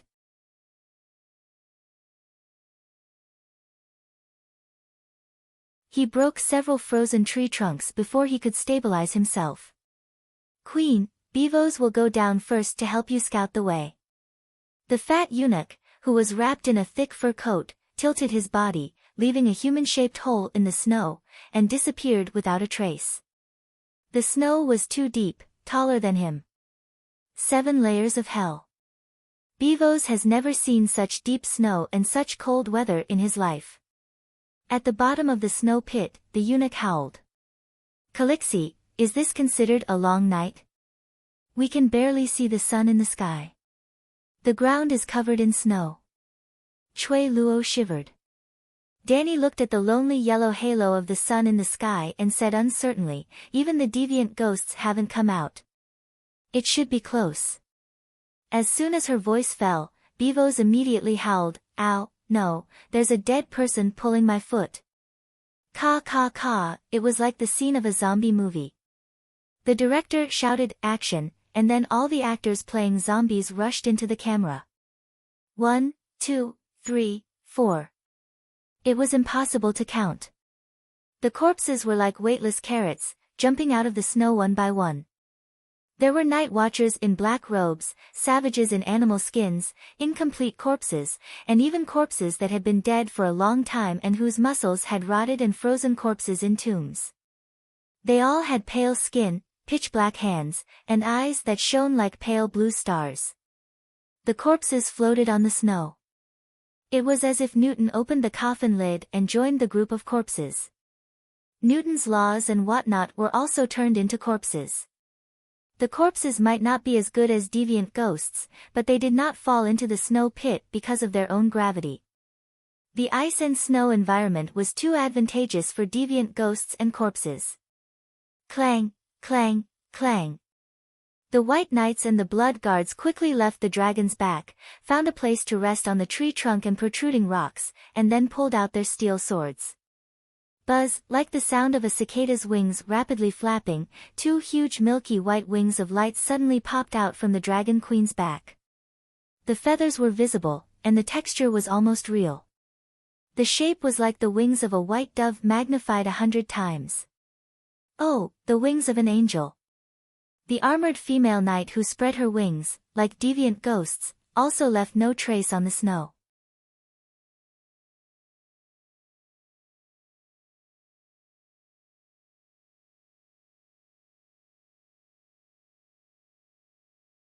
Chapter 573.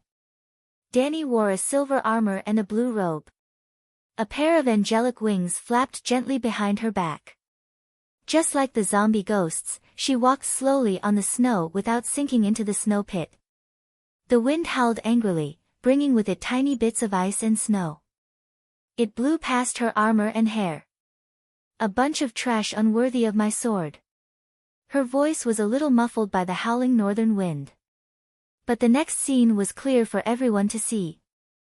The black dragon stepped on the trunk of a pine tree and leaped into the sky. At the same time, a golden-red fireball the size of a pineapple shot out from his mouth and floated in front of Dragon Queen. Blood-colored fire snakes as thick as chopsticks shot out from the fireball. It was as if the fireball was made of fire snakes. TSK TSK TSK boom boom boom.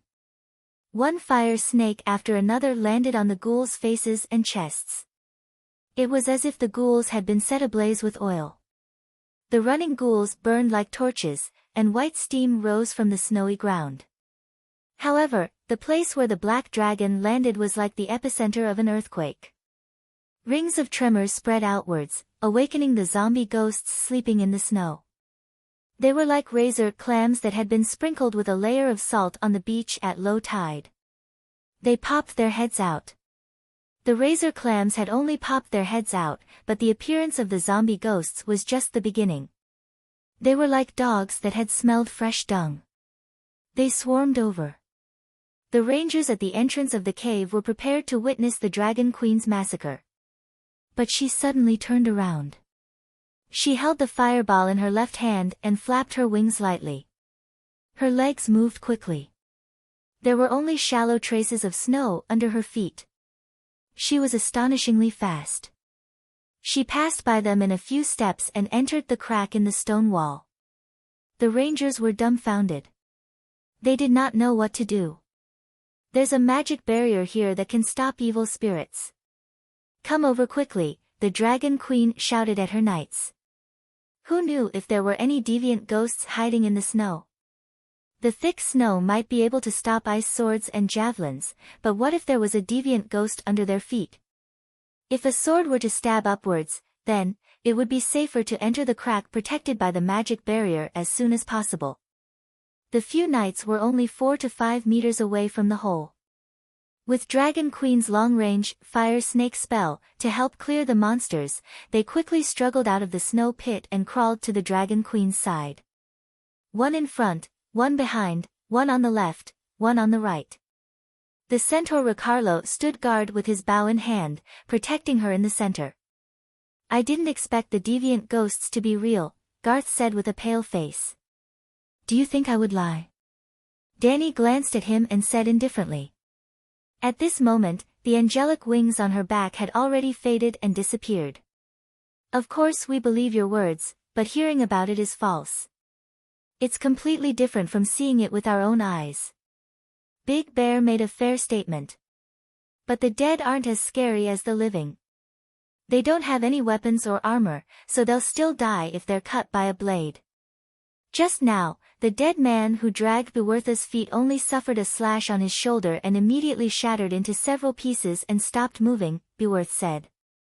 If you didn't have the steel scimitar, you probably wouldn't say that, Kue Luo said. Calixi, why are the dead gathered at the entrance of the cave but not rushing in? Ricardo asked with a trembling voice. At this moment, the 2 meters outside the cave was filled with all sorts of corpses. They were like fans at the airport welcoming a superstar. They were dense and dense. In the white snow, the black mass spread out for hundreds of meters. There were at least 2,000 to 3,000 corpses. And this wasn't the end. The hill had 4 sides.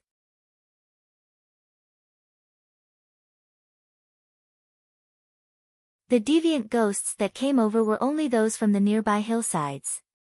The dead from other places were continuously rushing over. It was a bit like a zombie siege. There's a demon-suppressing spell set up in the hill, exactly the same as the magic array on the Great Wall. It's hard for evil creatures to enter. Danny looked at the ranger standing with the deviant ghosts at the entrance, deep in thought. At this moment, the ranger had already extinguished his torch. Beside him stood the corpses that were baring their fangs and brandishing their claws. It was as if they weren't corpses but wooden sculptures. The ranger turned back and said, "Your Majesty, please enter quickly. When the aura of the living disappears, the corpses will automatically retreat." "What's the matter with you? Why don't you come in? Why won't the dead eat you?" De Xiong asked in a low voice. "He's also a dead man. A night watchman who died a long time ago," a voice said from inside the cave. It was the voice of a little girl and the tone of an adult. It was high and sweet, carrying an unfamiliar rhythm that Danny had never heard before. It also carried a trace of sadness that struck the bottom of her heart. "A child?" Kue Luo, who was guarding the queen, exclaimed in surprise. She did indeed look like a child. She was barely over a meter tall, reaching the waist of a knight. Her limbs were slender, and she wore a cloak woven from leaves. Her bare skin was covered in spots that resembled those of a deer.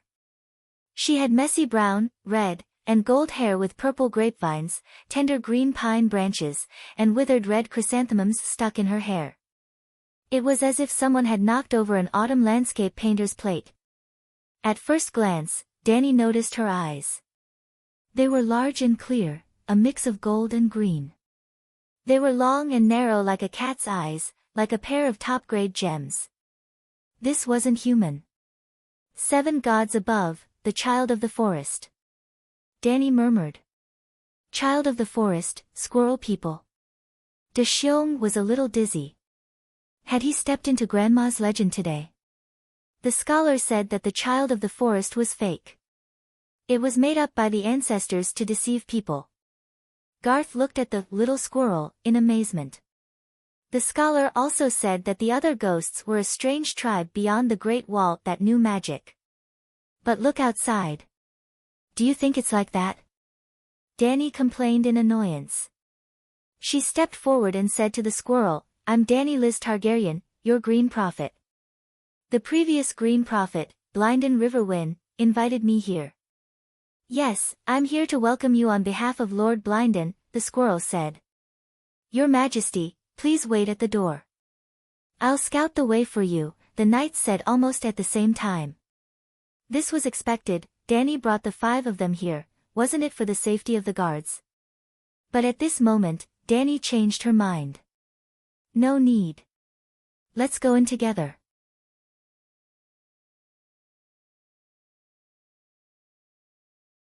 She stared into the squirrel people's eyes that were as clear as spring water. She didn't trust Blinden, but she suddenly had a lot of confidence in the squirrel people in front of her. She believed that the squirrel people wouldn't lead her into a trap.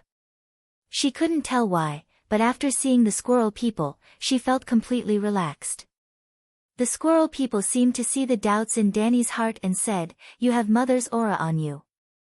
Suddenly, Danny thought of the door god. The Green Prophet was only the priest of the child of the forest. The old weirwood was the mother goddess they believed in. But now, she was singing her own song of wind. Danny nodded in understanding and looked at the squirrel people more affectionately. There were often ministers who betrayed their lords, but there had never been a devout true believer who betrayed the mother goddess.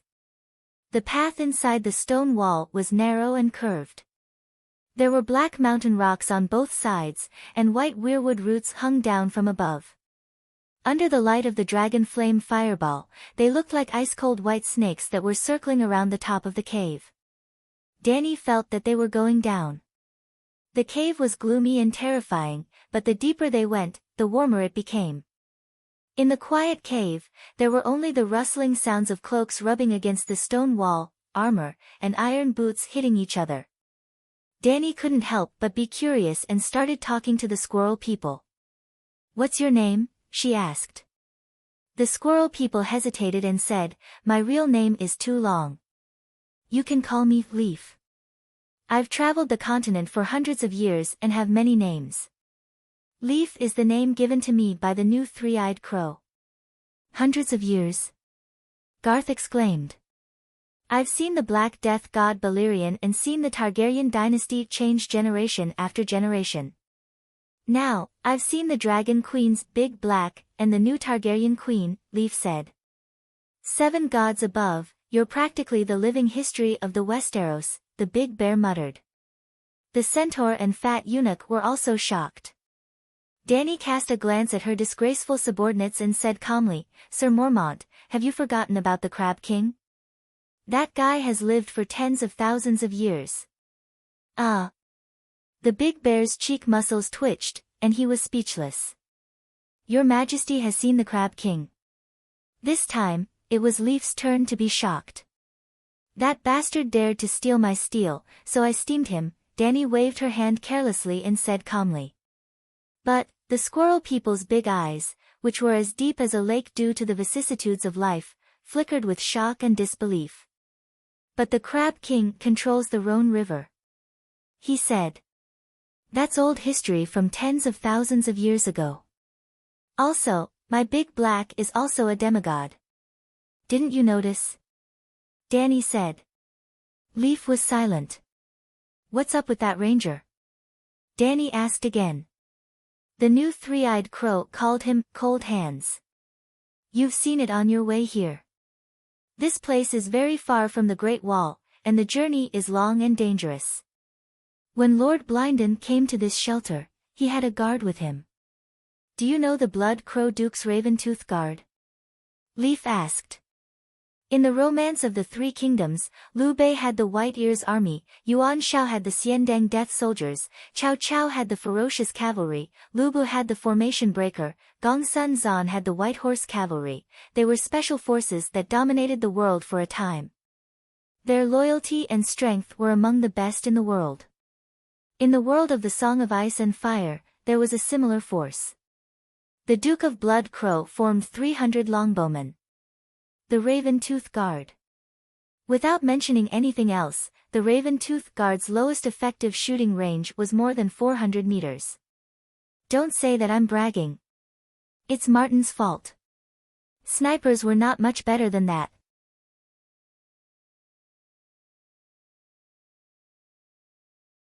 During the First Black Fire Rebellion, Blinden brought his 300 Raventooth Guards to fight against Daimon Blackfire. He managed to kill Daimon and his 2 sons, who were fully equipped with steel armor, from 300 meters away. Even now, Danny still did not understand how the Raventooth Guards managed to do it.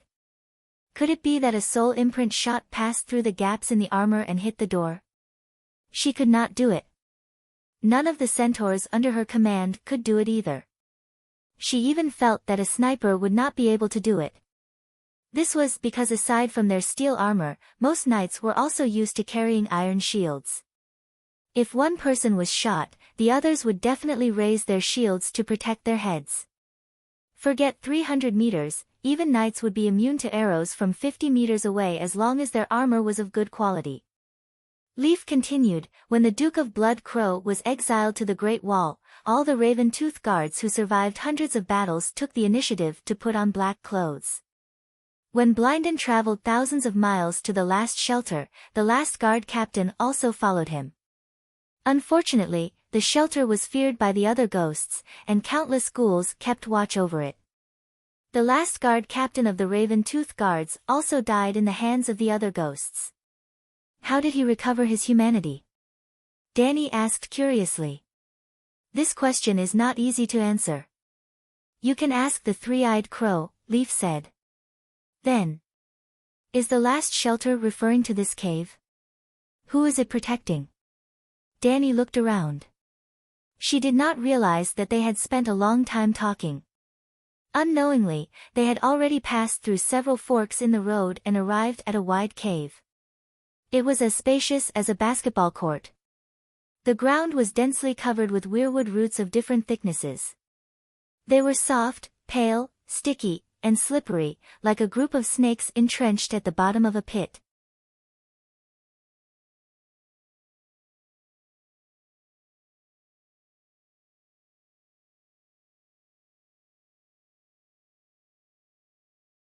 Chapter 574. Weirwood was a precious wood with powerful functions. The weirwood god was also a good person, but the image of weirwood was too horrifying. The leaves were like blood-stained palms, the trunk was like the bones of a dead person, and the roots were like entwined sticky snake balls. It was very demonic. At this time, the cave under the weirwood hill did not even need special effects to film a Chinese ghost story. If the squirrel Leaf was taller, his eyes would not be so clear, and his expression would be more ferocious. It was a living example of Granny Tree Spirit's cave. But this was not a fairy's cave, but a sacred sanctuary, the last home of the children of the forest. Not only our home, but the giants also live in the cave. This sanctuary belonged to the previous generation of the lost tribe. Once, even unicorns and mammoths would come in for the winter. There is more than one entrance to the sanctuary, but the Green Prophet guards the door of the world and lives closer to the edge of the world. If you follow the fork to the northwest, you may find the giant's cave after a few months and a few thousand kilometers. Leaf introduced the cave to everyone as they walked. The others were surprised, but Yora Mormont, a child who grew up listening to the stories of the old nannies in the north, was suddenly touched and exclaimed, "The Gorney Passage. This is the source of the Gorney Passage. So the legend is true. What is the Gorney Passage?" The fat eunuch Beworth was puzzled. "I remember, I've heard of this rumor too." Garth Hightower said, "Legend has it that there was a king beyond the Great Wall named Gorney who found a tunnel connecting the Great Wall and the north. He led the barbarians directly across the Great Wall to the north. It's strange, there was almost no threat to the north. The king of the north seemed to have received the news in advance and was guarding the entrance of the tunnel." Big Bear nodded and said, "Legend has it that for a cave, a tribe of children of the forest and a family of giants fought endlessly. After that, the two tribes invited free people to be the referee and mediator. They were the future kings of beyond the Great Wall, the brother kings, Jander and Gorney. The giants and children of the forest were too naive. They were deceived by the brother kings and gave up on the cave. After Jander and Gorney settled down in the cave, they found that the internal tunnel led to a series of almost endless caves. In the end, they discovered a secret passage that led underground through the Great Wall, which was the Gorney Passage. Legend had it that the tunnel was too complicated, and only Gurney could tell the direction. In the end, when Gurney came out of the tunnel, he was attacked head-on by Stark and died on the spot. Jander led the rest of the barbarians into the tunnel, planning to return the way they came. However, they could not find the way home. They can't even return to the surface and are completely lost in the tunnels that are more complicated than a spider web. The Centaur and Beavis listened with fascination. "Are we in the legendary cave? It's several thousand kilometers from the Great Wall to here. Just how deep is the cave?" LaCarlo exclaimed. In fact, even Danny had heard of the story of the Gorney Passage and the King of Brothers. In fact, this legend was too legendary.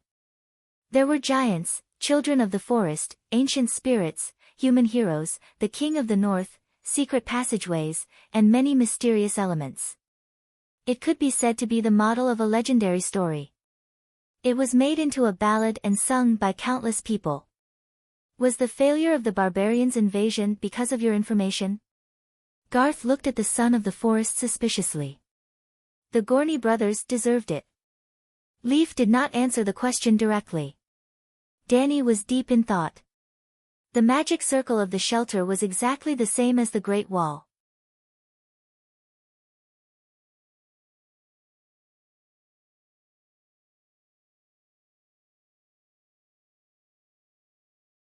The squirrel men gathered together and chattered, pointing at the Dragon Queen.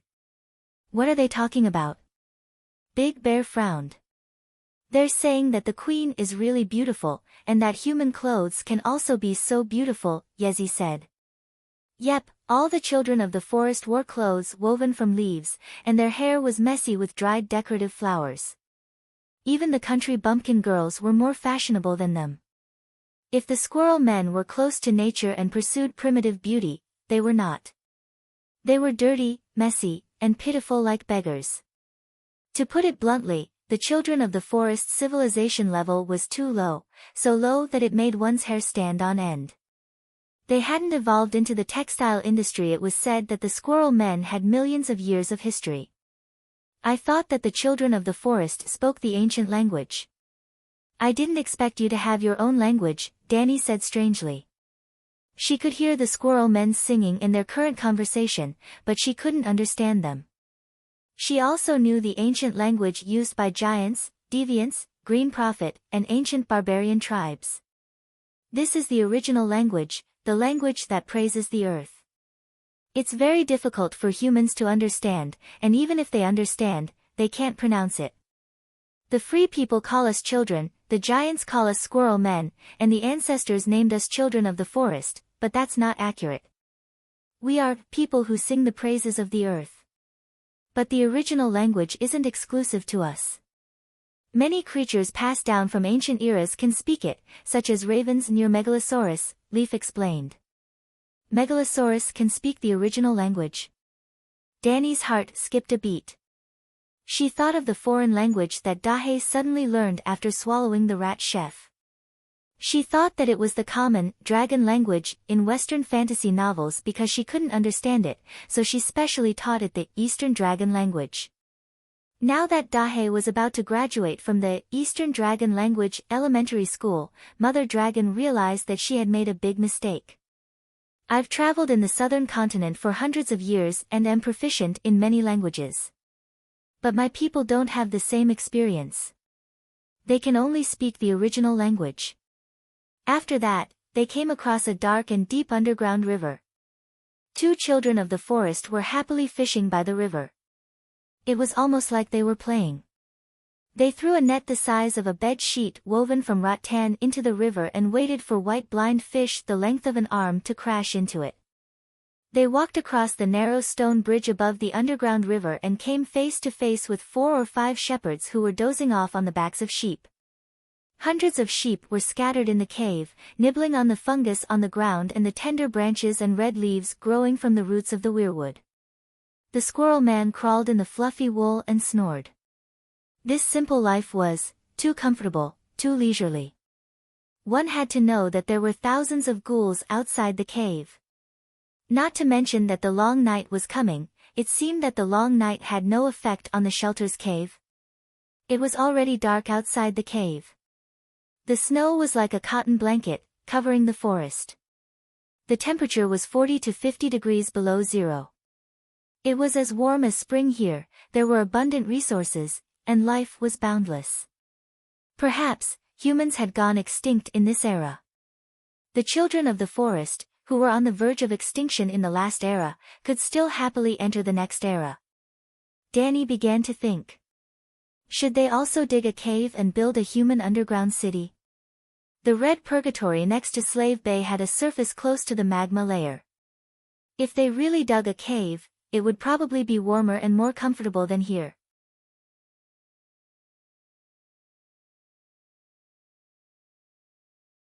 Ah duo, after entering a huge hall filled with weirwood and tree roots, a 3-meter-tall giant stood up and looked over. Ah, duo. Danny was shocked. He was 2.7 meters tall, and his body was as wide as a door plank. His shoulders were as thick as Winterfell's city walls. Brown eyes, brown hair. His eyes were wise and curious. He was not a duo. A duo was a simple and honest retard. At this moment, no matter how many times the giant at the entrance of the huge cave called out, "A duo," he was not a duo. His gaze, mental waves, and aura were not a duo's. Bran Stark. Dany stopped in her tracks and frowned. A duo. In the next moment, a duo really became a duo. A duo. He smiled foolishly at her like a child. You're here. Blinden River Wen's weak voice came from behind. A duo. A duo scratched the back of his head and shrunk his neck to make way. Compared to the other caves, this stone hall was not very spacious. It was about the size of a basketball court. There was a bonfire at the entrance of the cave. A duo and 2 humans sat beside the fire. In the middle of the hall, a throne was woven out of weirwood. A corpse was growing among the branches. The roots drilled into the withered thighs, passed through the torso, and came out from the shoulders. Dark red leaves grew on his skull, and countless gray mushrooms covered his forehead. What little skin remained stretched across his face, tight and hard like white leather. Here and there, brown or yellow bones protruded from the muscles. This was definitely not a living person. You're also a deviant ghost. Dany was shocked.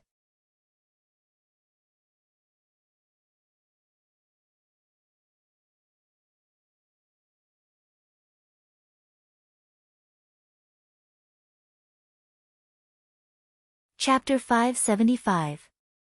Blinden, you're a deviant ghost. Clang, clang, clang. The 5 knights drew their swords warily and protected the dragon queen in the center. Adu.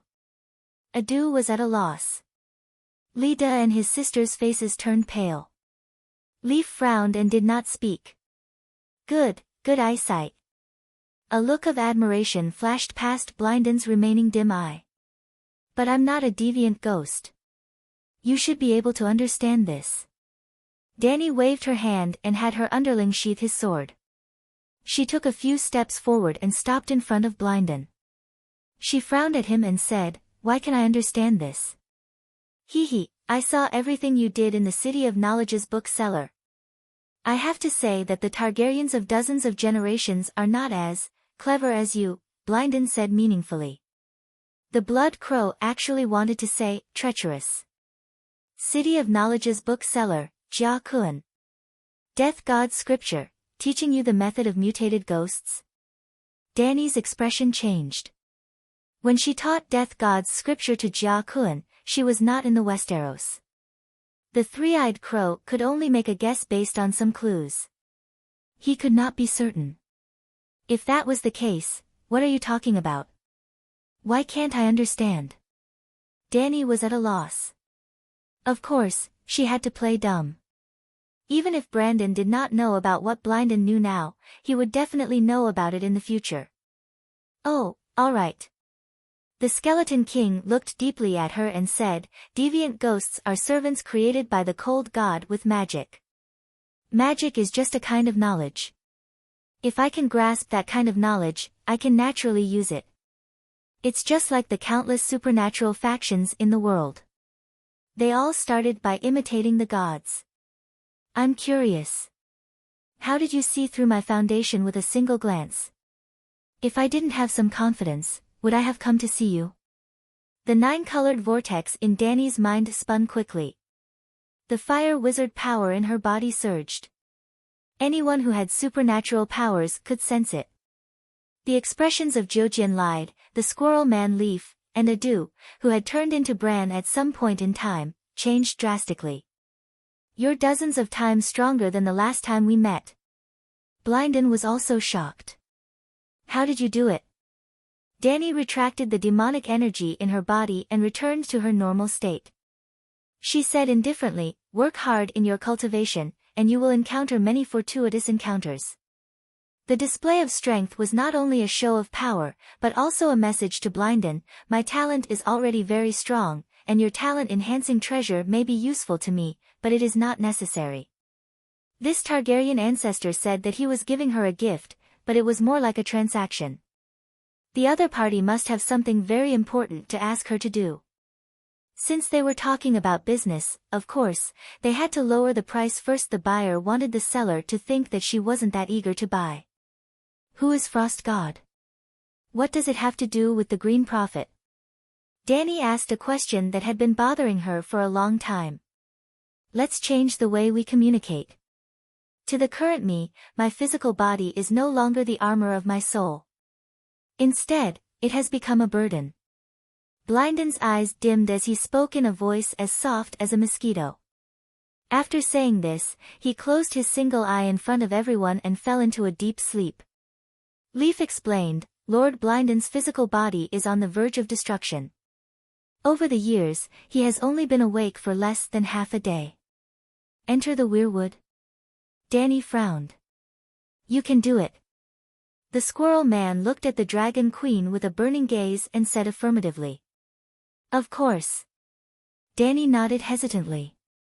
Whitey in Slave Bay instantly crossed tens of thousands of miles and entered the state of the dragon spirit.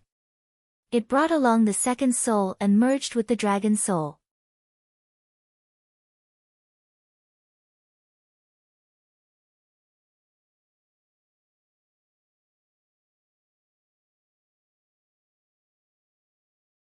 God is literally a god that doesn't belong to this world. A god from another world? Dany was surprised. Another world? Blinden was stunned for a moment before he understood what Dany meant. The term, another world, is very descriptive, but, if there is a different world, then there is a region between our world and the other world. Perhaps God was originally born in our world but belongs to another world. How is that different from the other world? Dany frowned. The difference is huge. For example, you were born in the Westeros and grew up in the Ursos continent. If you want to fight for the Iron Throne, very few people in the Seven Nations will oppose you. But if you are someone else, such as a certain Khal in the Sea of Grass, all the nobles will fight to the death. By the same logic, if God comes from another world, he will not be able to integrate into our world, let alone master the song of law of this world. Makes sense. Dany nodded and asked, he came from another world, so how did he become an old god? God fused with an old god to form the Frost God. He is both God and an old god. True gods confuse. How? Dany was confused. You, the seven gods, are the experts in this question. How do the seven gods fuse into one? Blinden laughed. It's not the same. The seven gods split the seven divine roles of a god. Just like you, your identity can also be split into the illegitimate son of Targaryen, the Hand of the King, the Commander-in-Chief of the Night Watchers, and the Green Prophet. Blinden shook his head, revealing his eyes. He quickly glanced at her, then lowered his head, his long hair covering the birthmark. There's nothing different. Being able to fuse means that they have a certain degree of commonality. Then, which old god did God fuse with? What do they have in common? Dany asked. Blinden repeated the action of shaking his head and lowering his head again.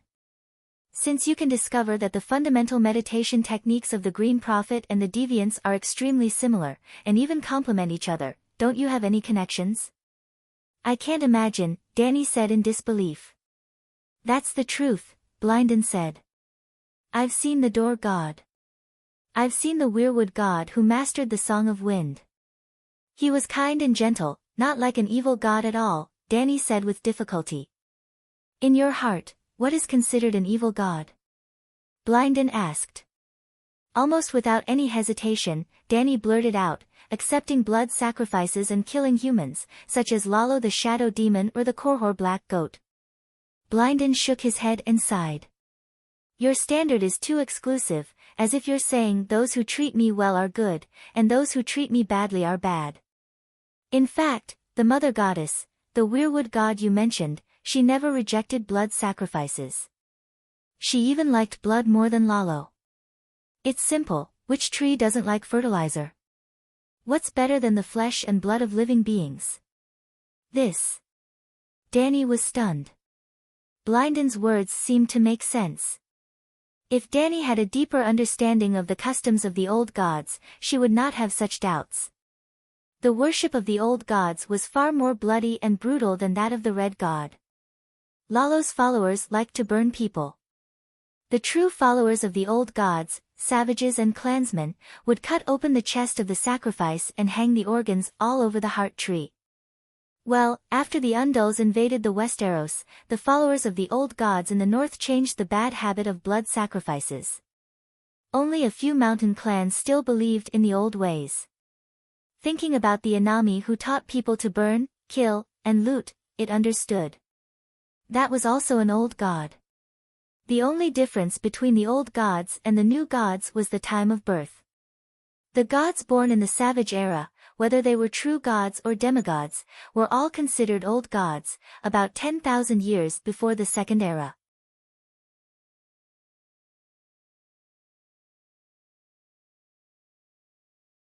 For example, the fire god Lalo. The gods born in the Second Era, which was the beginning of the human era, were called new gods. For example, the Seven Gods, and the Light King Lalo. Well, although the seven gods were only 7 wooden stakes, they were still new gods in name. Blackie was also a new god. Lalo was interesting. He existed in the ancient era, so he should be an old god. However, at the beginning of the Second Era, the Sheep Egg brothers took away the Song of Fire and took away the fire god's divinity. After that, he slowly turned into the Light King. The Light King was born a few thousand years ago, so of course, he was a new god.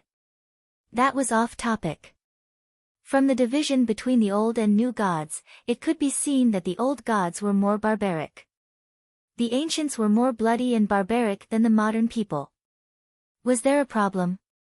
Sigh, the weirwood gods' nature is not bad. What's bad is the barbaric customs of the Savage Era. At this time, Danny also remembered the 100 royal girls who killed themselves when city builder Brandon took the Door God's branch. Before the 7 kingdoms were formed, anyone with a castle dared to call themselves a king.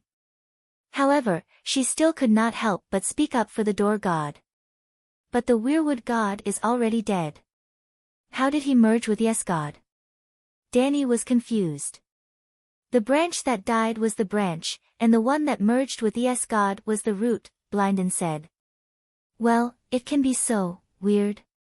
Danny was stunned. You're tuning into the Blissful Bookshelf YouTube channel. We're so grateful for your support, and don't forget to subscribe to join us on this incredible journey through captivating stories. Your generosity through donations truly makes a world of difference, as it's the primary source of revenue that allows me to expand and enhance this channel for you. Thank you from the bottom of my heart for being a part of this adventure.